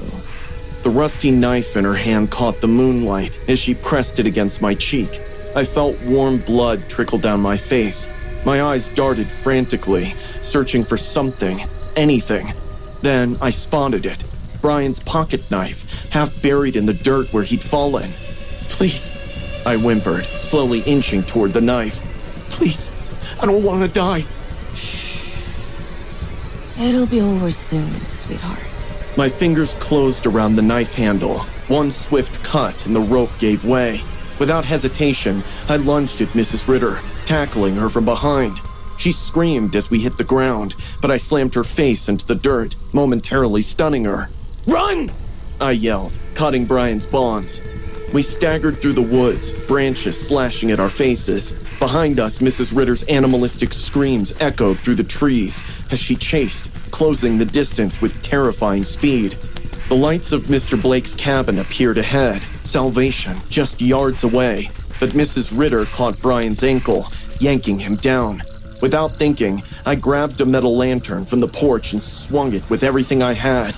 It hit her face hard. Glass shattered, slicing her cheek open.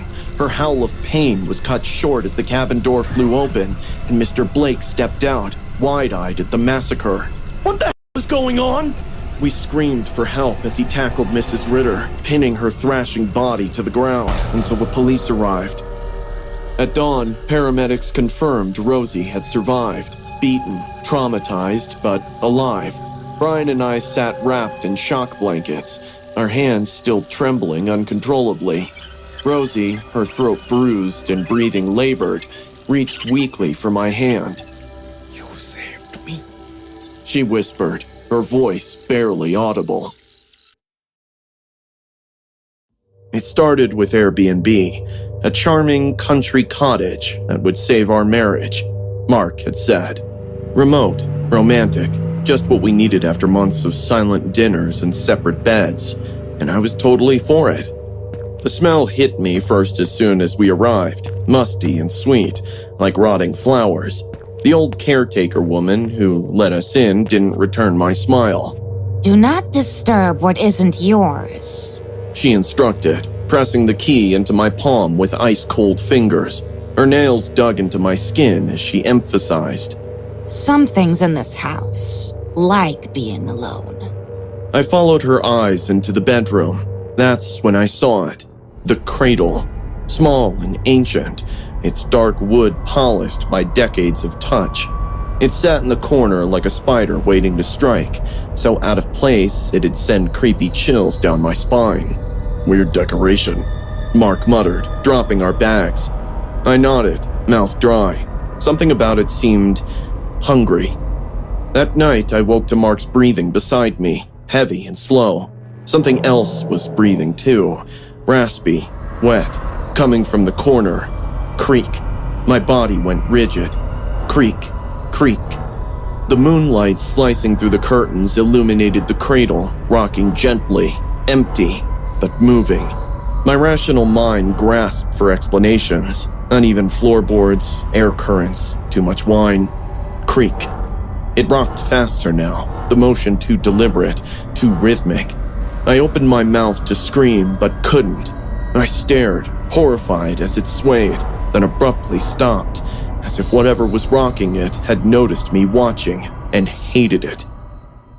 At breakfast, Mark told me I'd been mumbling in my sleep all morning. What was I saying? Dunno, something like, it's empty, but it's not. While Mark hiked that afternoon, I walked near the cradle.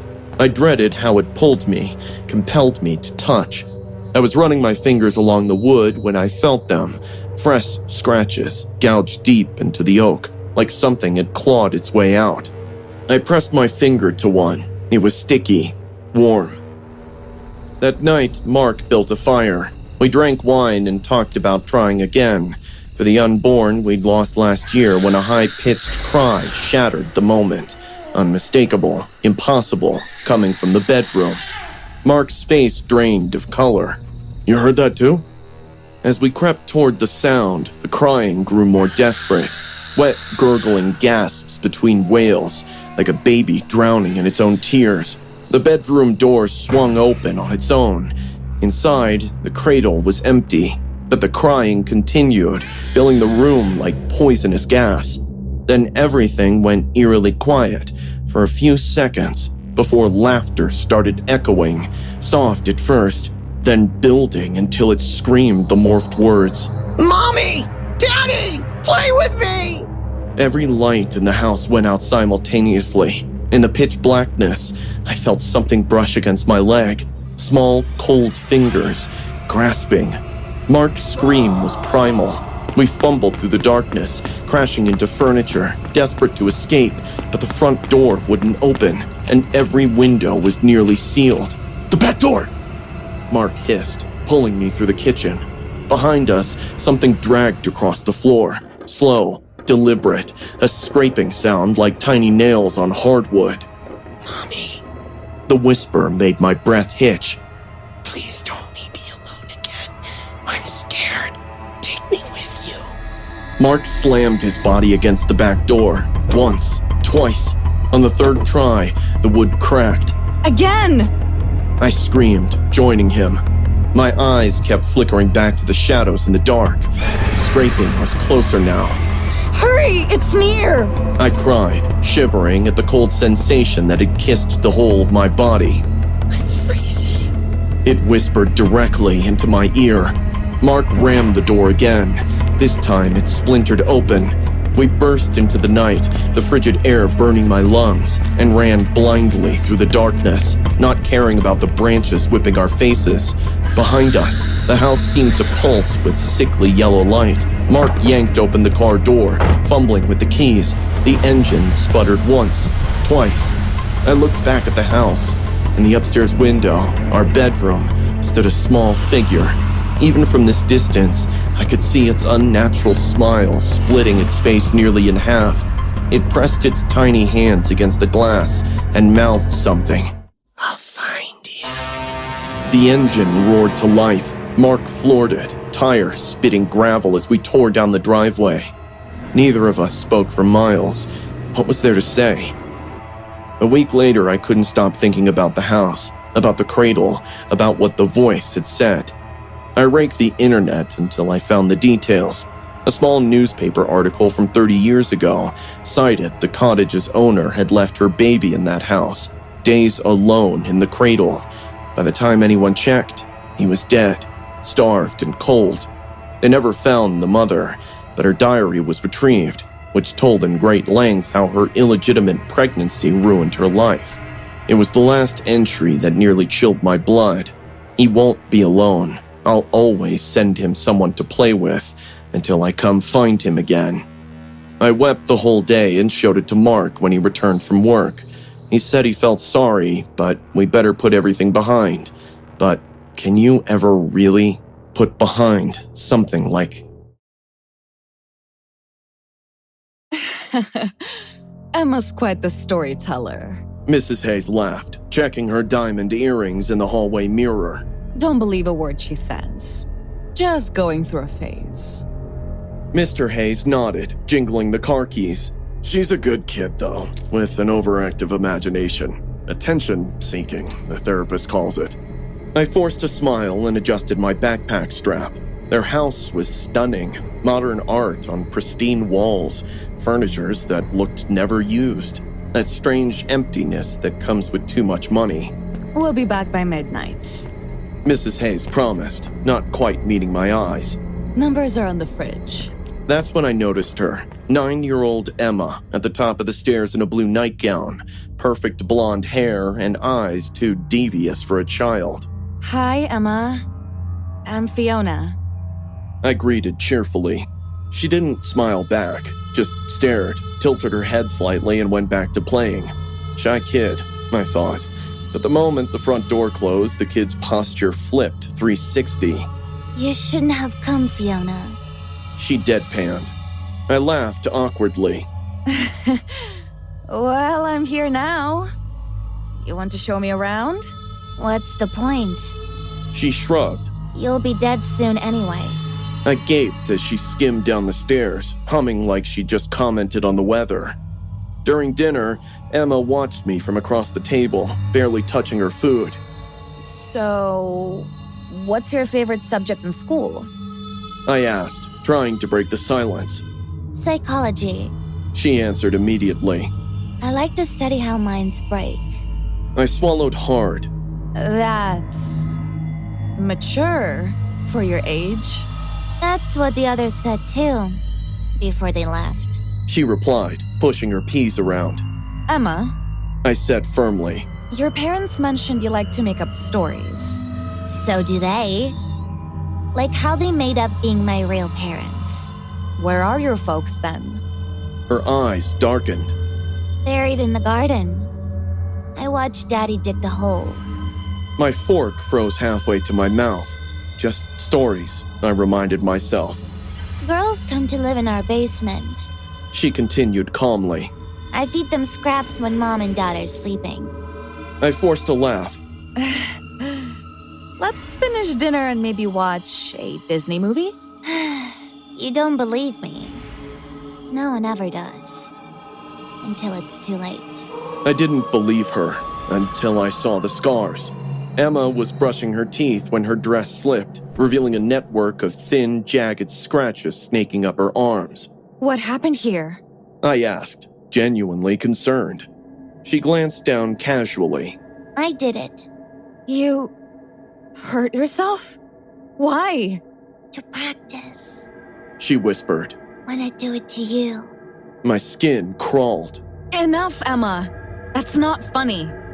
I quickly washed her up and led her to her bedroom, choosing to remain silent.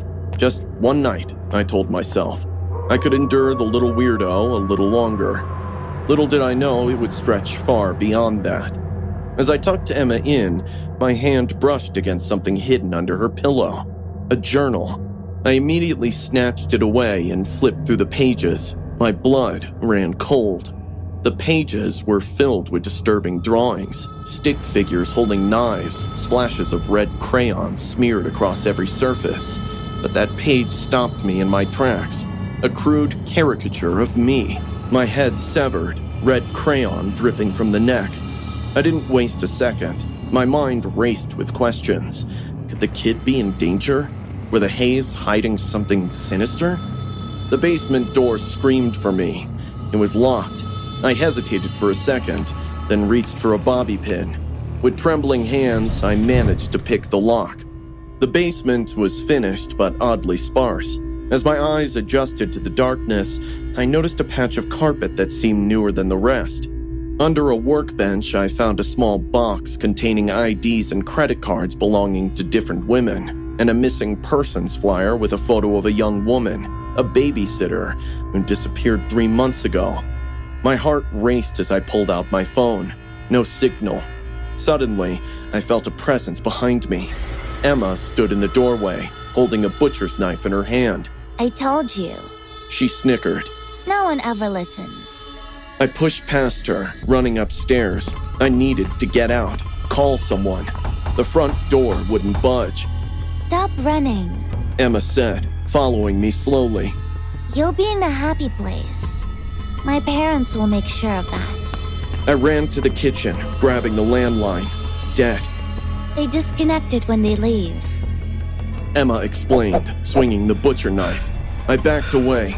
Emma, stop it! You're sick! And you're the cure. We do this every few months. Trap somebody disposable. See what happens. We? My voice cracked. Right then, I heard a car pull over in the driveway. Mr. and Mrs. Hays are back. Me, Daddy, and Mommy. Emma whispered. I started with Mom and Dad. Daddy didn't stop me. Said we had to protect the family name, the estate. Heavy footsteps moved closer to the porch. They like to watch the videos after. Emma continued, eyes darting to a tiny camera in the smoke detector. To see how long the babysitter lasts. I heard the main door open. Emma, you need help. Your parents are wrong. I demanded. You should hide. That's what the last one did. She lasted almost an hour. I ran for the bathroom, locking the flimsy door. I could hear Emma outside, giggling. She's in there, Daddy. Go get her. The door handle rattled. I climbed into the small window, forcing my body through. I tumbled onto the lawn and ran toward the road, blood soaking my sleeve. The last thing I saw before jumping the cab was the Hayes' porch light flicking on, and 2 silhouettes stepping out on the porch. I made an anonymous 911 call to report the Hayes after that night. I'm still hoping to see their arrest in the news, but deep down I have this feeling. People with money can get away with anything. The bus screeched to a halt in the middle of nowhere. The brakes wheezed like a dying animal.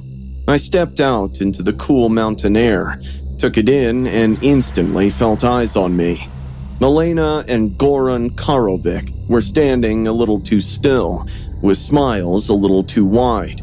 A lean, pale girl who looked like she has just recovered from prolonged sickness stood beside them.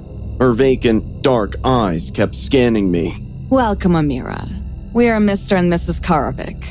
And this is our daughter, Anna. Her voice thick with an accent that wrapped around my name like fog. Hope you have a nice time here. The house was old. The wood of its bones creaked beneath my feet. I noted there were no mirrors on the walls, no clocks, only the sense of herbs and of something decaying, lurking underneath like meat left to rot on the counter. Dinner was awkward and heavy, the kind of food that sits in your stomach like a boulder. Mr. Karovic kept tapping his fingers the entire time we ate. It was making me annoyed, but I had to pretend with a smile. Milena pressed a cup of tea into my hands after dinner. You sleep now. Tomorrow we show you the village. I didn't want to drink it, but I promised myself I'll let go of my worries and enjoy my first solo eye trip. I was dead asleep when sounds of hushed voices woke me up. At first, I thought I was dreaming, but then the words took shape, something low, guttural, rising and falling like a chant. I tiptoed to my door and crouched down to look out from the keyhole. The hallway was dark, except for some candlelight, and in that light, I saw them, Milena and Goran, circling Anna, forcing something into her mouth and chanting. They were chanting in that creepy language, and it made my skin crawl. I must have coughed or made a noise because they stopped and turned towards my door, but I held my breath until my lungs burned, and eventually, after many agonizing seconds, the chanting began again. Next morning, everything felt back normal again. Milena hummed while frying bread in pork fat, acting like nothing had happened. They even took me to a tour of the village, but it turned out to be quite disappointing to me. The empty streets, shutters pulled down on almost every window, no kids playing on the streets, made me even more doubtful. Did I choose the wrong host? Back in my room, I began looking for answers. I examined the space around me, trying to find proof of travelers before me who had stopped to stay with the Karovics. One drawer in the nightstand was stuck, and after a few moments of struggling with it, I finally managed to pull it out hard enough to pop it free. Inside was a stack of the same student-like photos of people like me, smiling faces beaming from a time when the world didn't look down on them with their fears of the future or obligations. As I flipped the stack, the pictures kept getting worse and worse, with their features becoming washed out like wet paint smeared over canvas. When I reached the last photo, just Milena, grinning, her eyes black as pitch, and written below, "She carries us all." My hands shook, and I realized something's very wrong going on here.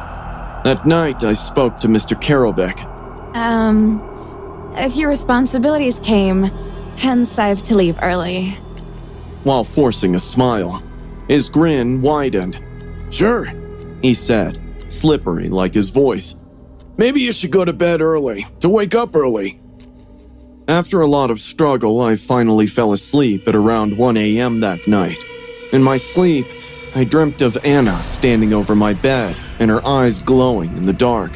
I woke up choking, my sheets damp and covered in small, muddy handprints.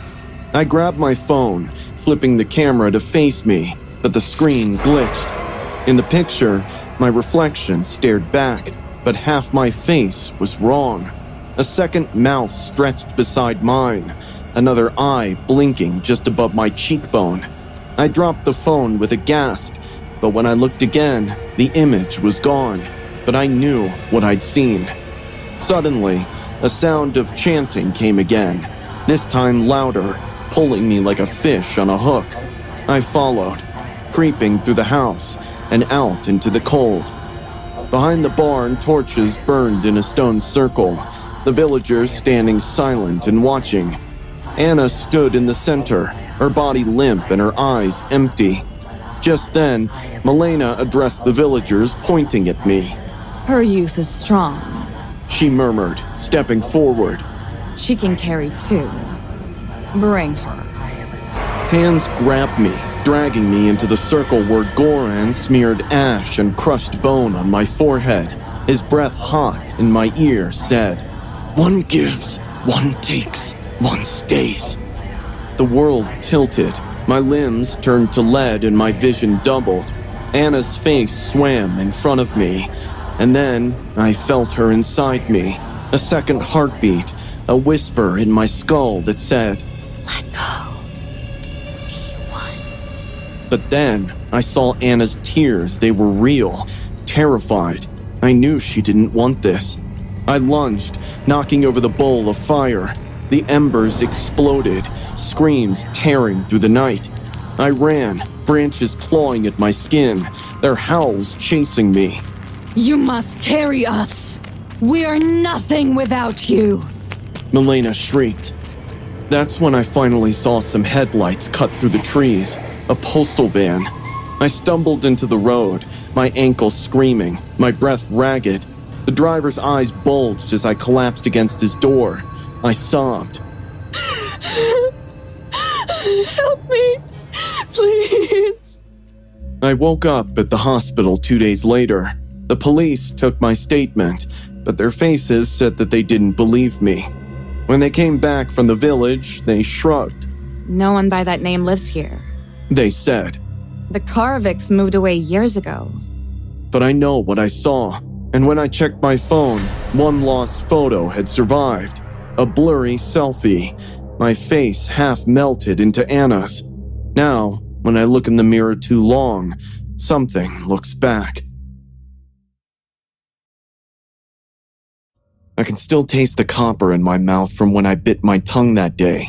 The words, "I barely know you," had tumbled out before I could stop them, leaving Colin standing there, face twisted and hurt in front of hundreds of our classmates. I never meant to embarrass him like that, but his proposal came out of nowhere. The truth was, I really didn't know him. He was just that quiet kid from chemistry who'd barely spoken 10 words to me before deciding to flash a giant "Prom, Amber" sign during the middle of the inter-school soccer match. Colin didn't go crazy at the rejection. He didn't cry or yell or hurl his flash mob at me. He simply turned around and walked away, shoulders hunched, but back rigid with dignity. I should have gone after him, told him it wasn't personal. Instead, I laughed with everyone else and continued enjoying the game. After all, it was supposed to be just another cringy high school moment that would fade like a minor bruise. I had no idea it was only the beginning of my worst nightmare. The first note appeared exactly 7 days later, folded neatly inside my calculus textbook. "See you at prom. I'll be ready." It read in barely legible handwriting that had sent a chill down my spine. I showed it to Caitlin and Maya during lunch. Both of them froze before brushing it off like it was a minor inconvenience. Looks like someone can take a hint. Caitlin snorted. Whatever. Just a loser being weird. Maya shrugged. But then came the texts. All of our phones chimed simultaneously during history class, drawing annoyed looks from Mr. Harrison. The message made my blood run cold. Pretty girls always dance before they fall. The school administration hauled Colin into the office immediately after we reported him. Jordan, from student council, told me Colin just sat there with a blank face, denying everything. They couldn't pin him due to the lack of evidence. It wasn't his handwriting or phone number, so he was let off with just a warning. That night, I double-checked every lock in our house before going to bed. Nothing happened, and as another week passed without incident, we started to believe it was over. We couldn't be more wrong. Caitlin called me, sobbing 2 days before prom. Someone had slashed all 4 of her tires in the school parking lot. That same evening, Maya found her expensive prom dress cut to shreds on her bed. The fabric was scattered like rose petals across her comforter. It's Colin. She whispered, shivering like a leaf. The psychopath's plotting a payback. Nancy told me the guys had fun with him in the bathroom. I stopped sleeping through the night, started checking under my bed like I was 8 years old again. My parents dismissed my concerns when I begged for a new lock on my bedroom door. It's just school drama, Amber. Mom brushed it off. It'll pass before graduation. But it only escalated. Notes appeared everywhere. In my locker, my backpack, even taped to my car windshield. Texts arrived from unknown numbers at all hours, getting creepier by the second. Make sure the dress is red. It hides blood best. Some of them read.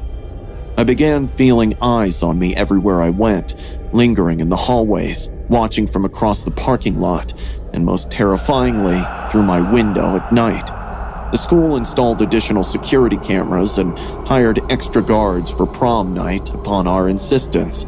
The first hour was smooth. The gym looked spectacular with its twinkling lights and elegant decorations, but everyone was on edge, scanning the crowd. Colin wasn't there. For a little while, I felt relieved as we twerked and bounced and had fun. But then, the fire alarms blared, lights cutting out completely a second later. Then, the fog machines roared to life, pumping out thick clouds that burned my throat and stung my eyes. Someone grabbed my wrist in the darkness. I screamed before realizing it was just Caitlin. We need to get out now. She yelled over the deafening alarm. That's when the firecrackers started exploding under tables, one at a time, as genuine panic swept through the crowd. Everyone pushed desperately toward the exits. I lost my friends in the stampede.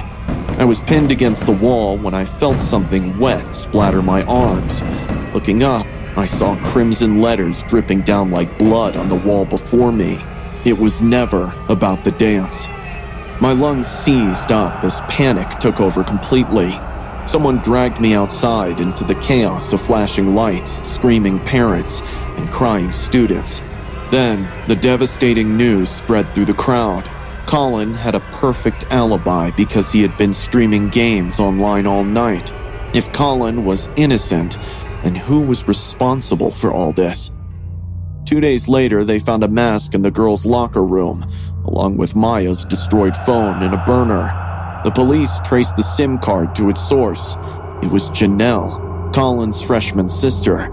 I'd barely noticed her before. She was just another shy girl who ate lunch alone in the library corner, much like her brother. They arrested her at home. Her bedroom was pure nightmare fuel. School newspaper clippings, photographs of me and my friends with our eyes scratched out, and a detailed timeline on a whiteboard. My name was circled in red, over and over and over. When they put her in handcuffs, she didn't resist, just giggled like she had expected it. They wounded my brother and thought they could walk away scratch-free. She told the officers calmly. She was sent to a psychiatric facility, so she can get well and start all over. Honestly, I'd put it behind too. Until this morning, I opened my locker and found a neatly folded note inside. You never danced, so I guess you can keep your legs. I haven't told anyone about the note. Who would believe me? Janelle is locked up. It couldn't possibly be her. But right now, sitting in my bedroom with every light blazing, I can't shake the feeling that someone is watching me, and it's giving me anxiety.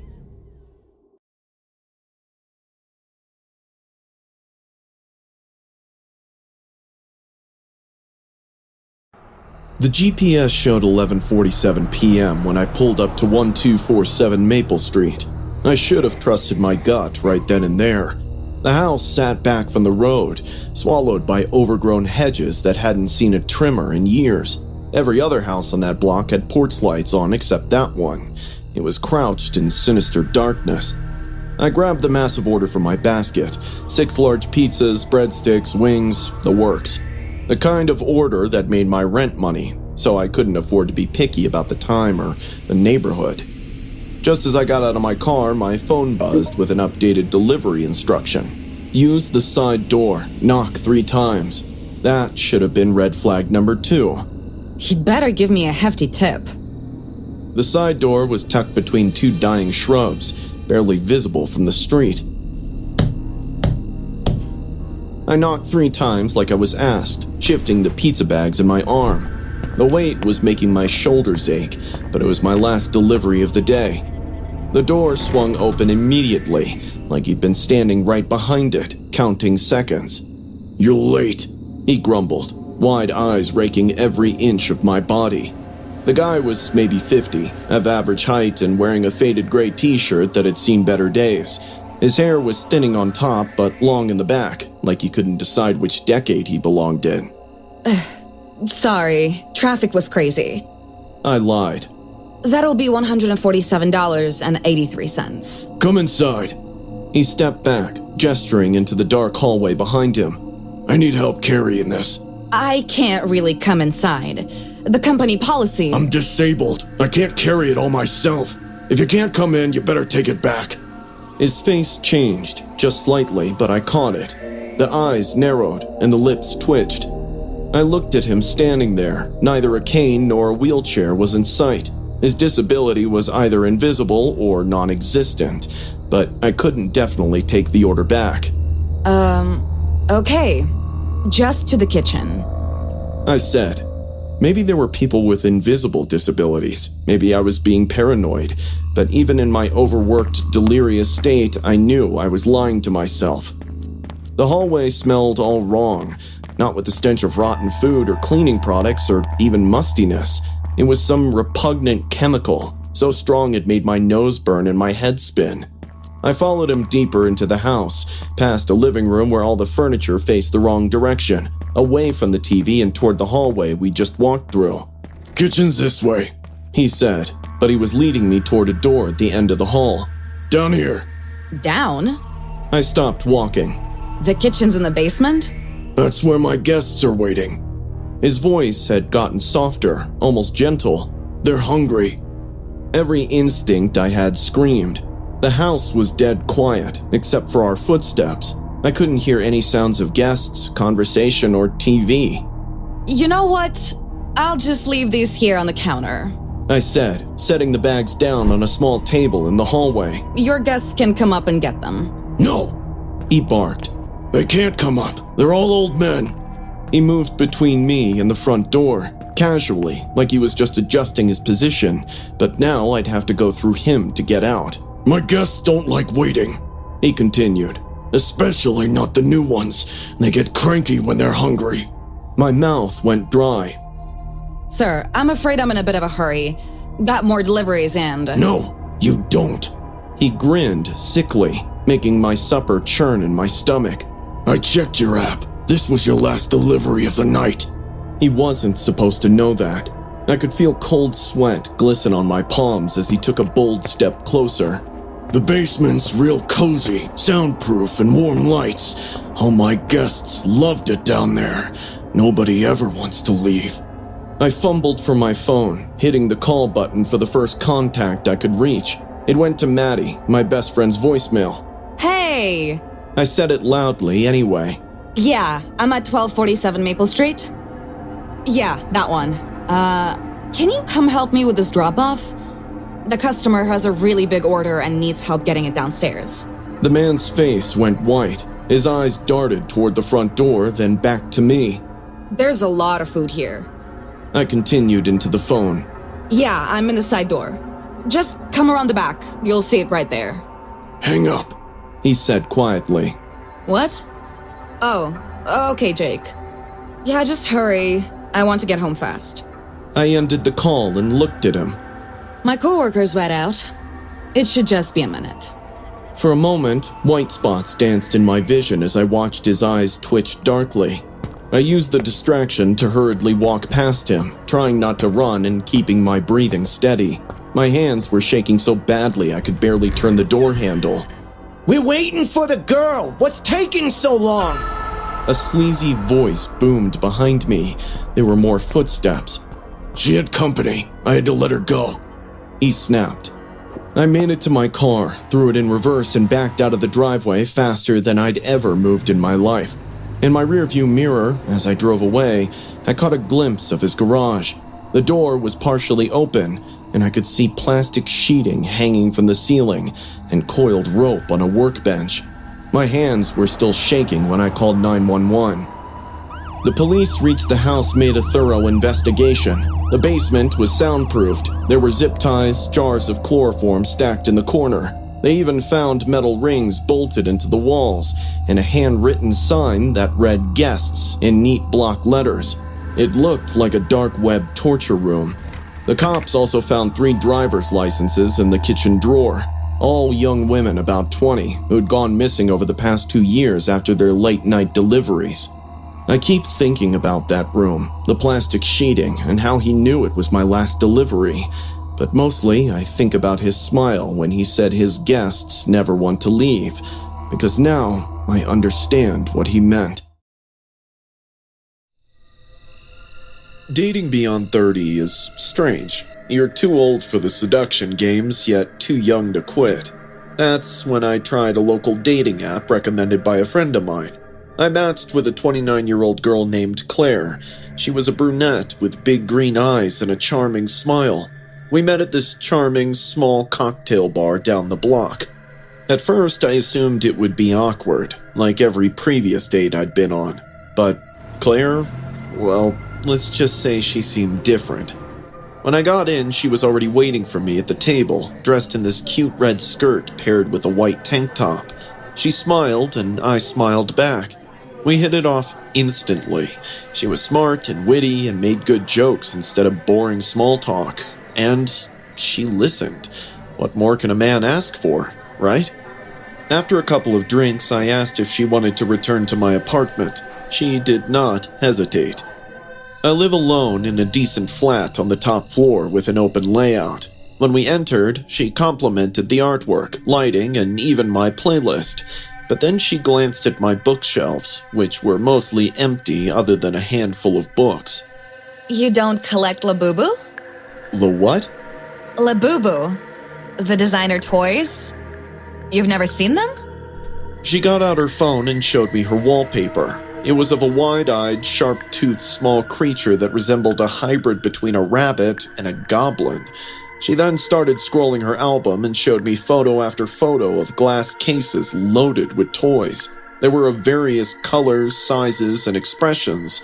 Some were smiling while others were snarling. I have over 70, and each one is unique. I tried not to laugh. Unique? And these things? Honestly, they resemble devil rabbits. Probably the creepiest toys I've ever seen. Suddenly, her smile faded, her eyebrows furrowed, as if I had deeply offended her. They're gorgeous. Simply don't get it. I shrugged and thought the best way to diffuse the situation would be to play cool. Okay, sure. To each their own. She stared at me for a second, and I could sense something had changed in her. She was no more the person she was last hour. How can you not like them? She inquired, as if she was giving me a second chance to rethink. I chuckled. Honestly, if I ever saw one of those in my house, I'd probably burn it. That was the exact moment when everything went awry. Her expression went blank, her pupils dilated, making her eyes scarier. She stood up slowly and walked to my kitchen counter without saying anything. I watched her pick up the sharp knife that I had left out while cutting limes earlier. I laughed nervously. Okay, are you doing something right now? 'Cause she shushed me, putting the knife on her lips. I brought you one. She whispered. What? She dug into her large tote bag and took out a miniature Labubu figure, jet black with scarlet eyes. She placed it on the counter, close to the knife. I wanted him to meet you. I felt my chest tightening. Okay, Claire, enough of your jokes. Put the knife down. She did not move. Her eyes twitched like she was trying too hard to control herself. Then, in a low, shaking voice, she spoke. He heard what you said. You should apologize. I backed up, totally furious now. I'm not apologizing to some crappy toy. Just Miss Psycho is obsessed with it. My phone was on the couch about 10 feet away. I tried to remain cool. Look, it's late. You should probably leave.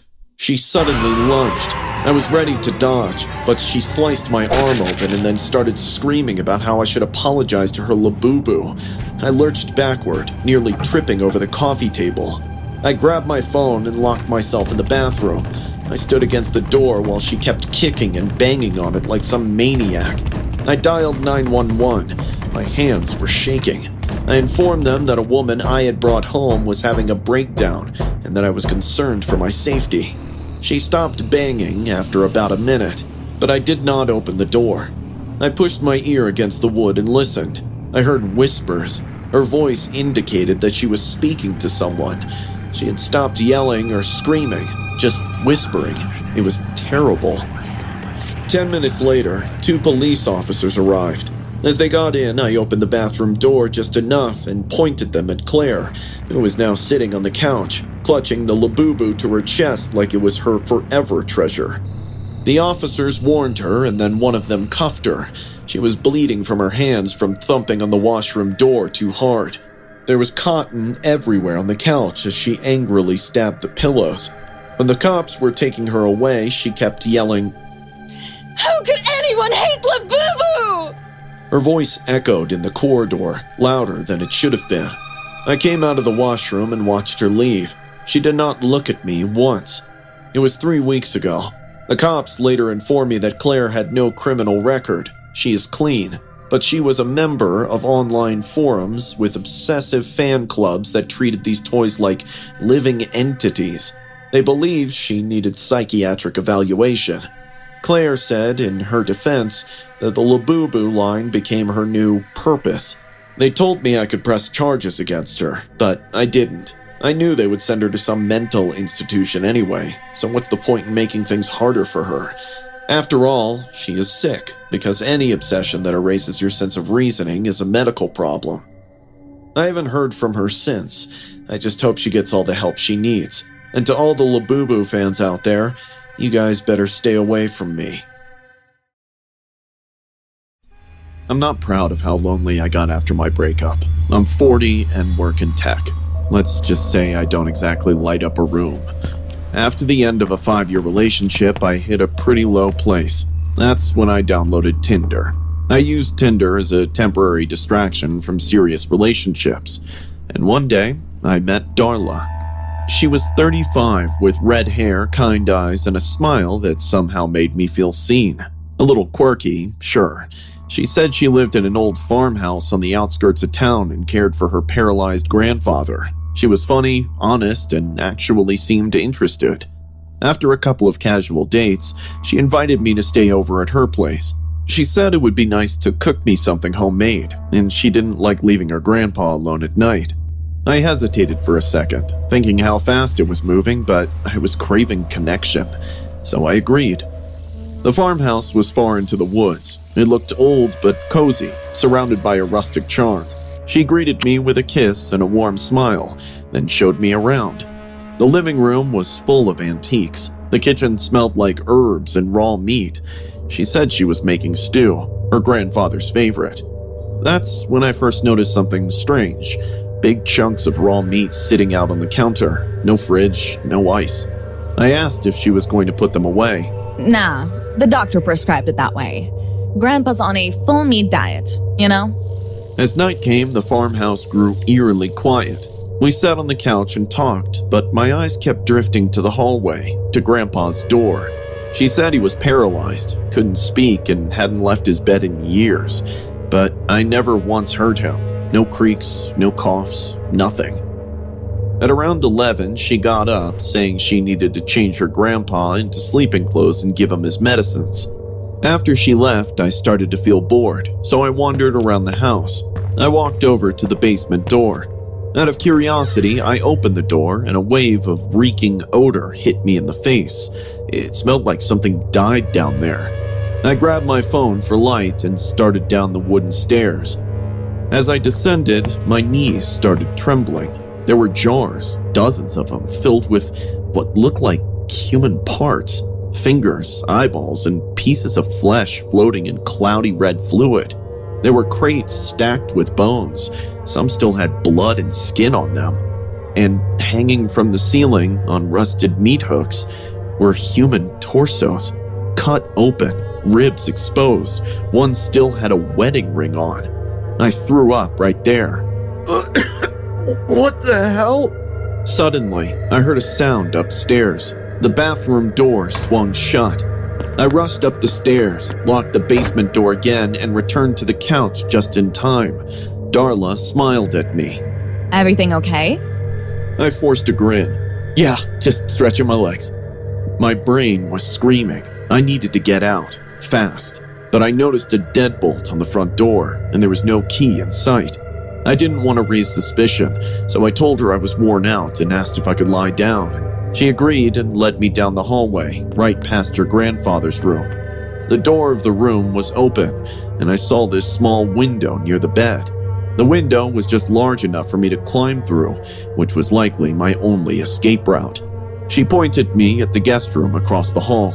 I'll be back in a minute with blankets. Just make yourself at home. As soon as she left, I tiptoed into Grandpa's room. It was pitch black. I used my phone again, low brightness. He was lying in bed. His face was hidden behind a curtain hanging from the ceiling, like in hospitals. There were stacked up plates under his bed with flies buzzing on them. My blood curled thinking I was in the same room with the cannibal. I kept my eyes on him and moved toward the window. It was old and stiff, but I managed to slide it open inch by inch without making much noise. I was almost done when I heard slow, raspy breathing coming from the bed. I froze. I looked back, and without warning, the man's head turned. It snapped to the side like a doll. His eyes opened wide, and I swear on my life, he smiled. Not a soft smile, a grotesque, crooked grin that stretched too far. His teeth were sharp and filthy, like they'd grown past what was human. I panicked and climbed out the window, scraping my arm on the way down. I didn't stop to look back. I just ran through the woods until I hit the main road. I hitchhiked to a gas station from where I called the cops. They went back to the house that night. Here's the part I still don't understand. When they got there, the house was empty. Darla, Grandpa, and the horror in that basement were all gone. They said the place hadn't been lived in for years. They showed me property records. The last listed owner was a man named Roy Miller, a butcher. He had been paralyzed after a farm accident in the late 90s. He died in 2003. And Darla? There was no record of anyone with that name connected to the property. No license, no social, nothing. I check the news every week for stories about missing men, and I can't use dating apps anymore. But sometimes, at night, I'll dream about that house. And in the dream, I'm back in that room, staring into those wide, dead eyes of that old cannibal as the broken grin slowly stretches across his face.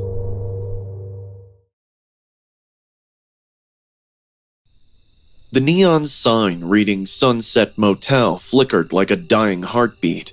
I sat in my dead Honda, staring at the place that looked like every horror movie's opening scene. But at 2 a.m. on a deserted highway with my phone at 3% battery, this dump was my only option. The desk clerk barely looked up when I paid cash. His eyes were bloodshot, and he smelled like stale cigarettes. The room was exactly what I expected. Brown carpet that squelched under my feet, a bedspread that probably hadn't been washed for years, and walls thin enough that I could hear every movement from neighboring rooms. But I was exhausted. The bed would have to do for a few hours until the tow truck could come at dawn. I'd just kicked off my shoes when somebody knocked on my door like they were in grave danger.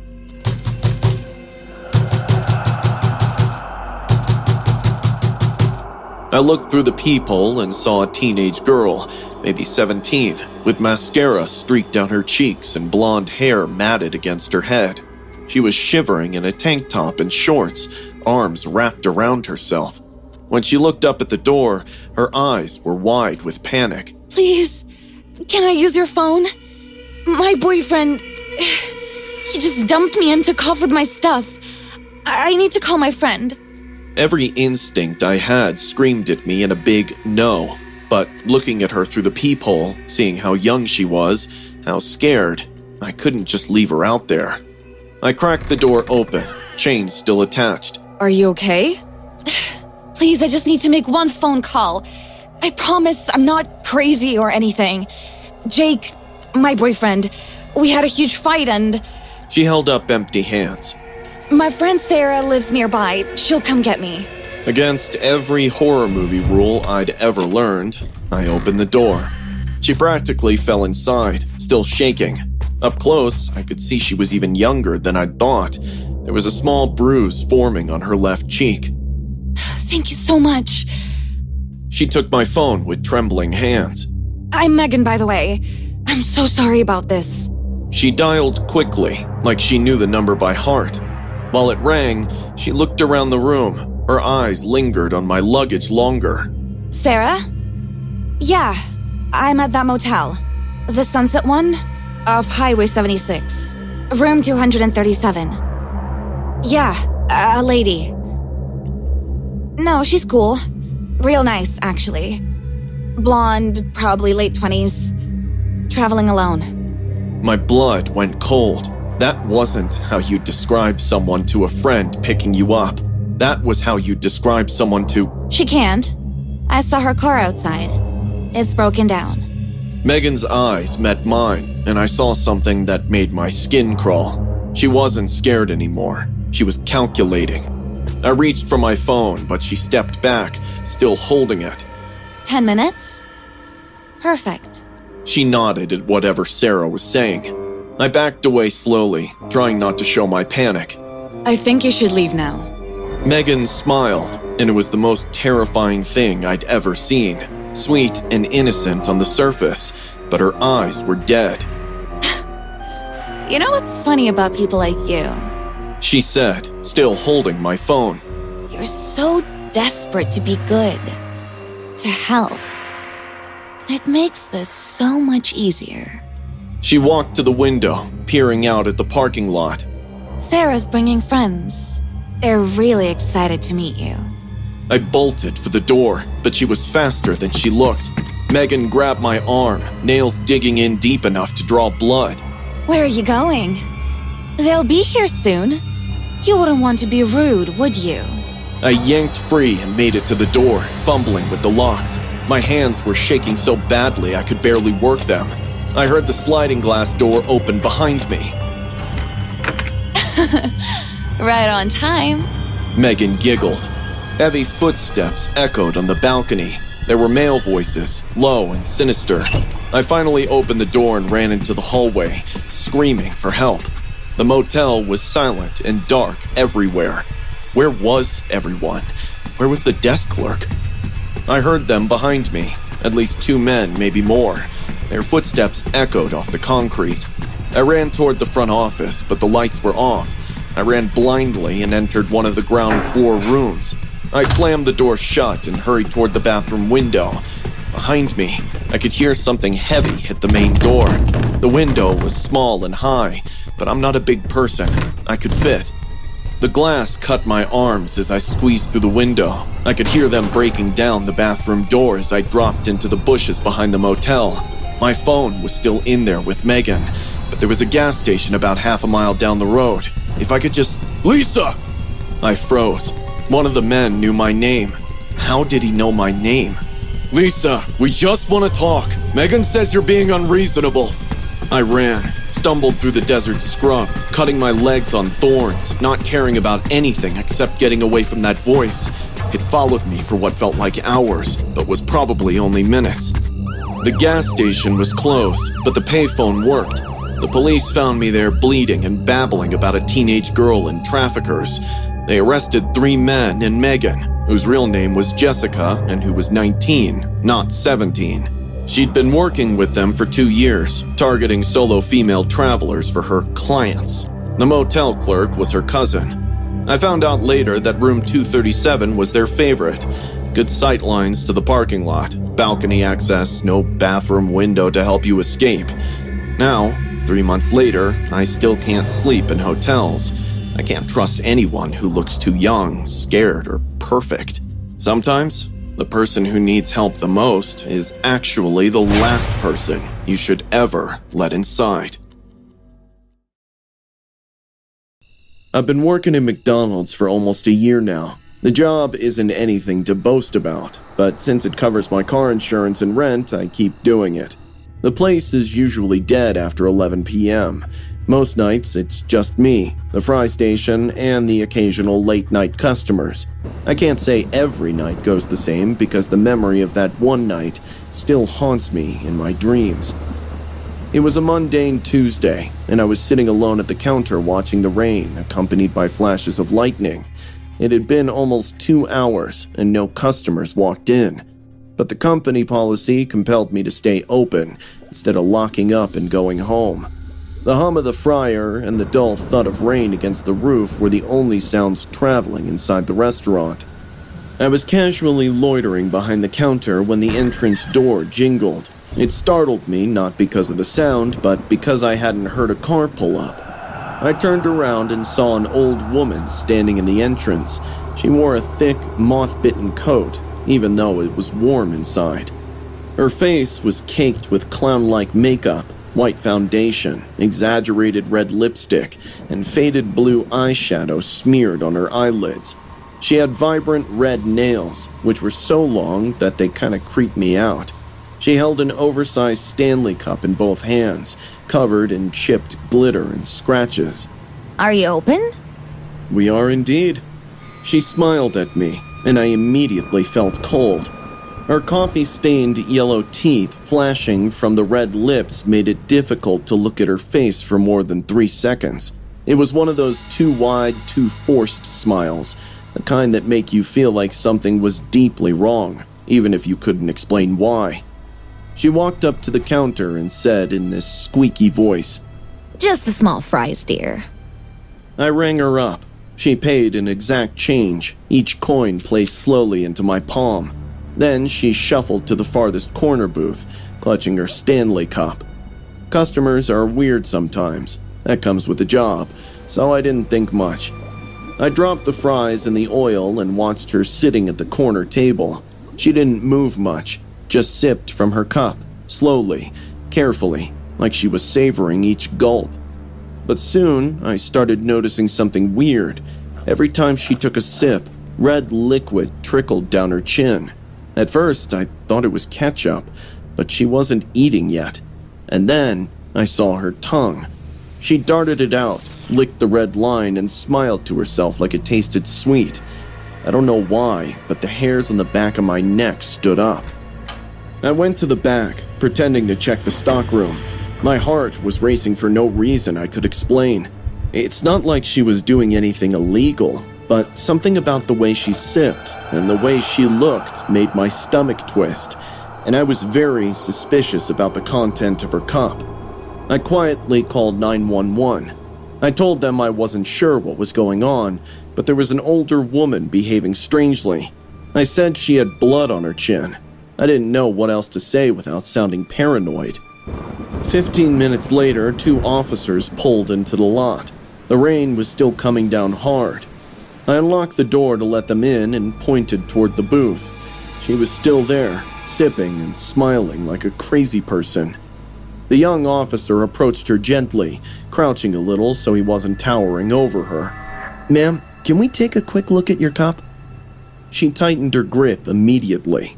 It's mine. I need it. I'm still drinking. The older officer stepped in. "We understand. We just want to make sure everything's okay. Please?" It took a full minute, but eventually they convinced her to hand it over. Her hands were shaking. She looked like she was about to cry. As soon as they took the lid off, the younger cop reeled back. My body went into shock mode as I found out what was inside. There were severed human fingers floating inside the cup. It looked bloated and probably belonged to a man. The water in the cup turned red, and blood was dripping from the fingers. The woman first stared at the cup and then turned her gaze toward me. She knew I was the one who called the cops. A cruel smile appeared on her face. I cleaned them for him. He touched her with those fingers. I had to make it right. The officers quickly placed her under custody. She didn't resist. She just kept mumbling to herself.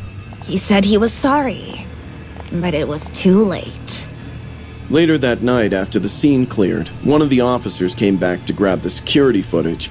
I asked him if she was mentally ill or something. He gave me a grim update. Her name's Eleanor Kessler. We found her husband dead at their house. Eleanor butchered him for cheating on her with his secretary. That cup she brought in? That was his anniversary gift to her. The cup is custom made, engraved, and has a capacity of nearly 40 ounces. He paused. According to her, it holds more than we could imagine. That was the last thing he said before he left. I didn't finish my shift. My manager came in early to relieve me. I didn't go to work the next 2 days. I kept thinking about the red line on her chin, the way she licked it with that sick, satisfied look in her eyes, the way she clutched that Stanley cup like it was more important than her life. It's been 3 weeks now. I still work at the same McDonald's, but I can't walk past that corner booth without glancing twice. Some nights, I'll think I see her there, just for a second, sitting with her coat zipped up to her chin, watching me.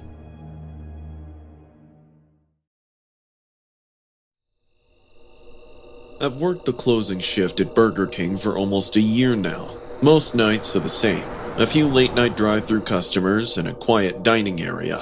But last Tuesday wasn't like the others. I was alone in the front, mopping the floor near the soda machines. All I could hear was the hum of the freezers and the occasional thunder outside. I was hoping to leave early when the doorbell jingled. I looked behind, assuming it was someone trying to sneak in last minute for a Whopper. But it wasn't the usual drunk adults. A little boy, maybe 6 or 7, barefooted and completely drenched in the rain, was standing next to the entrance. He wore a torn white shirt with muddy stains. His face was down and rainwater was dripping from his disbelieved hair. I could barely see his face. "Hey, kiddo, you need something?" He didn't respond, just slowly raised his hand and pulled out a skipping rope from the back of his shirt. He took a few steps in and started hopping from chair to chair, slowly. He started humming this eerie tune. I can't even describe it. Like a nursery rhyme being played backwards on a toy piano. Soon, a spooky sensation began to permeate my body. Who is this kid? Why is he out so late? That too in such weather. He was totally unbothered by my presence, continuing to hop and hum. "Hey, kid?" I called out, trying to keep my voice calm. "Are you all right?" Suddenly, a bolt of lightning flashed nearby, and the electricity cut out. The restaurant sank into darkness, and the only source of light was the street lamp close by. I was shocked when I realized how come the street lights working yet the restaurant's lost power. When I looked back, the kid was gone. I thought he must have left, so I turned on my phone's flashlight to take a quick look at the electric panel inside the storeroom. But just as I flashed the light on the floor beneath me, I saw bloody footprints leading from the corner where I last saw the kid to the kitchen. My heartbeat got rapid. How was this possible? The kid walked past me and I didn't see him. A suspicion grew in my mind as I began following the footsteps. Once I stepped into the kitchen, I saw the kid again. He was standing near the back door, watching the rain with his back facing me. "Hey, where are your parents? Do you want me to— Why did you let me die?" My jaw dropped hearing his question. Let you die? You let me die. You didn't save me, and you could have. He kept talking without looking back at me, and it made no sense. I've never seen this kid in my life. I don't know why he's here and what he wants. And above it all, he's saying he's dead. I realized this kid must be sick or not well mentally. I started walking closer to him, saying, "Look, kid, I'm gonna call the cops for you and they'll take you to your parents. Can you tell me where you live?" Just as I took small steps toward him, my eyes suddenly darted at the floor under his feet, and I noticed drops of blood. Blood was dripping on the floor, and it was dripping from the kid's body. Slowly, the dripping grew denser and faster. The entire floor went red with blood in seconds. I stopped and watched the kid shake, making bone-chilling cracking noises. His head twitched like he was having some kind of reset. Fear engulfed me, and I started backing away. Something at the back of my mind whispered into my ears that it might not be a good idea to get near him. The kid, still facing his back at me and dripping blood on the floor, said one last time, "You shouldn't have let me die." I wanted to scream back, saying I never knew him. He might have been mistaking me for someone else when he turned around. First, I noticed his face. His eyes were huge and exuding a black liquid. The skin on his face was filled with blue veins that might pop at any minute. And then I saw his torso. His stomach was sliced open with his entrails hanging out. Now I understood why he bled so much. He raised his one arm towards me and started taking smaller, robotic steps, repeating the same words. I was dumbfounded with the entire scenario unfolding in front of my eyes. I was so stunned that I forgot to run. As the kid kept getting closer to me, his entrails started falling out. The squishy sound numbed my ears. A stench of blood, sweat, and something burning made the air unbreathable. First, his intestines fell out. Then, one by one, his internal organs. It was like witnessing a horror movie happening in real life. He broke down on the floor, yet kept crawling towards me, raising his arms like he wanted to get a hold of me anyhow. And when he was just inches away, his bloody little finger touched my feet. It was the coldest touch I've ever felt in my life. I couldn't keep my body steady anymore. I let out a blood-curdling scream and fainted. I woke up in the hospital 2 days later with nausea and a high fever. The Burger King manager came to see me. I told him everything I saw and felt. His face darkened with sorrow. He revealed a lesser-known tragedy, reassuring me what I saw could be real. He said years back a kid went missing from a birthday party at our Burger King restaurant, suspected of being kidnapped. His mutilated body was found in a ditch, and the kid's parents left no stones unturned. During interrogation, a cashier told the cops about a tall, lanky man following the kid, but he ignored the guy, fearing he'd offend a valuable customer. That was the moment the kid's question made sense to me. He blames us for his death, and honestly, the Burger King employee did let him die. I didn't quit my job. Instead, I changed my shifts. Now we keep a photo of the kid in the restaurant, hoping one day someone comes forward with information about his murderer. My name is Linda. I'm 25 years old and I work the night security shift at Glenglow Amusement Park. It's an old, nearly forgotten park at the edge of a forest, just outside town. Most nights are quiet, a little too quiet. When the rides are closed and the lights are turned off, all I can hear is creaking metal, accompanied by rustling wind. But every now and then, I believe I hear the carousel music start up by itself. It doesn't last long, yet it sends shivers down my spine. I've had weird nights before, sure. Drunk teenagers sneaking in, raccoons setting off motion sensors, and even a homeless guy once slept inside the house of mirrors. But nothing, absolutely nothing, could have prepared me for what happened last Tuesday. It was around 2:15 a.m. I was on my second round. I had a flashlight, a walkie, and my phone. The air felt colder than usual, and there was a strange coppery smell, like rust. I tried to ignore it. I passed the empty food court, the arcade building, and the spinning teacups. Everything was dead silent, like usual. But when I reached the haunted house ride, I saw someone crouching in the dark. In the shadows by the mechanical shed, someone was close to the side of the ride. I thought it was the older night watchman, Derek. He's the only other human in that park besides me. But as I took a few steps closer, I realized I didn't know this man. He was crouched down, doing something. I heard a soft groaning, not from a man, but from the ground beneath him. It sounded like someone was in pain.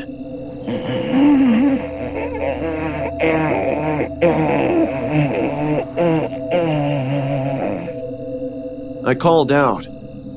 Hello? Who's there? The man didn't answer. He stayed crouched, like an animal over its prey. My hand tightened around my flashlight as I approached slowly. Suddenly, I stepped on a twig and made a loud crack. The man turned around. I stopped. His face. God, his face. It was pale and stretched. He had this sick grin with too many teeth to count.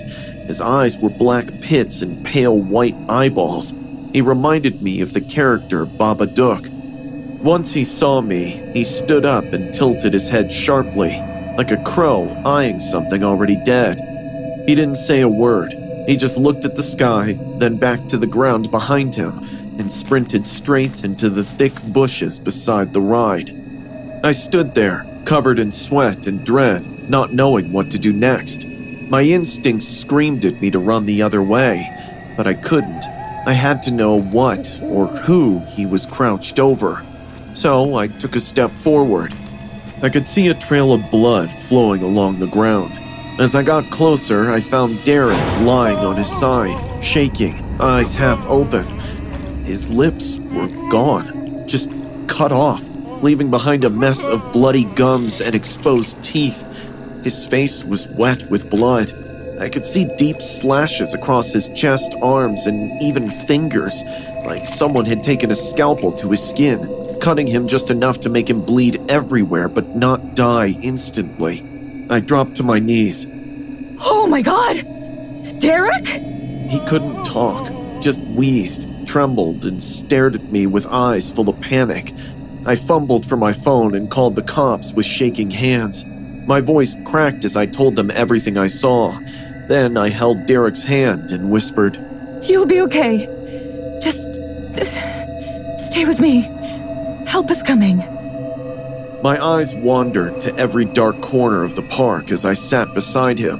I didn't want to leave him alone, even for a second. Every sound made me flinch. The rustling trees, the creaking rides, the wind whistling through the gates. I kept thinking he was going to come back, and how would I protect myself and wounded Derek if he did? But fortunately, he didn't. The cops arrived within 10 minutes. I waved them down with my flashlight. When they saw Derek, they called for medics immediately. 3 officers stayed behind to investigate the park. They split up, flashlights in hand, moving fast but cautiously. I couldn't hear much from their radios, but I did hear one thing. They found him. The man was hiding in the park's underground maintenance tunnels, a series of old access halls running beneath the rides. Most of us never went down there. He was curled up near a pile of blankets and old candy wrappers, surrounded by stolen park food, children's toys, and worse, what looked like blood-stained tools and bits of hair. The police cuffed him, but he had no fear in his eyes. Instead, he began narrating a creepy children's rhyme like a psychotic person. Tiptoe Tim with his hollow eyes creeps at night when the robin cries. One by one he counts your toes, whispers secrets no one knows. Hide your dolls and lock the door. He drags his feet across the floor. Smile too wide and skin so thin. Don't let little Tim come in. One officer later told me he was a missing patient from a mental asylum 3 towns away. He'd escaped 2 weeks earlier. Somehow he'd slipped into the park unnoticed, using the tunnels to move around. No one knew he was there. He must have been watching us for days. The scariest part? He could have done to me what he did to Derek. If I had arrived just a few minutes earlier, or if I'd gotten too close too fast, maybe he would have slashed my face open as well. Derek survived, barely. He spent a week in the hospital and needed reconstructive surgery. I quit that job 2 days later. Now I work at a retail store during daylight hours. No more night shifts. No more empty parks. And if I ever hear carousel music again, I walk the other way. This happened about 4 months ago, and even now I still double-check every window before going to bed. It started with a Tinder match. His name was Liam. He was a photographer, the artsy kind. His profile was filled with striking black and white portraits. Mostly people, but the way he captured emotion in their eyes, it was impressive. He was a smooth talker and our conversations were engaging. He wasn't pushy like some of the other guys I'd met on Tinder before, so when he invited me for dinner at his place, I said yes. He was excited to show me some of his unpublished work. Honestly, I was flattered. I'd been through a bad breakup recently and the attention felt nice.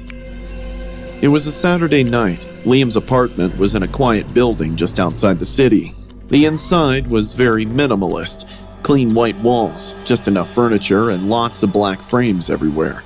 Once I started observing the photos, a weird feeling crept into my mind. That's what made me feel a bit off. The photos. There were dozens of them, lined up perfectly. Every inch of the wall seemed to have a face staring back at me. They weren't normal portraits either. They looked private. A woman brushing her teeth, a man staring out of a dark window, a kid sleeping on a couch, all black and white, all incredibly sharp, and all deeply unsettling, as none of them were looking at the camera. I remembered standing in front of one photo, a woman undressing in what looked like her bedroom. Wow. Your models do know how to pose, huh? Looks so natural. They aren't models, they're real people. He smiled, almost proud. I laughed, thinking he was joking. So how did you capture them? secretly, through windows. It's the best way, honestly. I felt a cold shiver run down my spine. He poured us wine and served pasta. I kept picking at my plate. My appetite was gone. Every now and then, he'd glance over my shoulder like he was checking the light. Then, he started justifying his peeping Tom behavior for the sake of art. You see, I don't believe in posed photos. Real emotion happens when people don't know they're being watched. That's when they're most vulnerable. I asked if he had ever gotten caught. Once, he said, sipping his wine. She was angry, but I apologized and made it up to her. That's when my gut screamed at me to leave.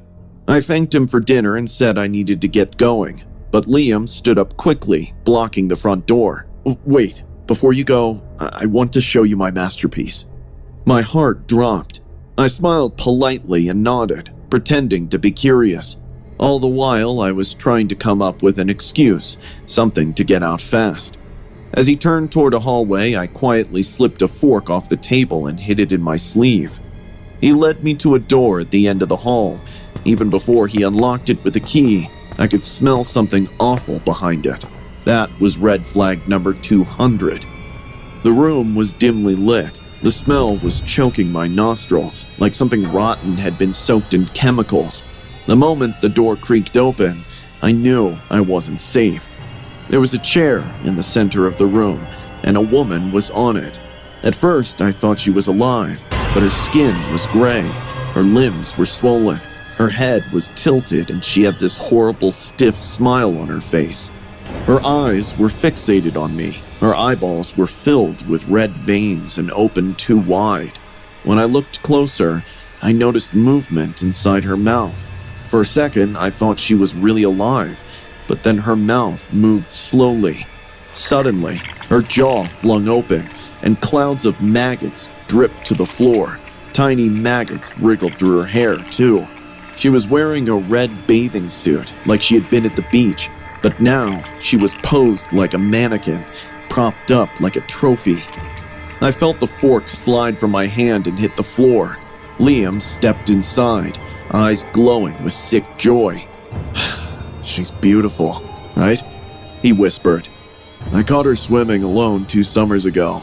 I watched her for weeks before I made my move. Look at that expression. Fear, trust, confusion, all frozen forever. I couldn't breathe or blink. My brain kept trying to tell me this was fake, a sick art piece, but it wasn't. The smell was real, the flies were real, and so was the psychopath standing next to me. He kept talking, laughing like it was the best moment of his life. Suddenly, something even more horrifying happened. I guessed it was the decomposition or the outside air getting in that room, but the woman's face suddenly slothed off her skull, revealing the rotten flesh and bone underneath. I screamed and ran for the door. Liam's voice echoed behind me. Where are you going? There's no need to be scared. I can fix this. I'll glue it up. I thought you understood me. I sprinted out of the door straight to the street. I flagged down a couple driving by, screaming like a lunatic. They called the cops while I sat shaking in their back seat. When the cops arrived, I took them back to the apartment, but Liam was gone. The girl's body, the photos, were still there. My half-eaten plate of pasta was still resting on the table. They searched for weeks, put out alerts, and talked to neighbors. No one really knew him. He had only lived there a few months, paid in cash. I believe he even gave me a fake name. To this day, they haven't found him. But here's the part that really haunts me. About a month after everything happened, I received a package, no return address. Inside was a single photograph. It was me, sitting at a cafe with a coworker. I could tell the photo had been taken from outside the window. This happened last Saturday. I had just finished my first 2 weeks of college, and my roommate Liv was determined to drag me to my first frat party. I didn't want to go. I barely knew anyone on campus, and the idea of being surrounded by drunk strangers didn't exactly thrill me. But Liv had a way of convincing people. By 9:00 p.m., I was standing outside the Alpha Beta frat house, wearing one of her tops, trying not to look completely out of place. The party was loud and chaotic and smelled like spilled beer and sweat. Music blasted from massive speakers in the backyard. People were dancing, laughing, and playing beer pong. I stood near the edge of the crowd, clutching a warm solo cup of jungle juice, pretending to text someone, when I saw this guy sitting alone from the crowd. He was dressed in a green hoodie with hands in his lap and dangling his feet in the pool. While everyone else was trying to show off or hook up, he just sat there, watching. I don't know what compelled me to walk over. Maybe it was boredom. Maybe it was curiosity. Mind if I sit here? He nodded. Sure. He said his name was Mason. He was an art major and said he didn't really like parties, but came for the energy. There was something about him, calm yet uncomfortable. We talked about movies, tattoos, and the absurdity of frat life. He wasn't like the other guys here, so I let my guard down. And that was a huge mistake. Midway through our conversation, he rolled up the sleeve of his hoodie. Check this out, he said. It was a tattoo on his forearm, a creature, big round eyes, sharp teeth, tiny ears. It looked like a demonic rabbit, cartoonish but disturbing. This is Labubu, he said, touching the ink gently. I collect them, every version. We're kind of like soulmates. I tried laughing, thinking he was joking, but soon realized he was being dead serious. Oh, aren't those like creepy kid toys? He still didn't laugh. They're misunderstood. People make fun of them just to act cool. I gave an awkward chuckle and stood up. Anyway, I should find Liv. His eyes followed me as I walked away, but he didn't say anything. By midnight, the party was dying down. Liv had disappeared with some guy, and I didn't feel like waiting around. My dorm was only a 10-minute walk, and I figured I'd be fine. I put in one earbud and started heading back. It was a quiet night, empty sidewalks, soft breeze, no traffic. I remember thinking how peaceful it was. In that moment, I told myself that college might turn out to be fun. But all of a sudden, I began feeling nervous. I stopped the music and heard footsteps. Someone was walking behind me. At first, I didn't think much of it. Probably just another student heading home. But the steps didn't fade. Instead, they matched mine. When I slowed, they slowed. When I stopped, they stopped as well. I turned around. Under a streetlight, maybe 20 feet back, stood Mason. He was wearing the same hoodie. His arms were stiff at his sides. His head was slightly tilted. I blinked. Mason? He didn't speak a word, just smiled. Something about his smile made me fear for my life. He then jerked his left shoulder twice and started chanting something. It took me a moment to hear exactly what he was saying. I listened carefully and heard him saying, "The boo-boo." He spoke like a toddler who just learned to talk. "The boo-boo." My stomach dropped. What do you want? I screamed while stepping back in caution. His footsteps picked up behind me. "You made Labubu sad," he called out. I didn't waste a second more. I turned and started sprinting. I could hear him chasing me. His steps weren't even footsteps anymore. They were loud, heavy thuds, like someone running unevenly or low to the ground. He was screaming that I offended him by insulting his soulmate. My dorm was a block away. I ran across the lawn, fumbling with my keycard. I slammed on the door and swiped my keycard. At the first try, the reader flashed red. Mason was inches away. With shaking hands, I swiped again, and finally, it turned green. I yanked the door open and slammed it behind me, locking it just as his footsteps reached the pavement. He was standing right outside. I could see him through the glass on the door. His breathing was heavy and ragged. His face was blank, but his eyes looked evil. He leaned close to the door and whispered, "You made Labubu sad. You shouldn't have." I backed away, heart thudding. I grabbed my phone and called campus security. They arrived 10 minutes later, but Mason had left by then. I complained to the authority who checked on him, but that freak lied to their face, saying he never even met me. Since there was no evidence, no actions were taken against him. I thought maybe that would be the end of it. The next day at around 3 a.m. in the morning, I heard something slide across the floor. I sat up. There was an envelope on the ground. Someone had pushed it under my door. There was a photo of me in it, taken earlier that night, sitting by the pool next to Mason. In the bottom corner, written in red ink, were the words, "Labubu remembers." My hands started shaking. I threw the picture away and double-checked the lock again. I barely slept. When the sun came up, I packed a bag and went straight to Liv's dorm to stay there for a few days. But this morning, just as I was leaving, I went back to my room to grab my laptop, and I almost screamed when I entered my room. There was a pink Labubu toy sitting on my pillow. Its wide eyes stared directly at me, its jagged teeth stretched in a grin that felt too real. I threw it in the dumpster and changed my dorm. I don't know what Mason wants. I don't know if he's going to make my life miserable now, but I do know one thing. I should have never laughed at Labubu. This took place about a year ago, and I still haven't talked much about it. I won't tell my friends. Hell, even my family hasn't heard about it. I know they'll say it was because I didn't get enough sleep, that I was stressed and just seeing things, but I know what I saw. I know what I heard. I worked at a military hospital near the edge of a war zone during the night shifts. Most of the cases we got were from injuries like burns and shrapnel cuts and amputations. I got used to seeing things that would scare most people. That's how the field of medical care is. After some point, you just work like a machine to meet the needs of your responsibility. It was a quiet night until 11:50 p.m. when a new patient came into the emergency room. Someone who wasn't a soldier, no name or dog tags. Although his body was severely injured, I remembered his face the most. The left side was completely torn apart, leaving burned skin, teeth, and no eye.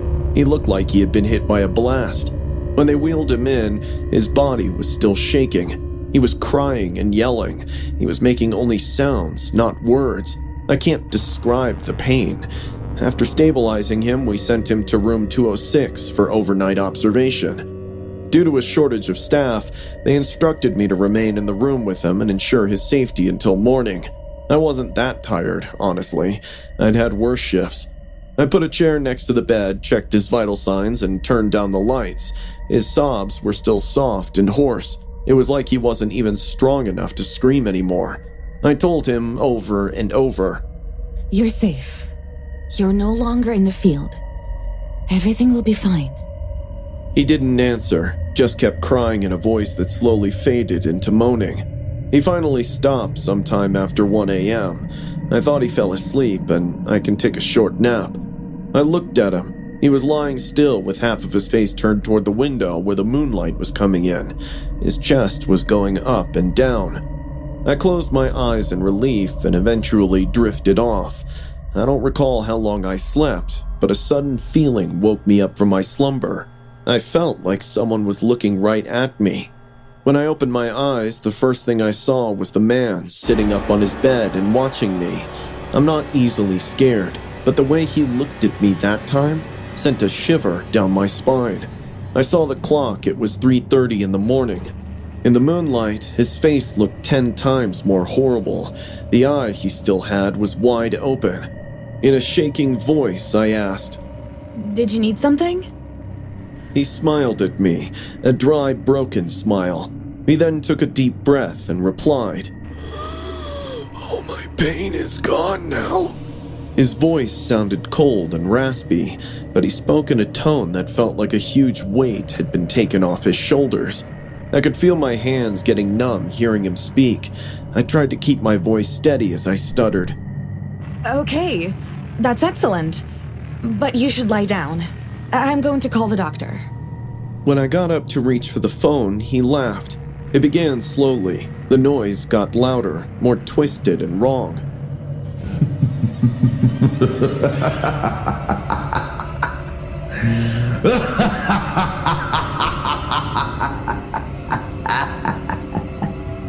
The laugh sounded like it came from a person within a person. My heart was racing as I stumbled backward and ran out of the room. I thought the patient was going into some kind of shock. I ran down the hall and found Dr. Kareem, the on-call doctor. He came back with me. He asked me how much sleep I had and said I looked pale the whole time. When we got to the room and turned on the lights, the soldier was on the bed, flat out, not moving. His mouth and eyes were wide open.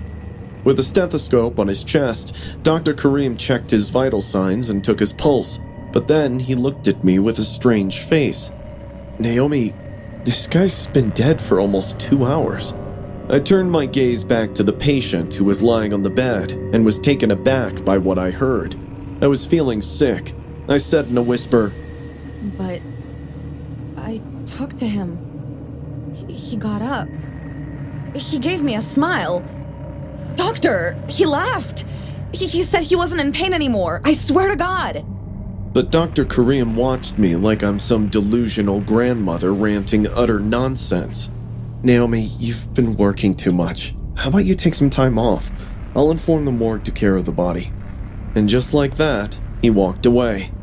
I stood there, looking at the dead patient in front of me for a few more minutes, then went back home without saying anything more to anyone at the hospital. All the way, I kept arguing with myself on whether it was a bad dream or grim reality.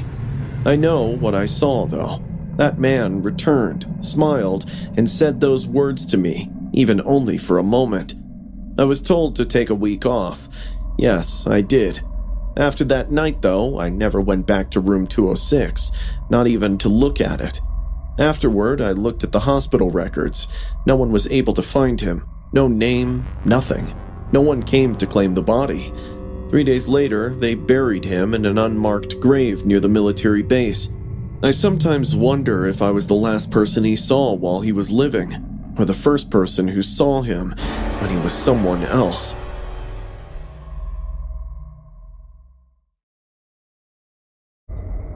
The lock clicked wrong when I closed the door behind me.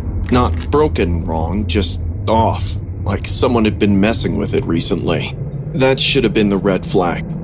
The Desert Rose Motel wasn't exactly the Ritz, but it was the only place with vacancy on this stretch of highway, and my eyes begged me to shut them ASAP.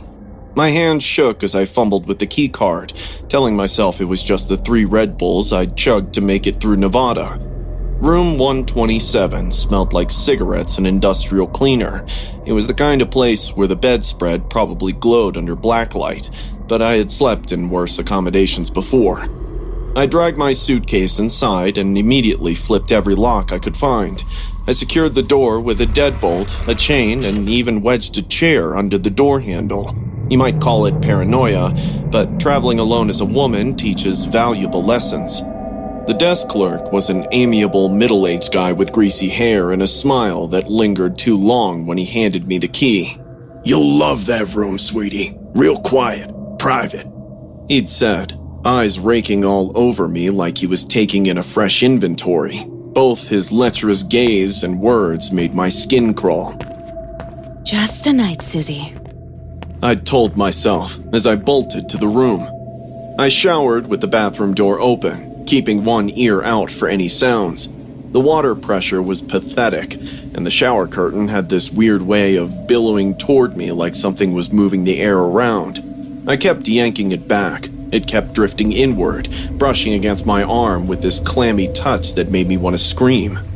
By 11 p.m., I'd convinced myself I was being unreasonable. Although it felt shady, I reminded myself that it was just a motel with people around.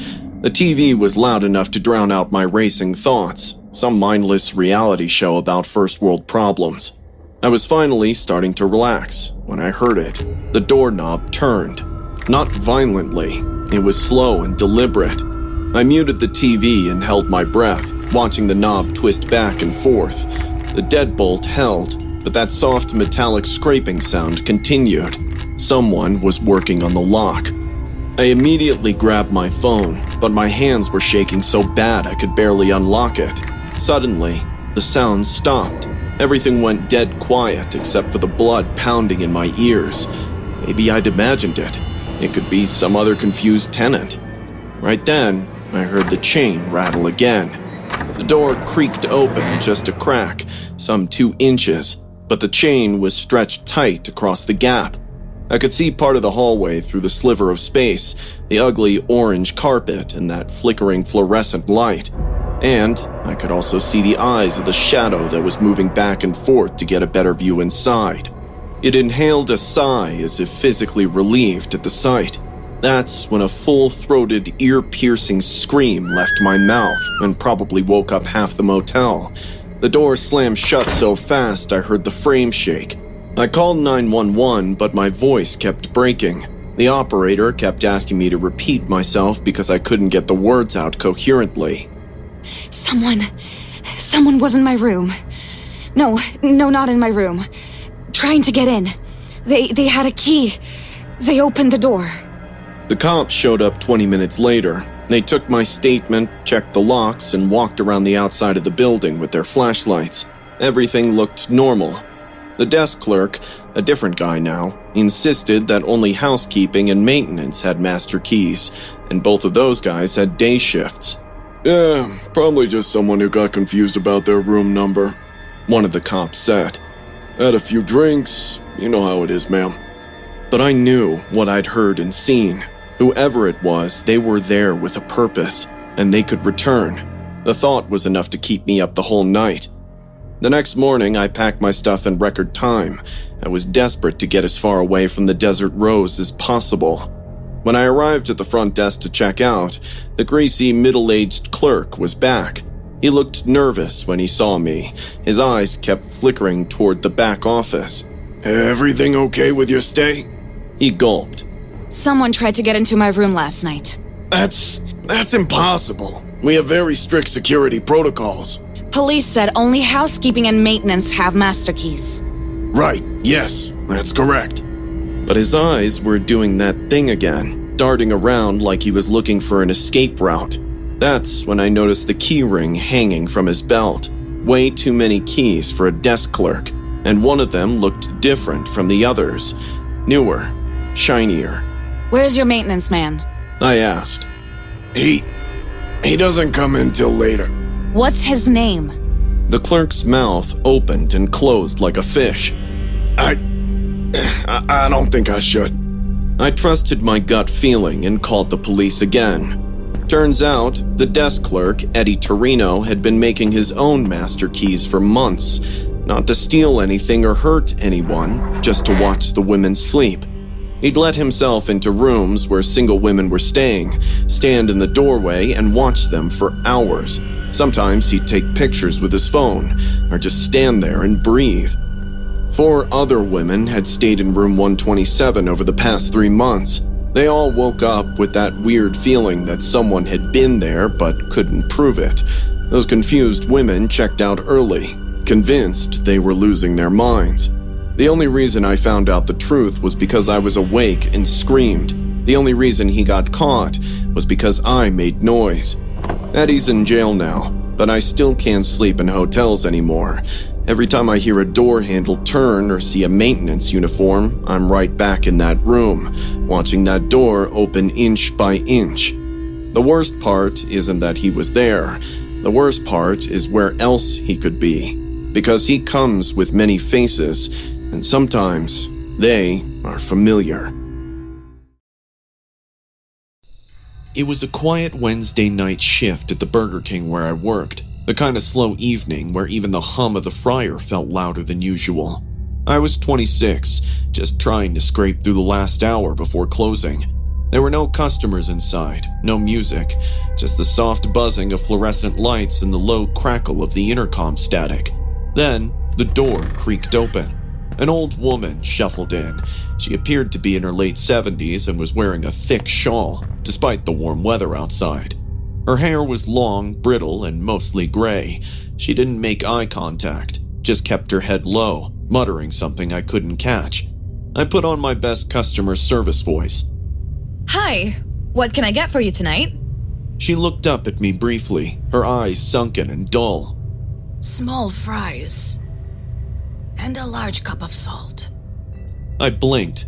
I'm sorry, did you say salt? Yes, A large cup of it. She replied, more clearly this time. I chuckled awkwardly, thinking she was joking. We don't really serve salt like that. But I can give you a few packets. I need more than packets. She snapped, her voice still soft but now edged with something sharp. I need it. There was something off about her tone. I could feel it in my chest. That sinking feeling you get when something mundane suddenly feels wrong. I hesitated but handed her a few salt packets anyway, hoping she'd just take them and leave. She stood still for a moment, staring at them like they weren't enough. Then, she ripped one open with her teeth and poured the salt directly into her mouth. No flinching, no reaction. She did it again, and again. Ma'am, I said gently. you can't just... Suddenly, she slammed her fist on the counter, making me jump. I need more. She hissed. Her lips were dry and cracked, white dust clinging to the corners. She reached across the counter, her gnarled fingers grabbing at the condiment drawer and yanking it open. Ma'am, stop! I called out, backing away. She was tearing open every drawer she could find, grabbing salt packets by the handful and shoving them into her mouth, chewing them like candy. Some spilled out, trailing onto the floor. Then she began to cough, as if it was becoming difficult for her to breathe. Still, she continued mumbling. She was speaking fast, frantic gibberish, as if she were reciting something under her breath, perhaps not even in English. She began pacing in circles, faster and faster, whispering whatever strange words came to her lips. I ran to get my shift manager, Samuel, who was in the back prepping closeout inventory. As soon as he saw her, he picked up the phone to call the police. That's when she screamed.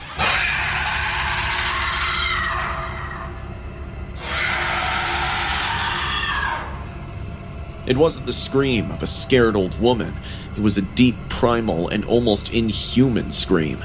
She picked up a plastic chair from the dining area, one of those lightweight ones, and hurled it across the room. It cracked against the soda machine. Samuel told me to stay behind the counter. He was still on the phone with dispatch when I peeked out again. She was gone. We searched the lobby, checked the bathrooms, and even looked outside. Nothing.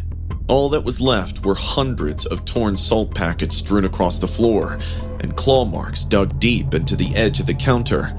I swear to God, I still don't know how she did that. Human nails shouldn't cut through wood like that. The police showed up 20 minutes later. They took our statements, looked around, and didn't seem to find anything useful. They said she might have been mentally ill, maybe on something, possibly homeless. But their contorted faces made me believe that they didn't even believe in their theories. We closed an hour later. I didn't say much. I just wanted to get in my car and drive home and forget the whole thing. But when I got outside, there was a pile of salt on my windshield, perfectly shaped, like someone had poured it deliberately, right in the center. I stood frozen, keys in my hand, heart thudding so loud I could hear it in my ears. And next to it, scrawled in what looked like fingernail scratches on the hood, were the words, You don't know what it feeds. Feeling paranoid and scared for my life, I decided to just get in the car and drive the hell out of that Burger King, when someone grabbed me by the shoulders from behind. Before I could make out what was happening, my attackers spun me around and I was standing face to face with that crazy woman. She leaned in closer to me and opened her mouth wide. The inside of her mouth was red with skin uprooted, blisters forming on her tongue, and bloody gums that made her breath smell horrible. Her teeth were rotten, and I knew it was all because of that excessive amount of salt. She must have been eating it for quite a while now. She just kept howling like a dog, stretching her mouth wider and wider each time. I forgot to scream. My vision started to blur, and I was on the verge of fainting when she slapped me hard on my face, making my lips bleed. She ran into the woods and disappeared. I don't know how I drove back home that night. I never worked another night shift after that. Samuel said he started getting calls from random numbers that would only hiss or whisper when he answered. Another coworker swore he saw the same woman standing across the street from his apartment, just staring.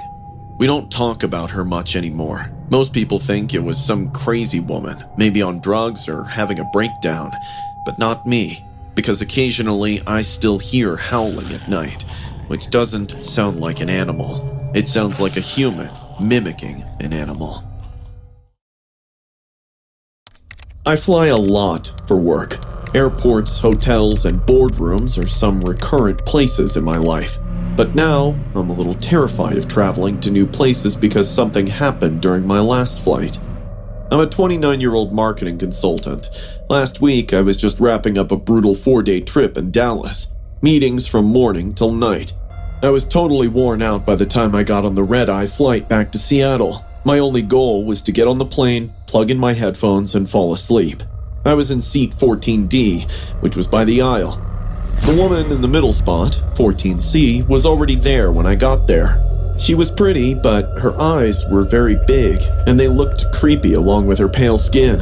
She had her hair neatly pulled back in a bun, but her smile appeared too fixed, as if she were overly aware of her surroundings. When she saw me, she smiled big and said, You look tired. I politely nodded and laughed. Yeah, it's been a long week. She tilted her head to the side and replied, You look like someone who has many dreams, but doesn't tell anyone. I took a moment to think about whether I had heard her correctly. Okay? She laughed lightly and patted the armrest between us. Sorry. I read people. Habit. That was just the start.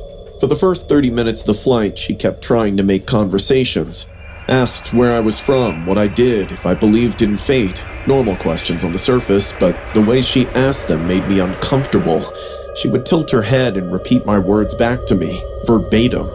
She copied how I adjusted my sleeves and how I crossed my legs. Every little movement I made, she mirrored it seconds later. At one point, I said, I'm probably going to try and get some sleep soon. She replied, Sleep is a funny thing. You never know who's watching you while you're out. That was enough for me. I put my headphones on and leaned back as if I were going to sleep. It was quiet for the rest of the trip. At least, that's how I felt after closing my eyes. I was damn sure that the crazy woman probably watching me, but I didn't open my eyes to find out. We landed about 1 a.m. As expected, the airport was roughly half dead. People were sleepy as they picked up their bags and walked out the door. Once I got up and grabbed my carry-on from the overhead bin, I noticed something odd. The woman who was behind me was walking out of the airport. She hadn't brought anything. She had no purse or luggage. I quickly crossed the terminal to get to the airport hotel, thinking it would be best if we don't cross path again. There's no way I wanted to face her after how she behaved in the flight. As I got to the glass entrance of the hotel, I glanced behind me, just out of instinct, and there she was. Standing outside like a statue.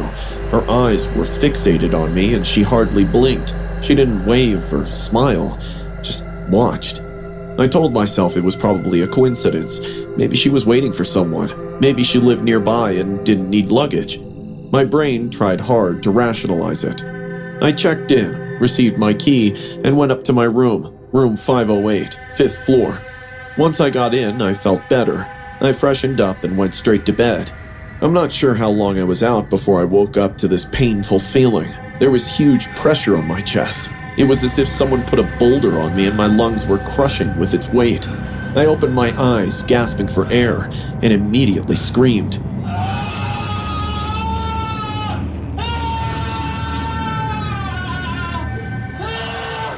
The psycho woman from the flight was sitting on my chest, her knees pressed into my sides, straddling my ribs. Her face was inches from mine. Her wide eyes looked even wider in the dark, and her smile, God, her smile, it was stretched so far it didn't look human. You weren't supposed to ignore me. She whispered. I couldn't move. I couldn't breathe. She reached into her pocket and held out a metal hair clip that was bent at the tip. I used this to open your door. She giggled. I tried to scream. She pressed a finger to my lips. Don't spoil this beautiful moment of ours. I exploded. I pushed her really hard. She tripped and fell to the floor, yelling in pain. I quickly grasped my phone and dialed the front desk. Hello? Someone had broken into my room. As I talked, she got up and ran away before I could grab her. Security arrived within minutes. I showed them the bent hair clip she dropped, and the security latch on my door with signs of tampering. The security checked the entire lobby and hotel exit, but she was gone. Only evidence were the CCTV footages showing her entering the hotel, then running out from the back door. It was as if she knew the building too well. When the cops arrived, I gave them her seat number and flight info. TSA pulled the boarding records, but it was discovered later that she used fake ID, even a fake passport. They never found her. The officers told me I was lucky, that she could have had a knife, that she could have done worse. But here's the thing, she did do worse. Not physically, but I haven't slept a full night since. I check the locks 4 times before bed. When I go on trips, I put a chair under the door handle. I see that smile every time I close my eyes. I can hear her say, You were supposed to pay attention to me. I wish I hadn't boarded that plane, or at least gotten a different seat so I never met her. People think that the mean kids, the ones who wear black, lurk and frown in the back of the class, are always the ones who cause trouble. Well, that's not always true. I was a good kid. I did well in school. I had some friends, but not many. I was quiet, normal, and easy to forget in the crowd of students, which meant that being compared to Tessa always made me feel like I wasn't good enough. Tessa was the type of girl who floated instead of walked. Her beautiful brown hair, accompanied by charming laughter, pulled everyone's attention towards her, not just by classmates. She was also my teacher's favorite. I mean, it was frustrating to witness how things just went her way, even when she hardly put in any effort. All the nerdy, unpopular kids admired him. Everyone wanted to be her, even when she was mean to them. I still remember it was a Tuesday when this happened. Before first class, there was always a lot of noise in the hallways. Tessa walked in with a new Stanley cup in her hand. It was one of those limited edition shimmering cups that sold out online in hours. I was sitting at my desk in my homeroom. She flashed it like a prize, and a lot of students crowded around her. Oh my god, Tessa! Is that the new shimmer lavender? It's very hard to get. What can I say? Rare things find rare people. Tessa smirked, giving me a side eye while clutching the cup in her hands. I could tell she was trying to make me jealous, and I guess she succeeded. While walking past me, she even knocked me with her elbow on the head. Something inside me broke. I kept telling myself not everyone gets what they want, but deep down I knew I wanted something more than Tessa's cup.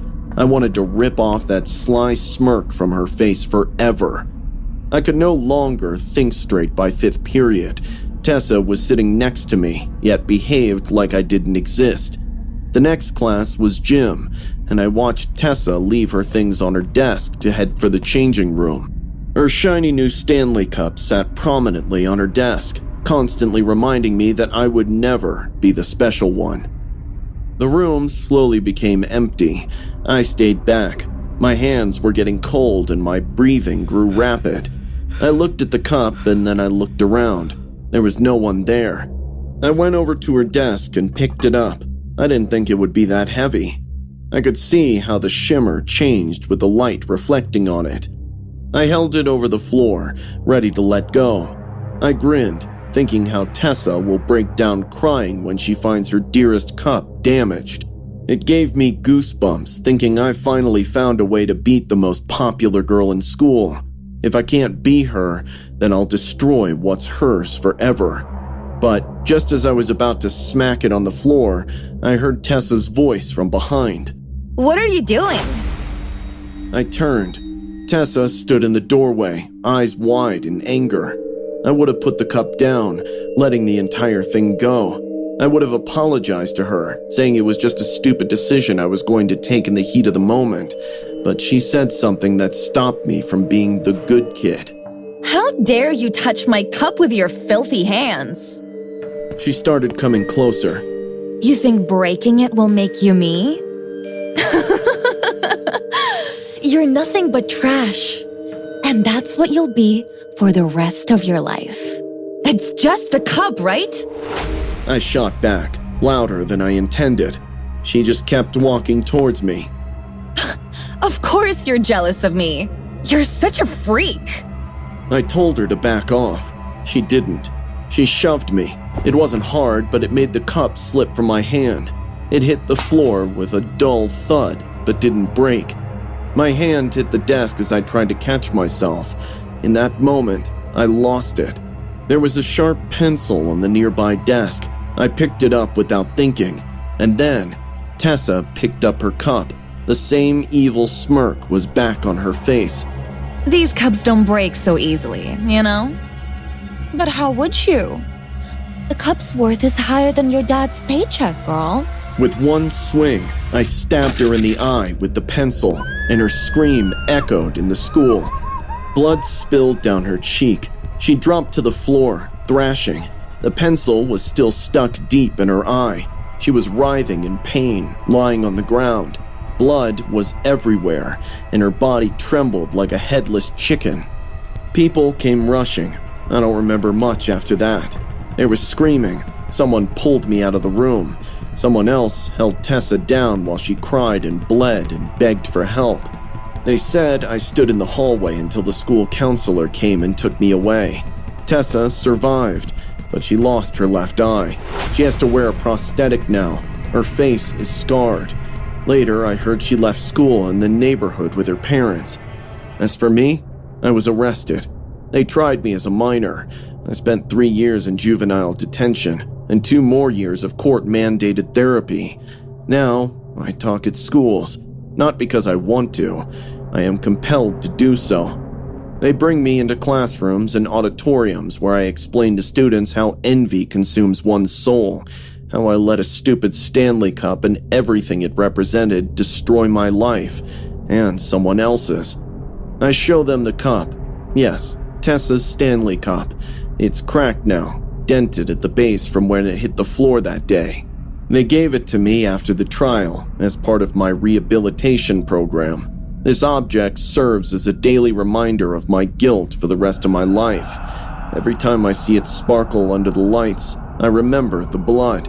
I remember the scream Tessa let out, the look in her good eye when she realized what I'd done.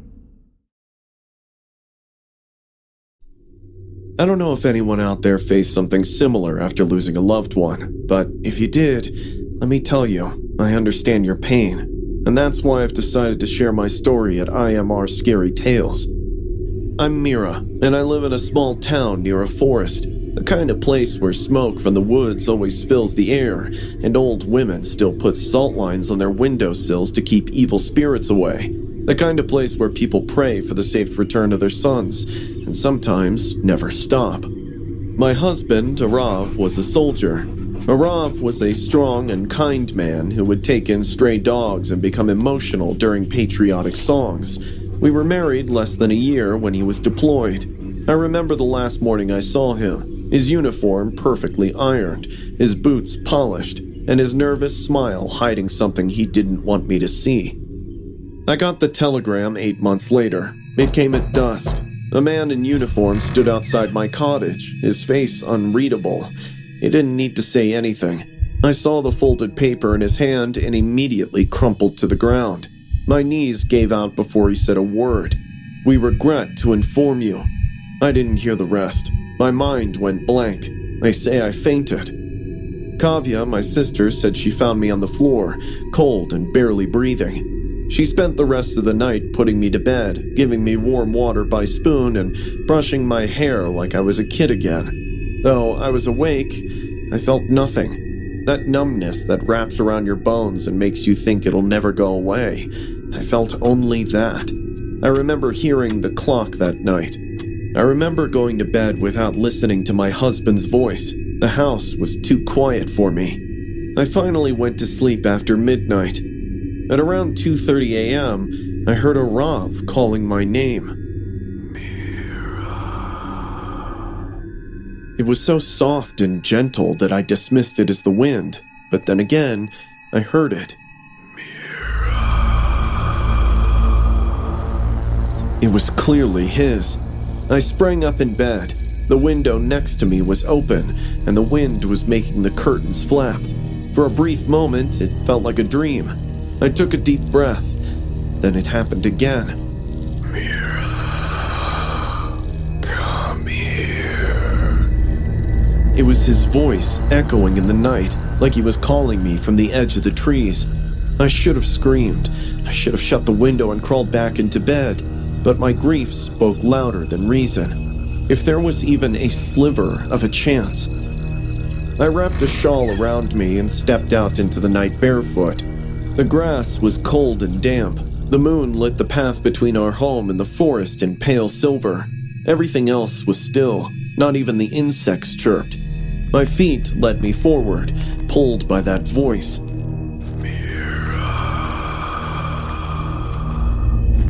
It was always just ahead, deeper and deeper into the woods. I should have known something was wrong when I noticed the silence. No rustling animals, no birds, just a stillness that felt staged.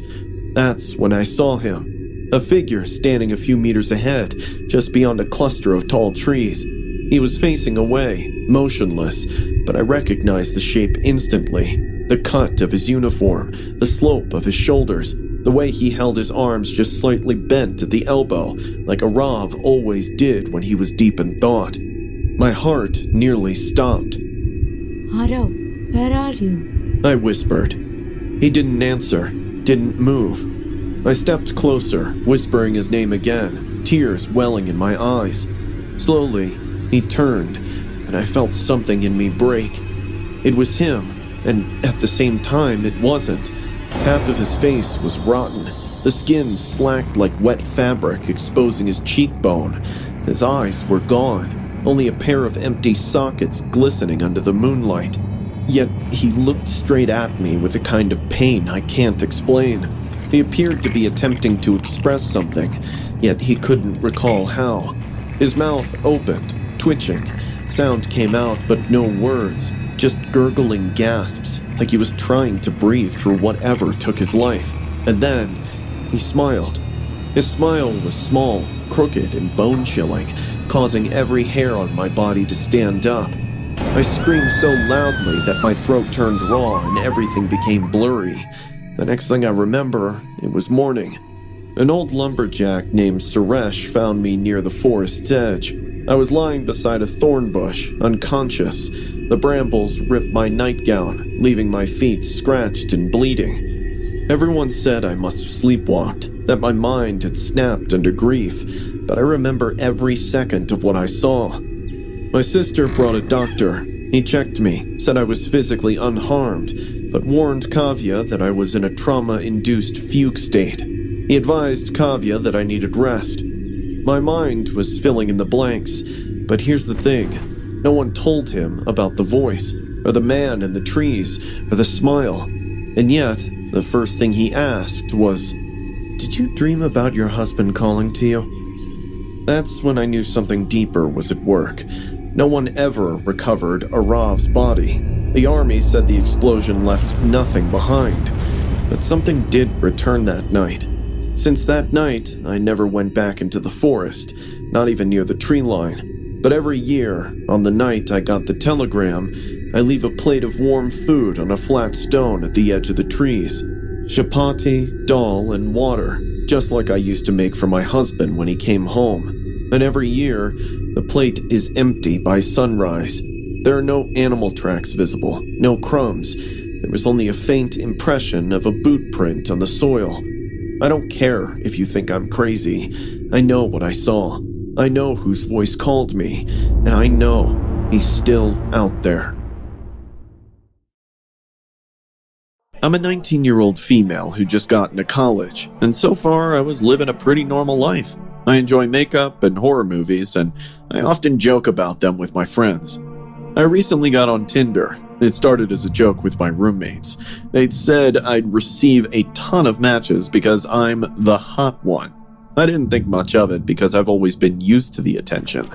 As I walked through the hallway in my shorts, I noticed that some boys would gaze at me with smiles, while some girls appeared visibly displeased. But once I went live on Tinder, I didn't expect my phone to blow up with notifications. I mostly ignored the weird guys. I just flirted a little to pass the time. But then I got a message from someone with the username @DevotedBlood. Isn't that an intriguing name? I believe that the profile was fake. It had no pictures, just a black and white rose for the profile pic. But the first message was kind of poetic. I saw you. You're brighter than the moon and darker than sin. I rolled my eyes, but decided to strike up a conversation just for fun. Smooth. You write that in every girl's DMs? He replied instantly, "No, only you." What followed were long messages, obsessive. I'd received love letters, poems, and even drawings. At first, I laughed about it with my friends. It was harmless, or so I thought. But then he started sending photos, notes written on crumpled paper, smeared in what he said was blood. One had my name written over and over again, like in some horror movie. Another said, "I'll never let anyone else have you." At that point, I unmatched him. I believe the message was from an angsty teenager trying to appear edgy. But then, the texts started coming through WhatsApp. Same username, same poems. One night, I was lying in my room scrolling through reels. I went home for the holidays and my mom was away on a work trip. Suddenly, I got texts from him again. "Do you know how crazy I am for you? I love you." I was in no mood to further encourage this creepy stranger, so I sent, I bet you aren't man enough to actually show your face, loser. It was just a petty message meant to irritate him. Like, what could he really do? 5 minutes later, my doorbell rang. It was around 12:30 tonight. I was home alone. My heart dropped. I went downstairs, trying to be as quiet as possible, and peeked into the peephole. I didn't see anyone outside. I gently cracked open the door. My eyes wandered over the empty porch, and then I looked down at the ground beneath me. There was a red envelope sitting on the doorstep. I picked it up with shaking hands. It reeked of a mix of iron and something sour. Once I opened the letter, my palms got sweaty in fear. The words were written in blood, and it read, "Did you miss me?" I slammed the door shut and locked everything. My voice was breaking as I talked to the 911 dispatcher, almost on the verge of crying. She tried to calm me down and told me to stay on the line until officers arrived. I moved away from the front and turned off all the lights, hoping whoever was out there would think I wasn't home. But then I made a mistake. I went to check the backyard window, and there was indeed someone. It was a guy standing shirtless in the middle of the yard, completely still. He was merely focusing his gaze on my window. I couldn't scream. I couldn't move. I just watched in frozen horror. I grabbed a flashlight and flicked it on him. The beam hit his chest first, and I saw my name was carved into his skin. Trails of flesh blood oozed from every single letter. K-I-A-R-A. It looked like it had been done with something jagged, like a knife or glass. As I moved the flashlight to his face, he slowly lifted his head. And it wasn't some stranger. It was my best friend's stepdad, Alan. The same guy who used to drive us to school, who always stood a little too close, and who one time told me, "You look older than 19. The one who once commented on my Instagram selfie, "Beautiful, just like your mother." I had always felt something off about him, but I never imagined this. He gave me this twisted, almost childlike grin, like he was proud of what he'd done. I dropped the flashlight, screaming my lungs out. I rushed back in my room and crouched in the corner, crying like a 6-year-old. The cops arrived 5 minutes later, but he was already gone. They searched the yard and confiscated the letter and even discovered bloody footprints leading into the woods. I gave them all the details, the messages, the username, the notes, but they couldn't find anything linking @DevotedBlood to Alan. His number wasn't in my phone. The Tinder profile was already deleted. It was like he'd scrubbed everything.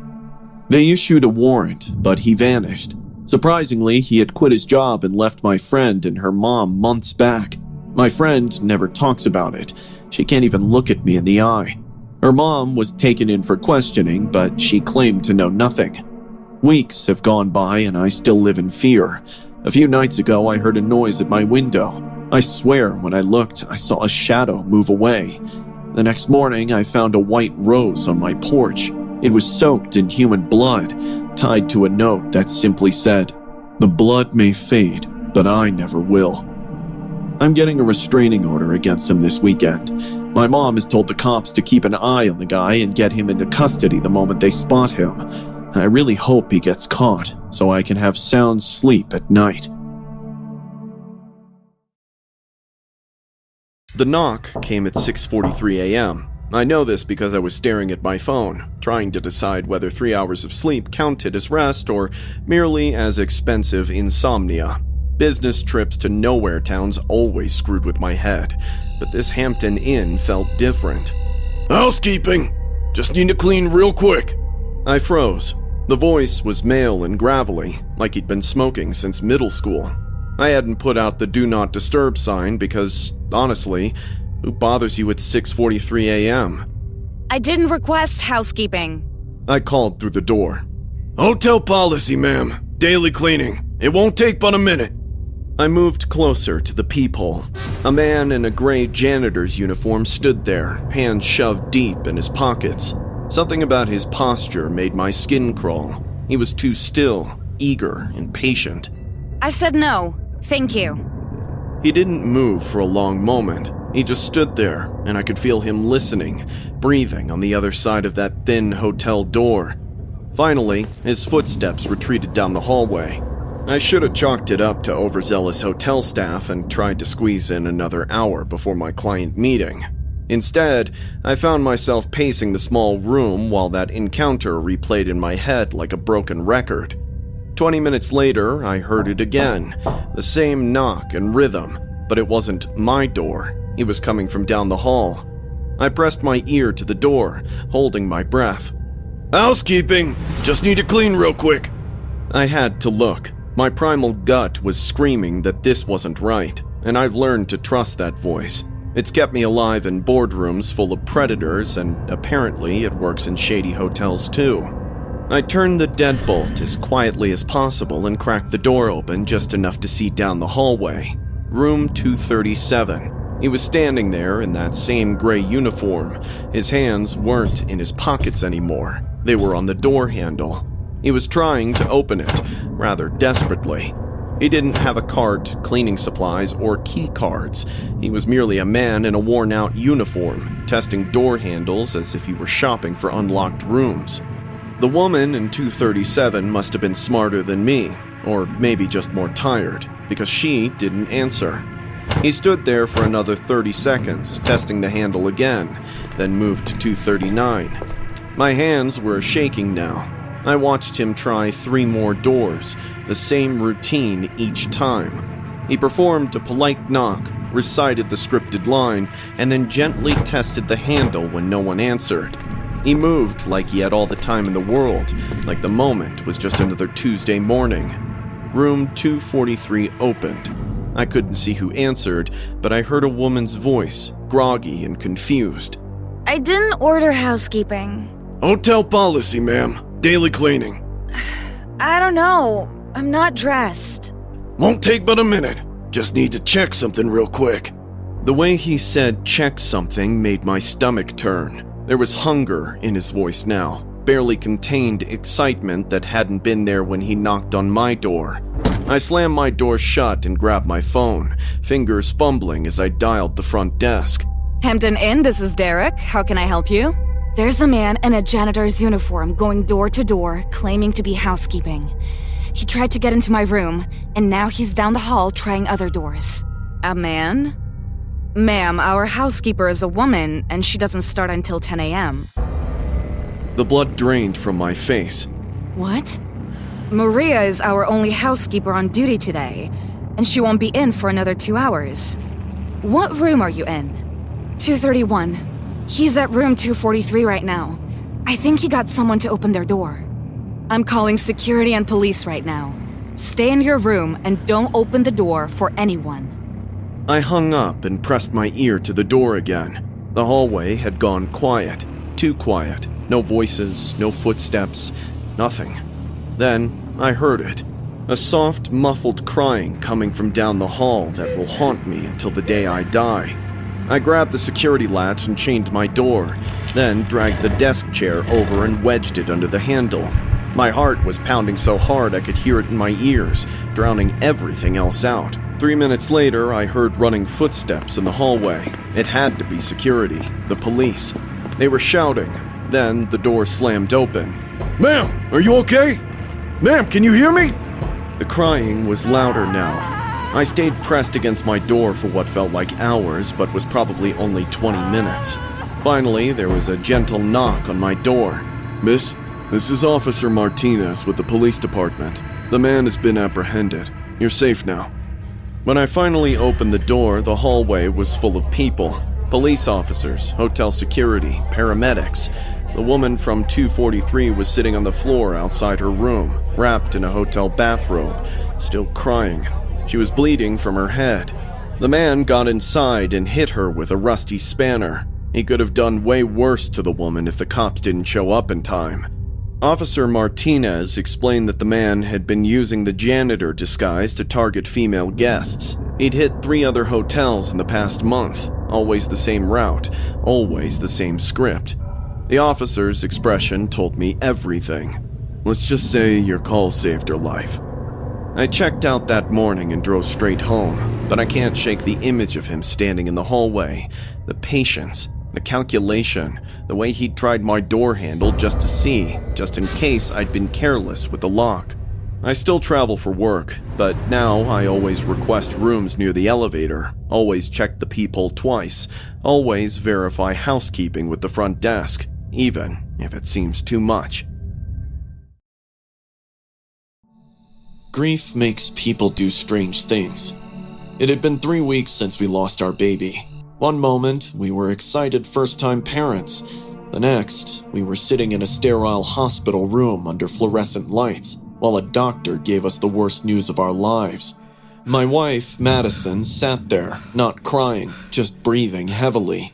She changed a lot after that. Most of the time, she wouldn't get out of bed. She would hardly eat or talk. I watched my wife slip into this fog I couldn't pull her from. I tried everything, cooking her favorite meals, playing the music she used to love, and even reading aloud from the baby books we hadn't had the heart to throw away. Nothing worked, until I brought home a blue Labubu toy. Madison jokingly said that we'd put it on a shelf in our kids' room and say it was their watchdog. So I bought it off a reseller and gave it to her in the morning. Suddenly, her face lit up like she came back to reality. She held it in her arms and hugged it to her chest like it was alive.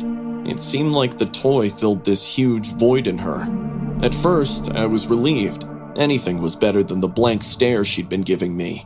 But over the next several hours, the comfort turned into something much worse. Madison wrapped the Labubu in a tiny blue blanket. In the afternoon, I watched Madison spoon-feed the Labubu applesauce. By evening, she had placed it in the crib that was meant for our child. I couldn't stand it anymore. "That's not a real child, Madison. It's just a toy."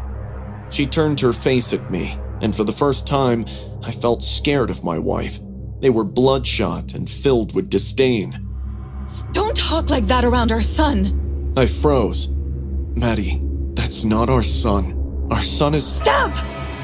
Her lips trembled, and for a moment I thought she was about to cry. But then her face twisted into rage. You're just like them. They said he was gone, but I can still feel him.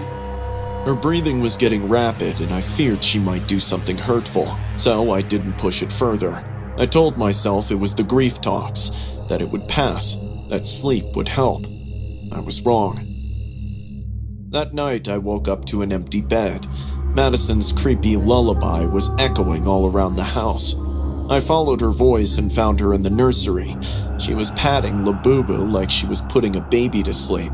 She even rocked it in her arms while continuing the lullabies. The atmosphere dropped down as I felt a cold shiver in my spine. The next day, things got out of hand. I could hear Madison talking to the Labubu in a hushed tone, like she didn't want me to hear her.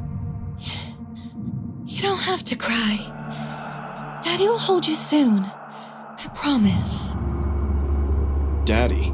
I'm no daddy to some creepy-ass toy. I tried to stop the madness. I tried to take it away from her. Maddie, give me the toy. The second I reached for it, she screamed. She scratched my face and we knocked over the crib in the process.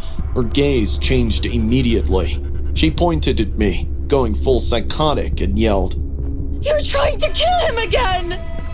I backed away in shock. I should have called someone. I know that now. However, a part of me still believed that I could resolve the situation. So I waited for the night to fall. She calmed down by late afternoon. We didn't speak much. She sat in the rocking chair with the toy wrapped in the baby blanket, humming something under her breath. By 10 p.m., I was exhausted. I lay down and eventually drifted off. When I opened my eyes again, I couldn't move. My wrists and ankles were tied to the bed frame with strips of baby clothes, and Madison was standing right next to me holding a scalpel. I'd kept it in the emergency baby kit for cutting tags, medical tape, things like that. I'd forgotten it even existed. She leaned down and placed the labubu on my chest. It sat there, tiny and motionless, staring up at me with those wide red eyes and razor teeth. What kind of dad are you? Your son has been crying for you all night. Madison, please! Her hands trembled as she raised the scalpel. I'll untie you. If you kiss him. I saw one small window of opportunity and took it. I agreed. Madison smiled big once I said yes to her madness. She set me free, and together we sat on the floor rocking and kissing the labubu like it was our child. I watched her laugh, cry, and then laugh again.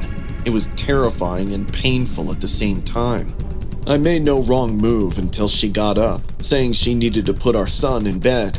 The moment she left the room, I called the paramedics. I watched them take away my wife for psychiatric evaluation. She became frantic after being separated from the toy in the hospital. They had to sedate her because she was kicking and biting everyone who came near her. After extensive consultations, the doctors suggested taking her to a mental facility in Florida because her violent behavior was increasing rapidly. It's been 2 weeks. She's still at the facility. I visit her every week, but she rarely acknowledges me. The doctors say she's detached from reality, believes the toy is the baby we lost. They gave me her things in a cardboard box. I haven't opened it yet, but I know what's inside, that twisted little toy. Every night, I swear I hear something scratching inside the closet, but maybe that's just in my head. This happened last Friday. It was one of those slow, cloudy afternoons where the sky looked beat up and the mall parking lot was almost empty. I had the day off, so I finally went to look for the Stanley Cup that was trending so much online. They were sold out everywhere, so I went to a mall 15 minutes from home to see if I could get one. It wasn't a big spot. Since COVID, half of the shops have closed, but sometimes those smaller shops had stock that wasn't sold. I believed it was worth attempting. When I got inside, I went through the west hallway because the carpet still smelled like glue and old popcorn. A few kids were hanging out near the food court, but aside from that, the area felt quite deserted. I looked in 2 department stores but couldn't find the item I was searching for. As I was walking back to the exit, I saw a small store I had never seen before. It was hidden between a luggage store and a gloomy arcade. A faded sign that said gifts and collectibles was all it had for a name. Inside, the glass door was dirty, and there were lots of old toys, mugs, keychains, and other things that looked like they belonged in a thrift store. I didn't have much hope, but it was worth a try. I walked in and heard the bell above the door ring. A man was sitting behind the cash counter. He looked to be in his mid-50s. He had greasy gray hair and a polo shirt that was too big for his pants. I felt jitters because of his smile. He grinned so big that it felt as if he was trying too hard to be nice. He asked me before I even spoke, "Looking for the Stanley Cups, right?" I was so shocked that I didn't blink for a few seconds. Well, yeah. He leaned in and spoke softly. The good ones are all down in the basement. People are crazy about them, you know. I didn't like the way he spoke. He was too eager to show me the stock. I didn't want to be rude, though. I ignored the warning signs because I thought maybe he did have the cups, and it would only be a matter of minutes. I agreed. He came around the counter, grabbed a ring of keys, and gestured for me to follow. Behind the counter, there was a narrow door that led to a dark tunnel that I hadn't seen before. It led to a metal door at the end, which he opened. It was dark, and the stairs were made of concrete. I could feel the temperature drop as we went down. There were a few flickering lights, and the air had a faint smell of mold and metal. I began to feel uncomfortable. I tried to break the quiet by saying, I didn't catch your name. He paused for a second, like he was deciding whether he should tell me or not. Then he said in a low voice, You girls sure love these shiny things, ready to spend a lot just to stay relevant. I stopped. What? He chuckled and said he was just joking, but I could feel a twist in my chest. I looked up at the door we came down from and realized that if something happened to me in the basement, no one would know. A cold shiver ran down my spine. My mom is waiting in the car. Maybe I should get her as well. She just texted me. He stopped walking. I could see the twitch in his face. His jaw got tight. He suddenly replied, There are no cups here. Now his voice was different. It's cold, no longer having to act so nice.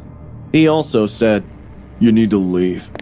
I quickly ran up the stairs, 2 at a time. I don't think I breathed until I ran back into the store. It didn't bother me if people saw me run. When I pushed the door open, I almost fell on the tile floor outside. As soon as I got to my car, I shut the door and started crying. It was like all the alarm bells I had been ignoring went off all at once. He knew what I wanted before I even said it. The shop was in a strange place, and there were no customers or stock to be seen. The most important thing was the way his voice changed when he heard that someone knew my whereabouts. I drove home straight away, shaking the whole time. I tried to find the store online later that night, but nothing came up. There was no listing, no Google ratings, and no social media. Like, it wasn't there. My boyfriend and I went back to the mall the next morning to see if it was still there. It was closed. The door had chains and a big padlock. Paper was put over the windows, and the only thing stuck to the glass was a note that said, Closed permanently, in handwriting. I asked a security guard at the parking lot what had happened to the store. His face looked confused. What store? It hasn't been rented in months. We were still for a moment. It felt like my throat got tight. I still have no idea what I walked into. That man really wanted me to follow him, but I have no idea who he was or what his intention was behind taking me to that sketchy basement. I think about it all the time, though. If I hadn't talked about my mom, if I had gone all the way down to that basement, could I have ever made it? The quiet Thursday night left me questioning every life decision that had led me to work the closing shift at a Burger King. I was 25, halfway through a degree I might never finish, and clocking in extra hours just to keep up with rent. It was nearly 10:30 p.m. The dining area was empty. Just me behind the counter, wiping things down and watching the minutes crawl by. My manager, Daryl, was in the back counting tills. Just when I thought there were no more customers, I saw a man sitting alone in the corner booth. I hadn't seen him come in. There were no cars outside, yet he was just there. Middle-aged, probably in his mid-50s, wearing an outdated brown coat and a gray flat cap that looked older than me. He had no food on his table, and he didn't seem motivated enough to order. He was just staring at me.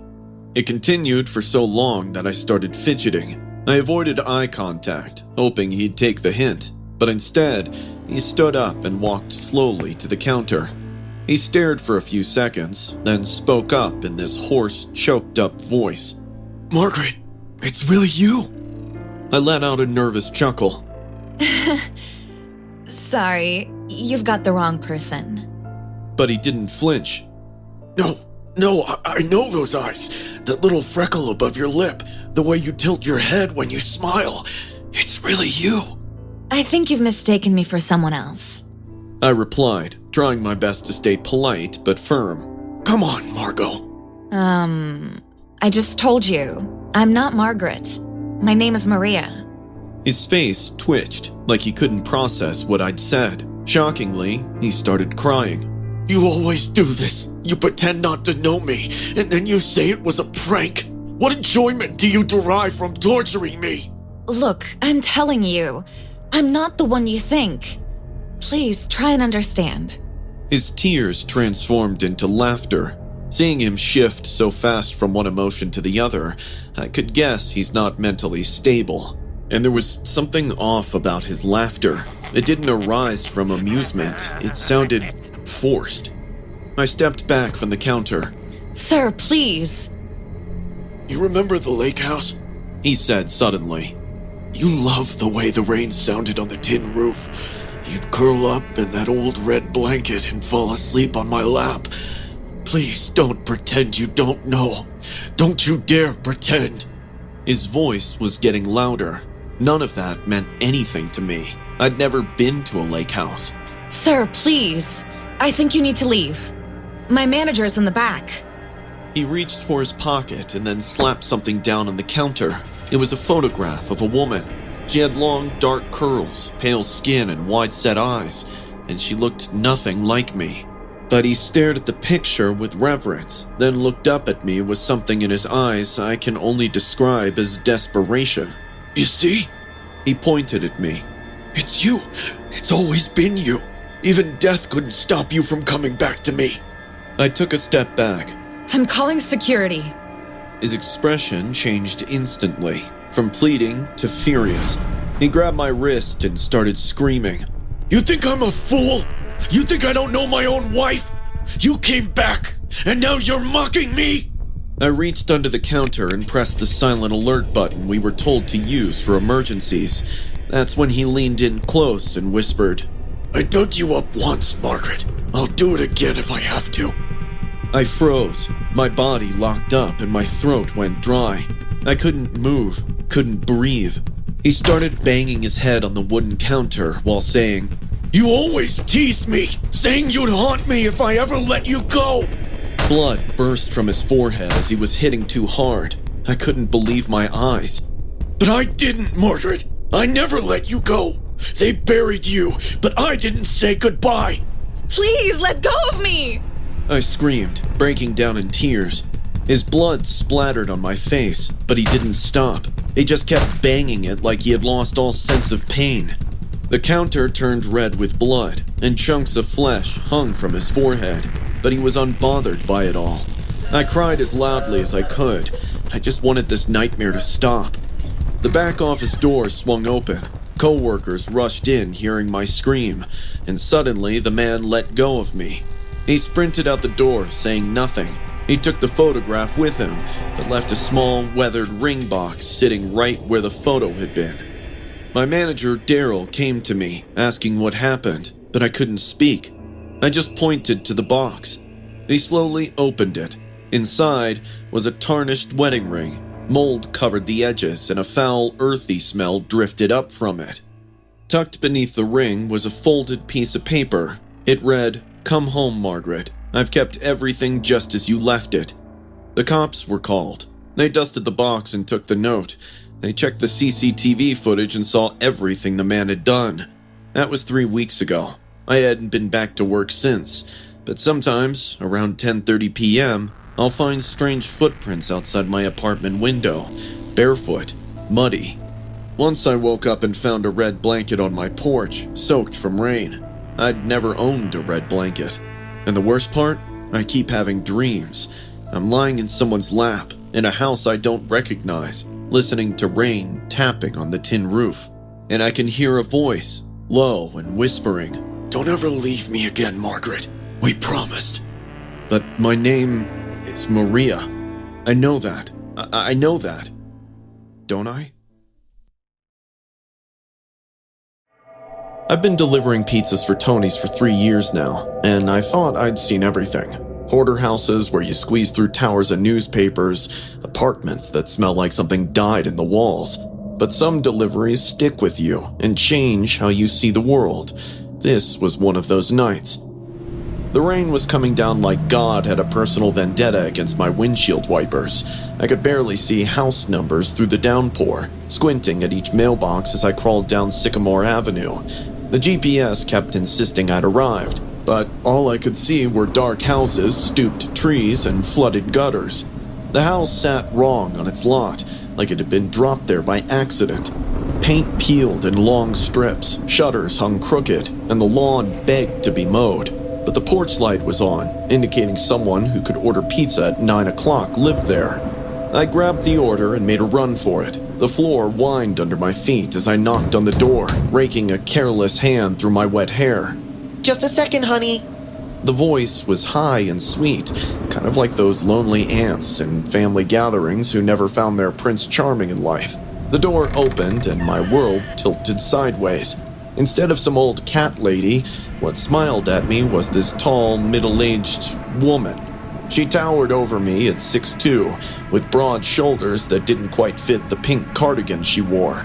Her red lipstick was bright red and smeared across her face, like she'd applied it in the dark. It was streaking across her cheeks in this grotesque clown smile that promised to haunt my nights for as long as I lived. But it was her face that made my instinct blare. It was hideous, with that square jaw, protruding Adam's apple, and hollow cheeks. The blonde wig sat crooked on her head, revealing patches of short, dark hair underneath. Foundation was caked on thick, but it couldn't hide the 5 o'clock shadow creeping through. Oh, wonderful. I was hoping you'd be young. She leaned on the doorframe, looking me up and down. What's your name, sweetheart? I held out the pizza boxes, trying to keep my voice steady. 2 mediums with pepperoni for Rebecca Martinez. That'll be $43.50. She smiled, and I swear it was the most disturbing thing I'd ever seen. Her lipstick had gotten on her teeth, making them look bloody in the porch light. The name never sounded better before. Come in, it's pouring out there. I could see past her into the house. The hallway was dark except for a single bare bulb hanging from the ceiling.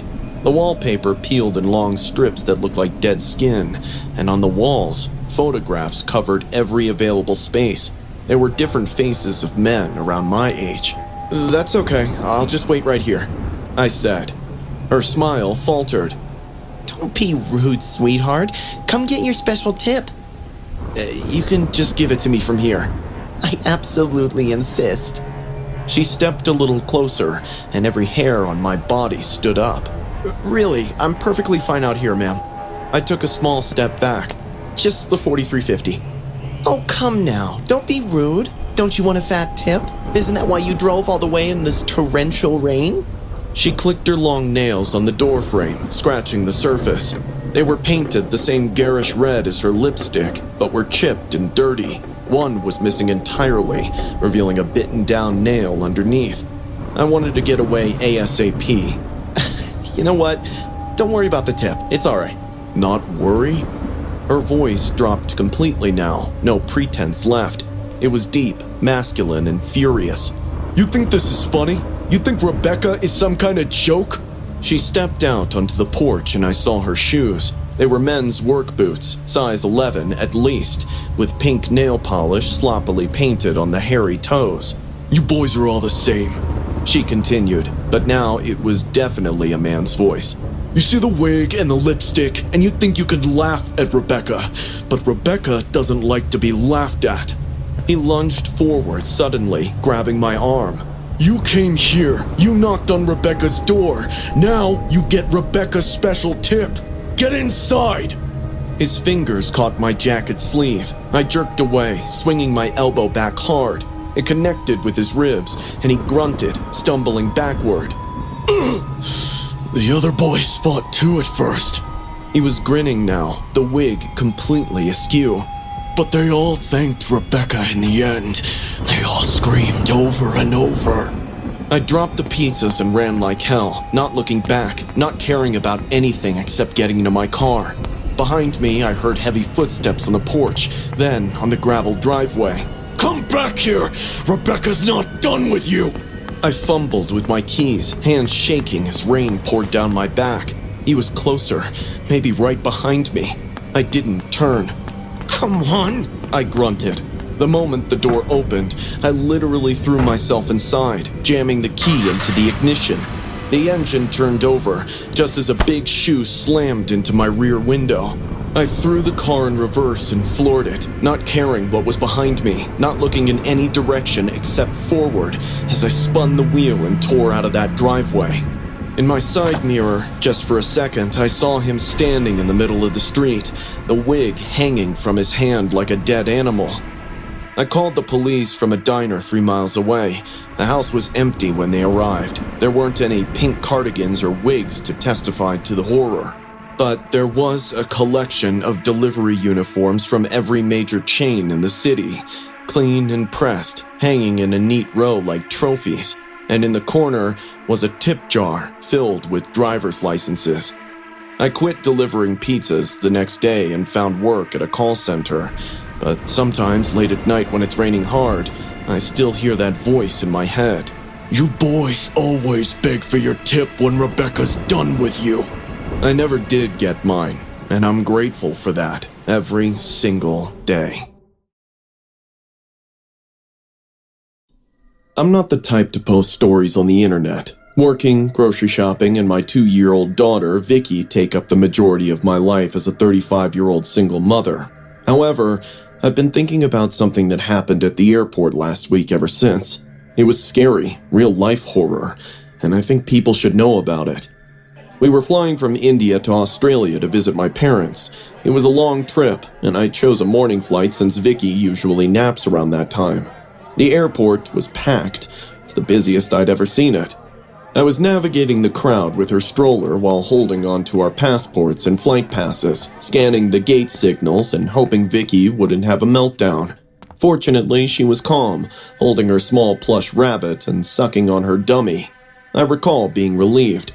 Until I became aware of something that disturbed me. A woman wearing what appeared to be high-end clothing was seated near one of the waiting places. She had the appearance of someone who had stepped out of a fashion magazine, complete with pearls, gold earrings, and large sunglasses. She was also looking at Vicky. It seemed as though she was trying to memorize her face. I dismissed it, thinking she found Vicky adorable. Her large eyes and wavy hair draw attention, so people stare a lot. However, I felt watched even after we moved to a different area. In any case, perhaps as a result of the heat and stress, I was beginning to feel a little ill. I made the hasty decision to use the restroom prior to boarding. I parked Vicky right outside the women's washroom, facing the wall, stroller locked, just for a minute. I told her, Mama will be back in a second. She nodded like always. The line inside was short. I was gone for approximately 90 seconds, but when I stepped out, the stroller was gone. For a second, I froze. You don't process something like that instantly. I looked left, right, and then ran out screaming. My baby! Where is my baby? That's when I saw her. It was the same woman I had seen earlier. She was walking fast toward another terminal, pushing my daughter's stroller. I ran after her and screamed. Stop! That's my child! What are you doing? She turned around, calm as anything, and said, Excuse me? No, this is my daughter. You must be mistaken. My blood ran cold. Vicky was crying, reaching out for me. I tried grabbing the stroller, but she held on tight and shouted, Don't touch my child! Security showed up in seconds. I thought they'd help me. I was frantic, pointing at Vicky, trying to explain. That's my daughter! She tried to steal her! But instead of grabbing her or checking IDs, they hesitated. One of the guards looked me up and down. I was wearing a loose t-shirt, joggers, and no makeup, sweaty from running around. The woman looked rich, clean, polished, and calm. She calmly said, This woman is unstable. She came running up to me, screaming, trying to take my daughter. And just like that, the security guard started questioning me, asked me if I had any proof the child was mine. I pulled out my passport and Vicky's travel documents, but the guy was barely looking at them. The woman crossed her arms and said, Anyone could have faked that. The crowd around us wasn't helping. I heard someone mutter, "Uh-oh, looks like a custody battle," and another say, The rich woman wouldn't lie. Look how calm she is. I couldn't believe it. It felt like some twisted nightmare. My daughter was crying for me, and yet I was the one being doubted. That's when I snapped. I shouted, She's not taking my baby! Call the police right now! Do a DNA test! Whatever you want! But call them now! The word police changed everything. The woman's expression shifted for a second, a flicker of panic. Then suddenly, without warning, she shoved the stroller hard toward me. It smashed into my foot. I screamed as I felt my toenail split, blood soaking through my sandal. She began to run. The guards chased her, but she was fast. She disappeared into the crowd within seconds. The police arrived a few minutes later. I showed them everything. My passport, Vicky's birth certificate, photos, and flight tickets. They believed me immediately. One of the officers took me to sit down while the other pulled up CCTV footage. They saw everything. The footage showed everything from the woman lurking near the restroom to her grabbing the stroller and walking away as if she owned it. Turns out she'd done this before. She had a record. She had been suspected of abducting children at least twice in the past, in different cities, but had successfully escaped both times. She knew how to blend in, how to act calm, and how to manipulate people's perceptions. She knew how to use class and appearance as weapons. The worst part? The cops scolded the security guard, who had doubted me and delayed action due to my appearance. Later, I heard he was fired. Apparently, this wasn't the first time he'd made assumptions based on someone's clothes or skin tone. We eventually boarded our flight. I held Vicky tight the whole way, whispering to her that everything was okay now. But the truth is, it almost wasn't. I keep thinking, what if I hadn't come out of the restroom in time? What if she'd walked fast enough to exit the terminal before anyone noticed? What if the crowd had sided with her completely and restrained me? It's terrifying how quick people judge. All it took was a fancy outfit and fake calmness for a stranger to nearly steal my daughter, and for others to let it happen. I'm sharing this because I want everyone to know kidnappers don't always look scary. They don't wear masks or carry weapons. Sometimes they wear perfume and pearls, and sometimes society helps them just because they look the part. It happened during the summer vacation of my teen years. I was 13 years old back then. My best friend Josh and I planned a trip to the newly opened water park one weekend. We had saved up chore money, packed snacks, and listed every ride we wanted to hit. When we reached the water park, the sun was shining brighter than ever, and the park was filled with people. I could hear kids laughing and water splashing everywhere. The slides looked huge. Music was playing, and the air smelled like sunscreen. We looked at each other, smiled, and ran straight toward the wave pool. After spending some time there, we decided to go for the Vortex, the park's tallest slide, a bright red spiral that twisted 4 stories high. The line was long, and the summer heat was getting ruthless. We were sweating and irritated when we finally made it to the top platform. Just when I thought the wait was finally over, we saw this man. He looked about 40, overweight, wearing an old, faded tank top that clung to his bulging tummy. He stood at the edge of the slide, looking down in fear. His arms were stiff at his sides, and his back was rising and falling with shaky breaths. He was muttering to himself, "You can do this. Trust me. Just trust me." What's this guy doing? Is he scared or something? Josh whispered, nudging me. Just jump, dude! I yelled in annoyance. The lifeguard was too busy looking at her phone to notice. The line behind us started backing up. Kids groaned, telling the man to hurry up. Josh and I, being stupid kids, started mocking him and calling him names, but he still didn't move an inch. At that moment, we became quite frustrated and ultimately decided to push the man.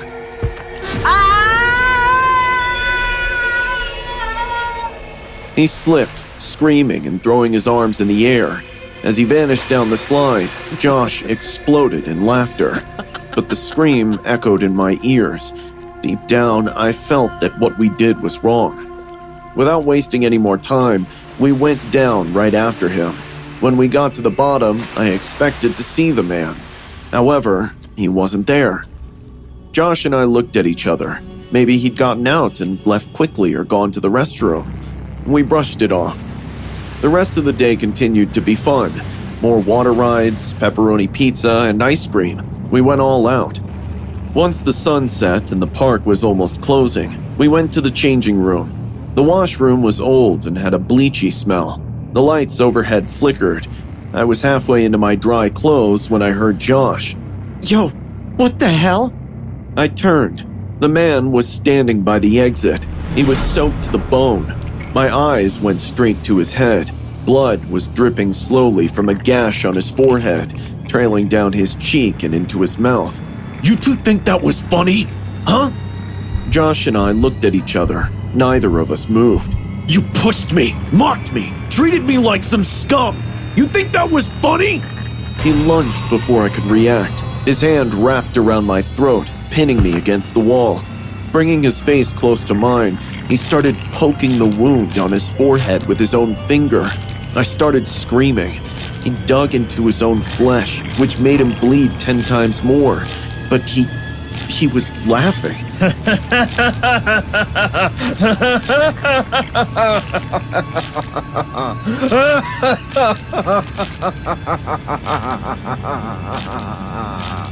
As if he felt no pain at all. He poked and poked until I could see his white skull underneath the raw flesh. It was horrifying to watch the guy behave like a maniac. His palm was drenched in blood, and he stopped for a second. He looked me in the eye. I should break your neck right now, he growled. But that'd be too easy. I tried to kick, scratch, anything, but he was too strong. Suddenly, he placed his bloody palm on my forehead and started drawing some symbol with his blood while chanting an unknown language.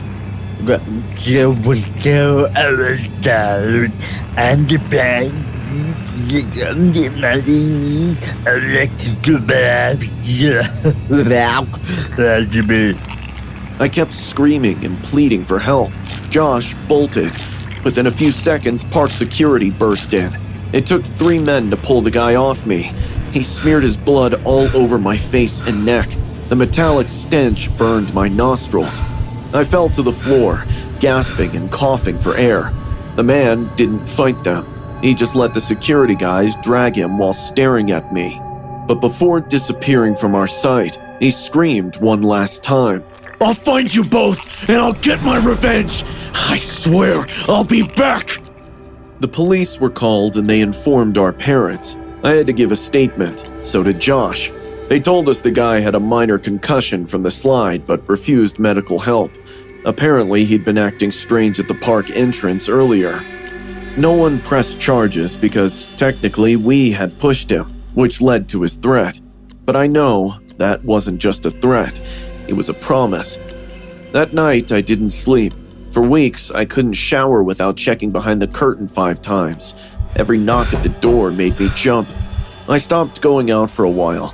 Josh acted tough, like it didn't bother him. But I noticed how he flinched when someone stood behind him in public spaces.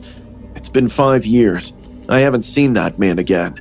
But sometimes I get this feeling, like I'm being watched, like someone's behind me at the grocery store, just out of view. I've never stepped foot in any amusement park after that incident. People say I'm paranoid. Maybe I am, but the fear never left. Because I know he meant what he said. Someday he's going to find us again. And this time, I don't think anyone will be there to stop him. I used to think that love meant fights, jealousy, and saying sorry all the time. Looking back, I wasn't in love. Rather, I was stuck, clinging to someone who simply adored my weakness. His name was Gerald. He was my first real love. At first, he was too charming, always sending me sweet texts, but things changed quickly. He became needy and bossy all of a sudden. He started showing up outside of my house at night, sitting across the street in his car. I broke it off when he screamed at me in the school cafeteria, accusing me of cheating in front of everyone. After that, I blocked him and changed my number. He didn't take it well. which brings us to the night at the amusement park. It was a Friday in early summer. My best friend Kathy convinced me to get out and enjoy myself for once. We arrived at around 6 p.m. Funky music surrounded the park.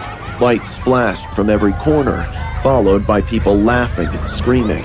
It was the kind of evening that made you feel like you would be a kid again for a little while. For the first few hours, I had the best time. We went on roller coasters and laughed until our stomachs hurt. Then we ate ice cream, and Kathy pointed at the Ferris wheel.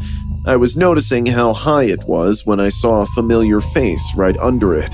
Gerald was standing in the queue ahead of us, staring right at me, not blinking, just waiting. Seeing my face drowning in dread, Kathy followed my eyes.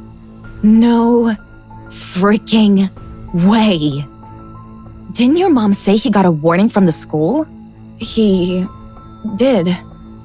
I said, my voice shaking. I don't know what he's doing here. Before we could back away, he walked towards us. His face was pale and his eyes were wide, surrounded by dark circles like he hadn't slept for days. You said you loved me once. That means a part of you still does, whether you admit it or not. Kathy stepped in front of me, telling him to back off, but Gerald wasn't hearing it. He looked past her, straight at me. You think you could just throw me away like trash after everything I did for you? You did nothing but make my life hell. Leave me alone. I grabbed Kathy's hand and rushed forward. I decided it was time to stand my ground. No more running away. The Ferris wheel operator looked confused, but we shoved our way into the next available cart before Gerald could stop us. We rose slowly, the cart creaking as the wheel spun higher. I tried to steady my breathing, gripping the metal bar in front of us. Kathy squeezed my shoulder. You did the right thing. I'm so proud of you. I think he'll leave now. But she was wrong. Halfway up, maybe 60 feet in the air, our cart suddenly jolted and stopped. We both screamed, and another jolt shook the car. The entire thing rocked violently, like someone had pushed it. What the hell? Kathy cried. I looked down, and it was Gerald. He was climbing the metal frame of the Ferris wheel like a rabid monkey, saliva dripping from his mouth, eyes bloodshot with rage. His bare hands gripped the rusted beams so tightly they bled. His shirt was torn, and his hair was wild from the wind, but somehow, impossibly, he was hauling himself up. He was right under our cart. Take me back, Megan. Take me back. I'll forgive you. We banged on the sides of the cart, yelling for help. Below, the ride operator finally noticed. I could see people pointing, some running. I could hear the operators panicking about not being able to restart the ride. Gerald was still climbing. He was only inches away now, one hand reaching up toward the bottom of our cart. Blood streamed from his fingers, dripping onto his face, making him look even more haunting. You're mine, Megan, he whispered, still smiling. You owe me. It was the most terrifying thing I'd ever seen. The way he said it, not angry, not even loud, just certain, like he truly believed I belonged to him. Stop it, please! Just leave me alone! His smile changed into a snarl. So you won't say yes? How about now? He suddenly let go with one hand. He was hanging from the wheel, clutching the metal rod with only one hand. I screamed, thinking he would fall at any moment. This is how much I love you. I can risk my life for you. See, I'm letting it go. Do you want me to die for you? Because I will. Somebody get us down! Do something!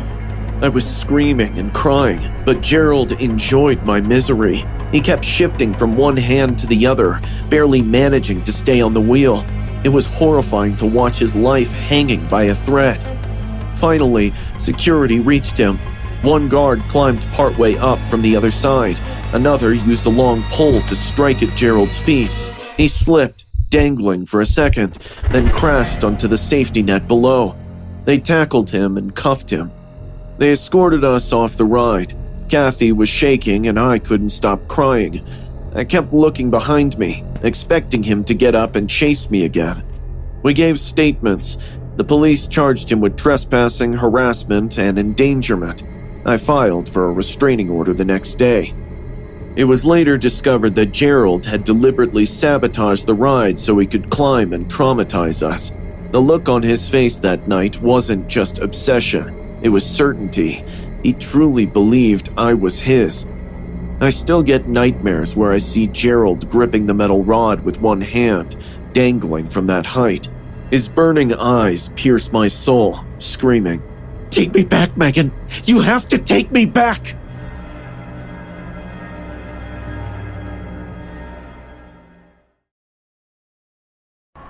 This took place on our 8th grade field trip last year.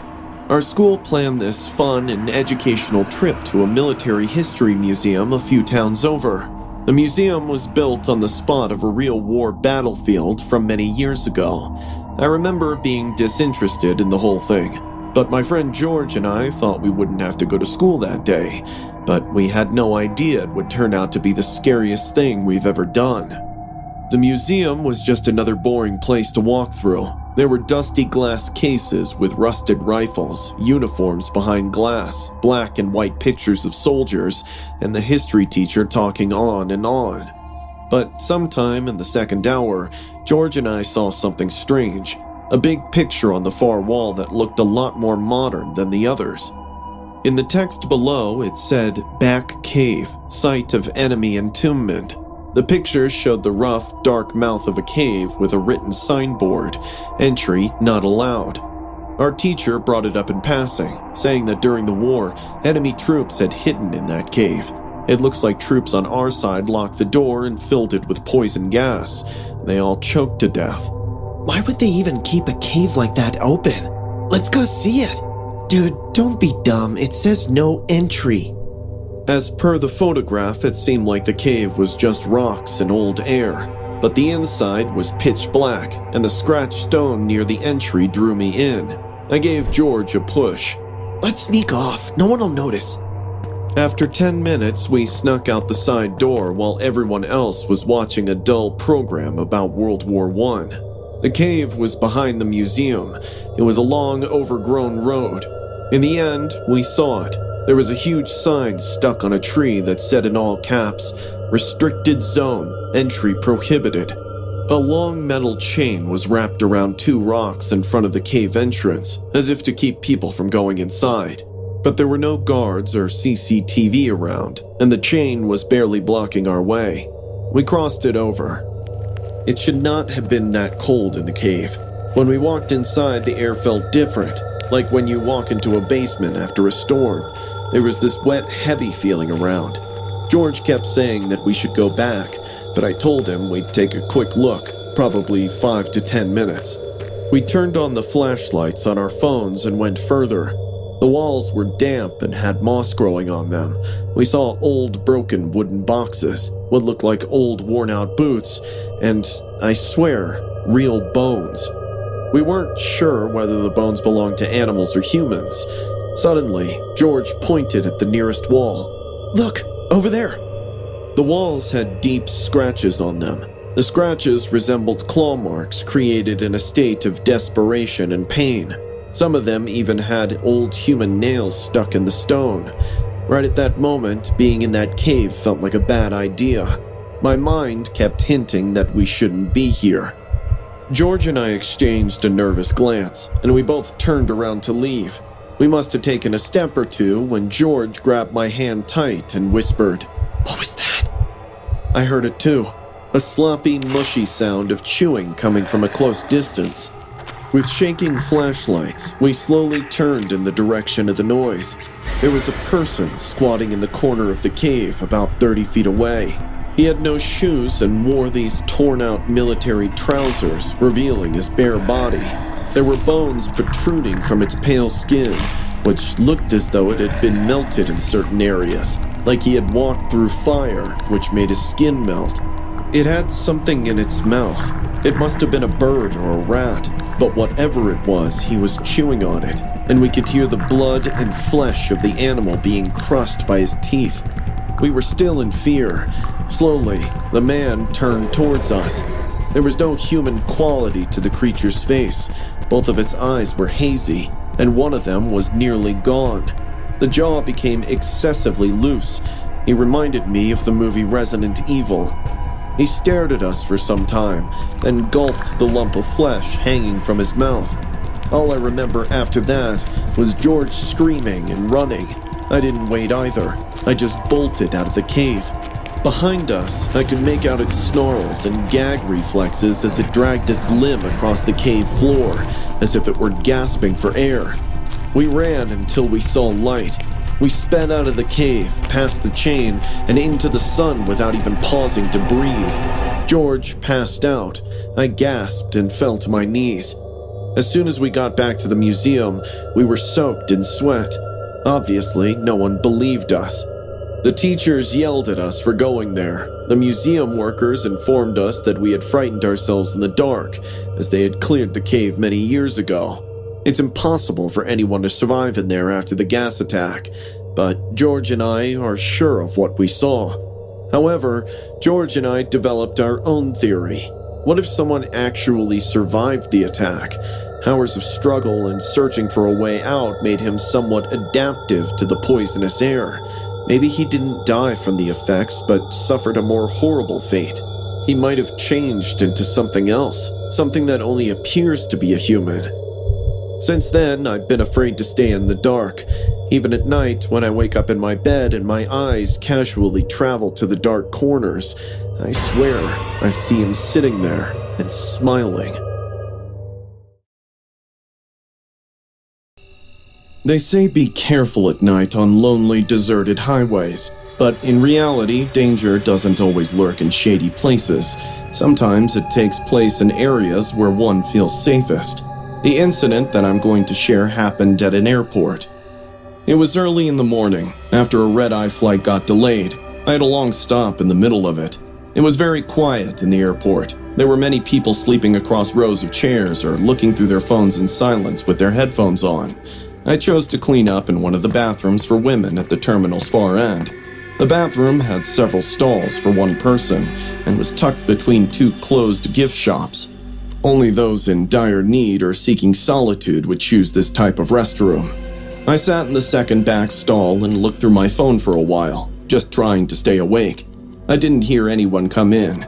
There was no sound of the door opening. I heard not a single footstep. Nothing. However, as soon as I flushed and opened the stall door, I heard someone whisper my name. "Hi, Claire." I froze. I knew that voice. My stomach dropped. He was standing by the sinks. Ryan, my ex. I hadn't seen him in over a year.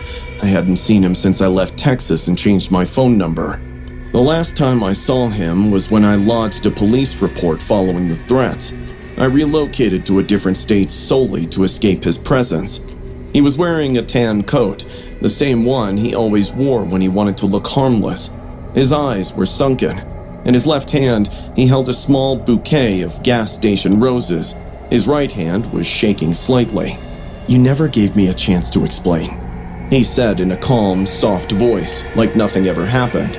I didn't say a word. I just stepped toward the door. He moved faster than I expected. In seconds, he blocked the exit. "Don't make this harder than it has to be, Claire." His voice was still low, but the tone had changed, sharper now, like a warning. I said, grinding my teeth, Get out of my way. Right now. I tried to shove past him. He shoved me back, not hard, but hard enough. The flowers dropped to the floor. I yelled, Help! Someone help me! That's when everything spiraled.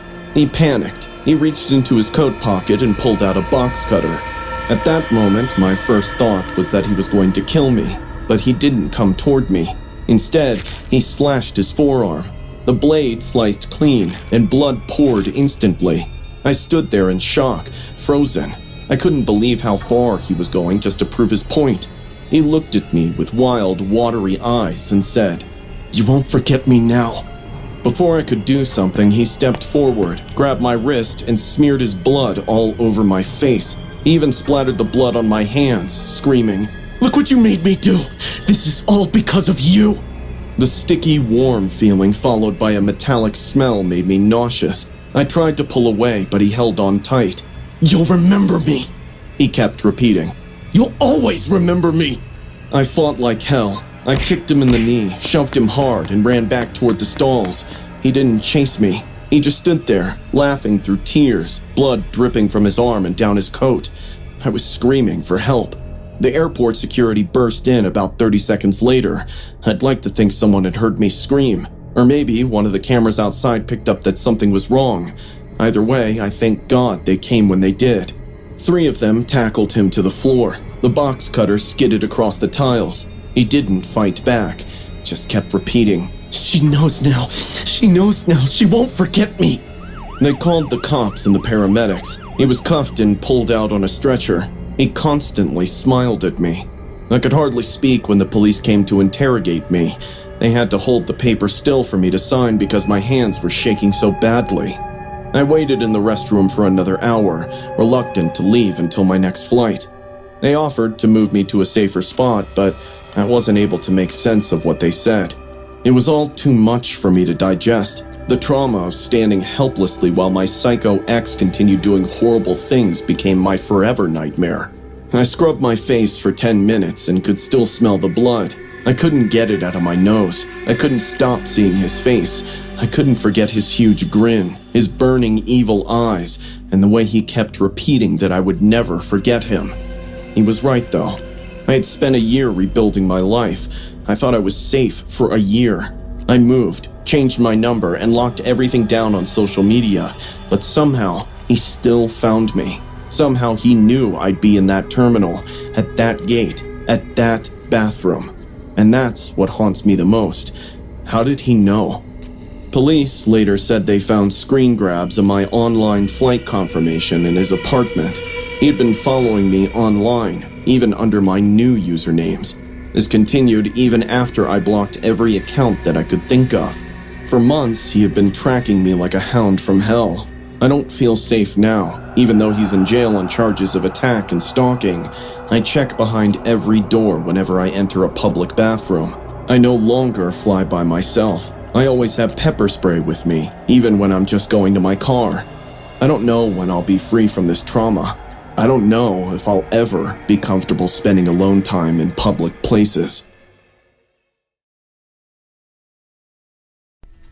It was 11:47 p.m. when someone knocked on my dorm door.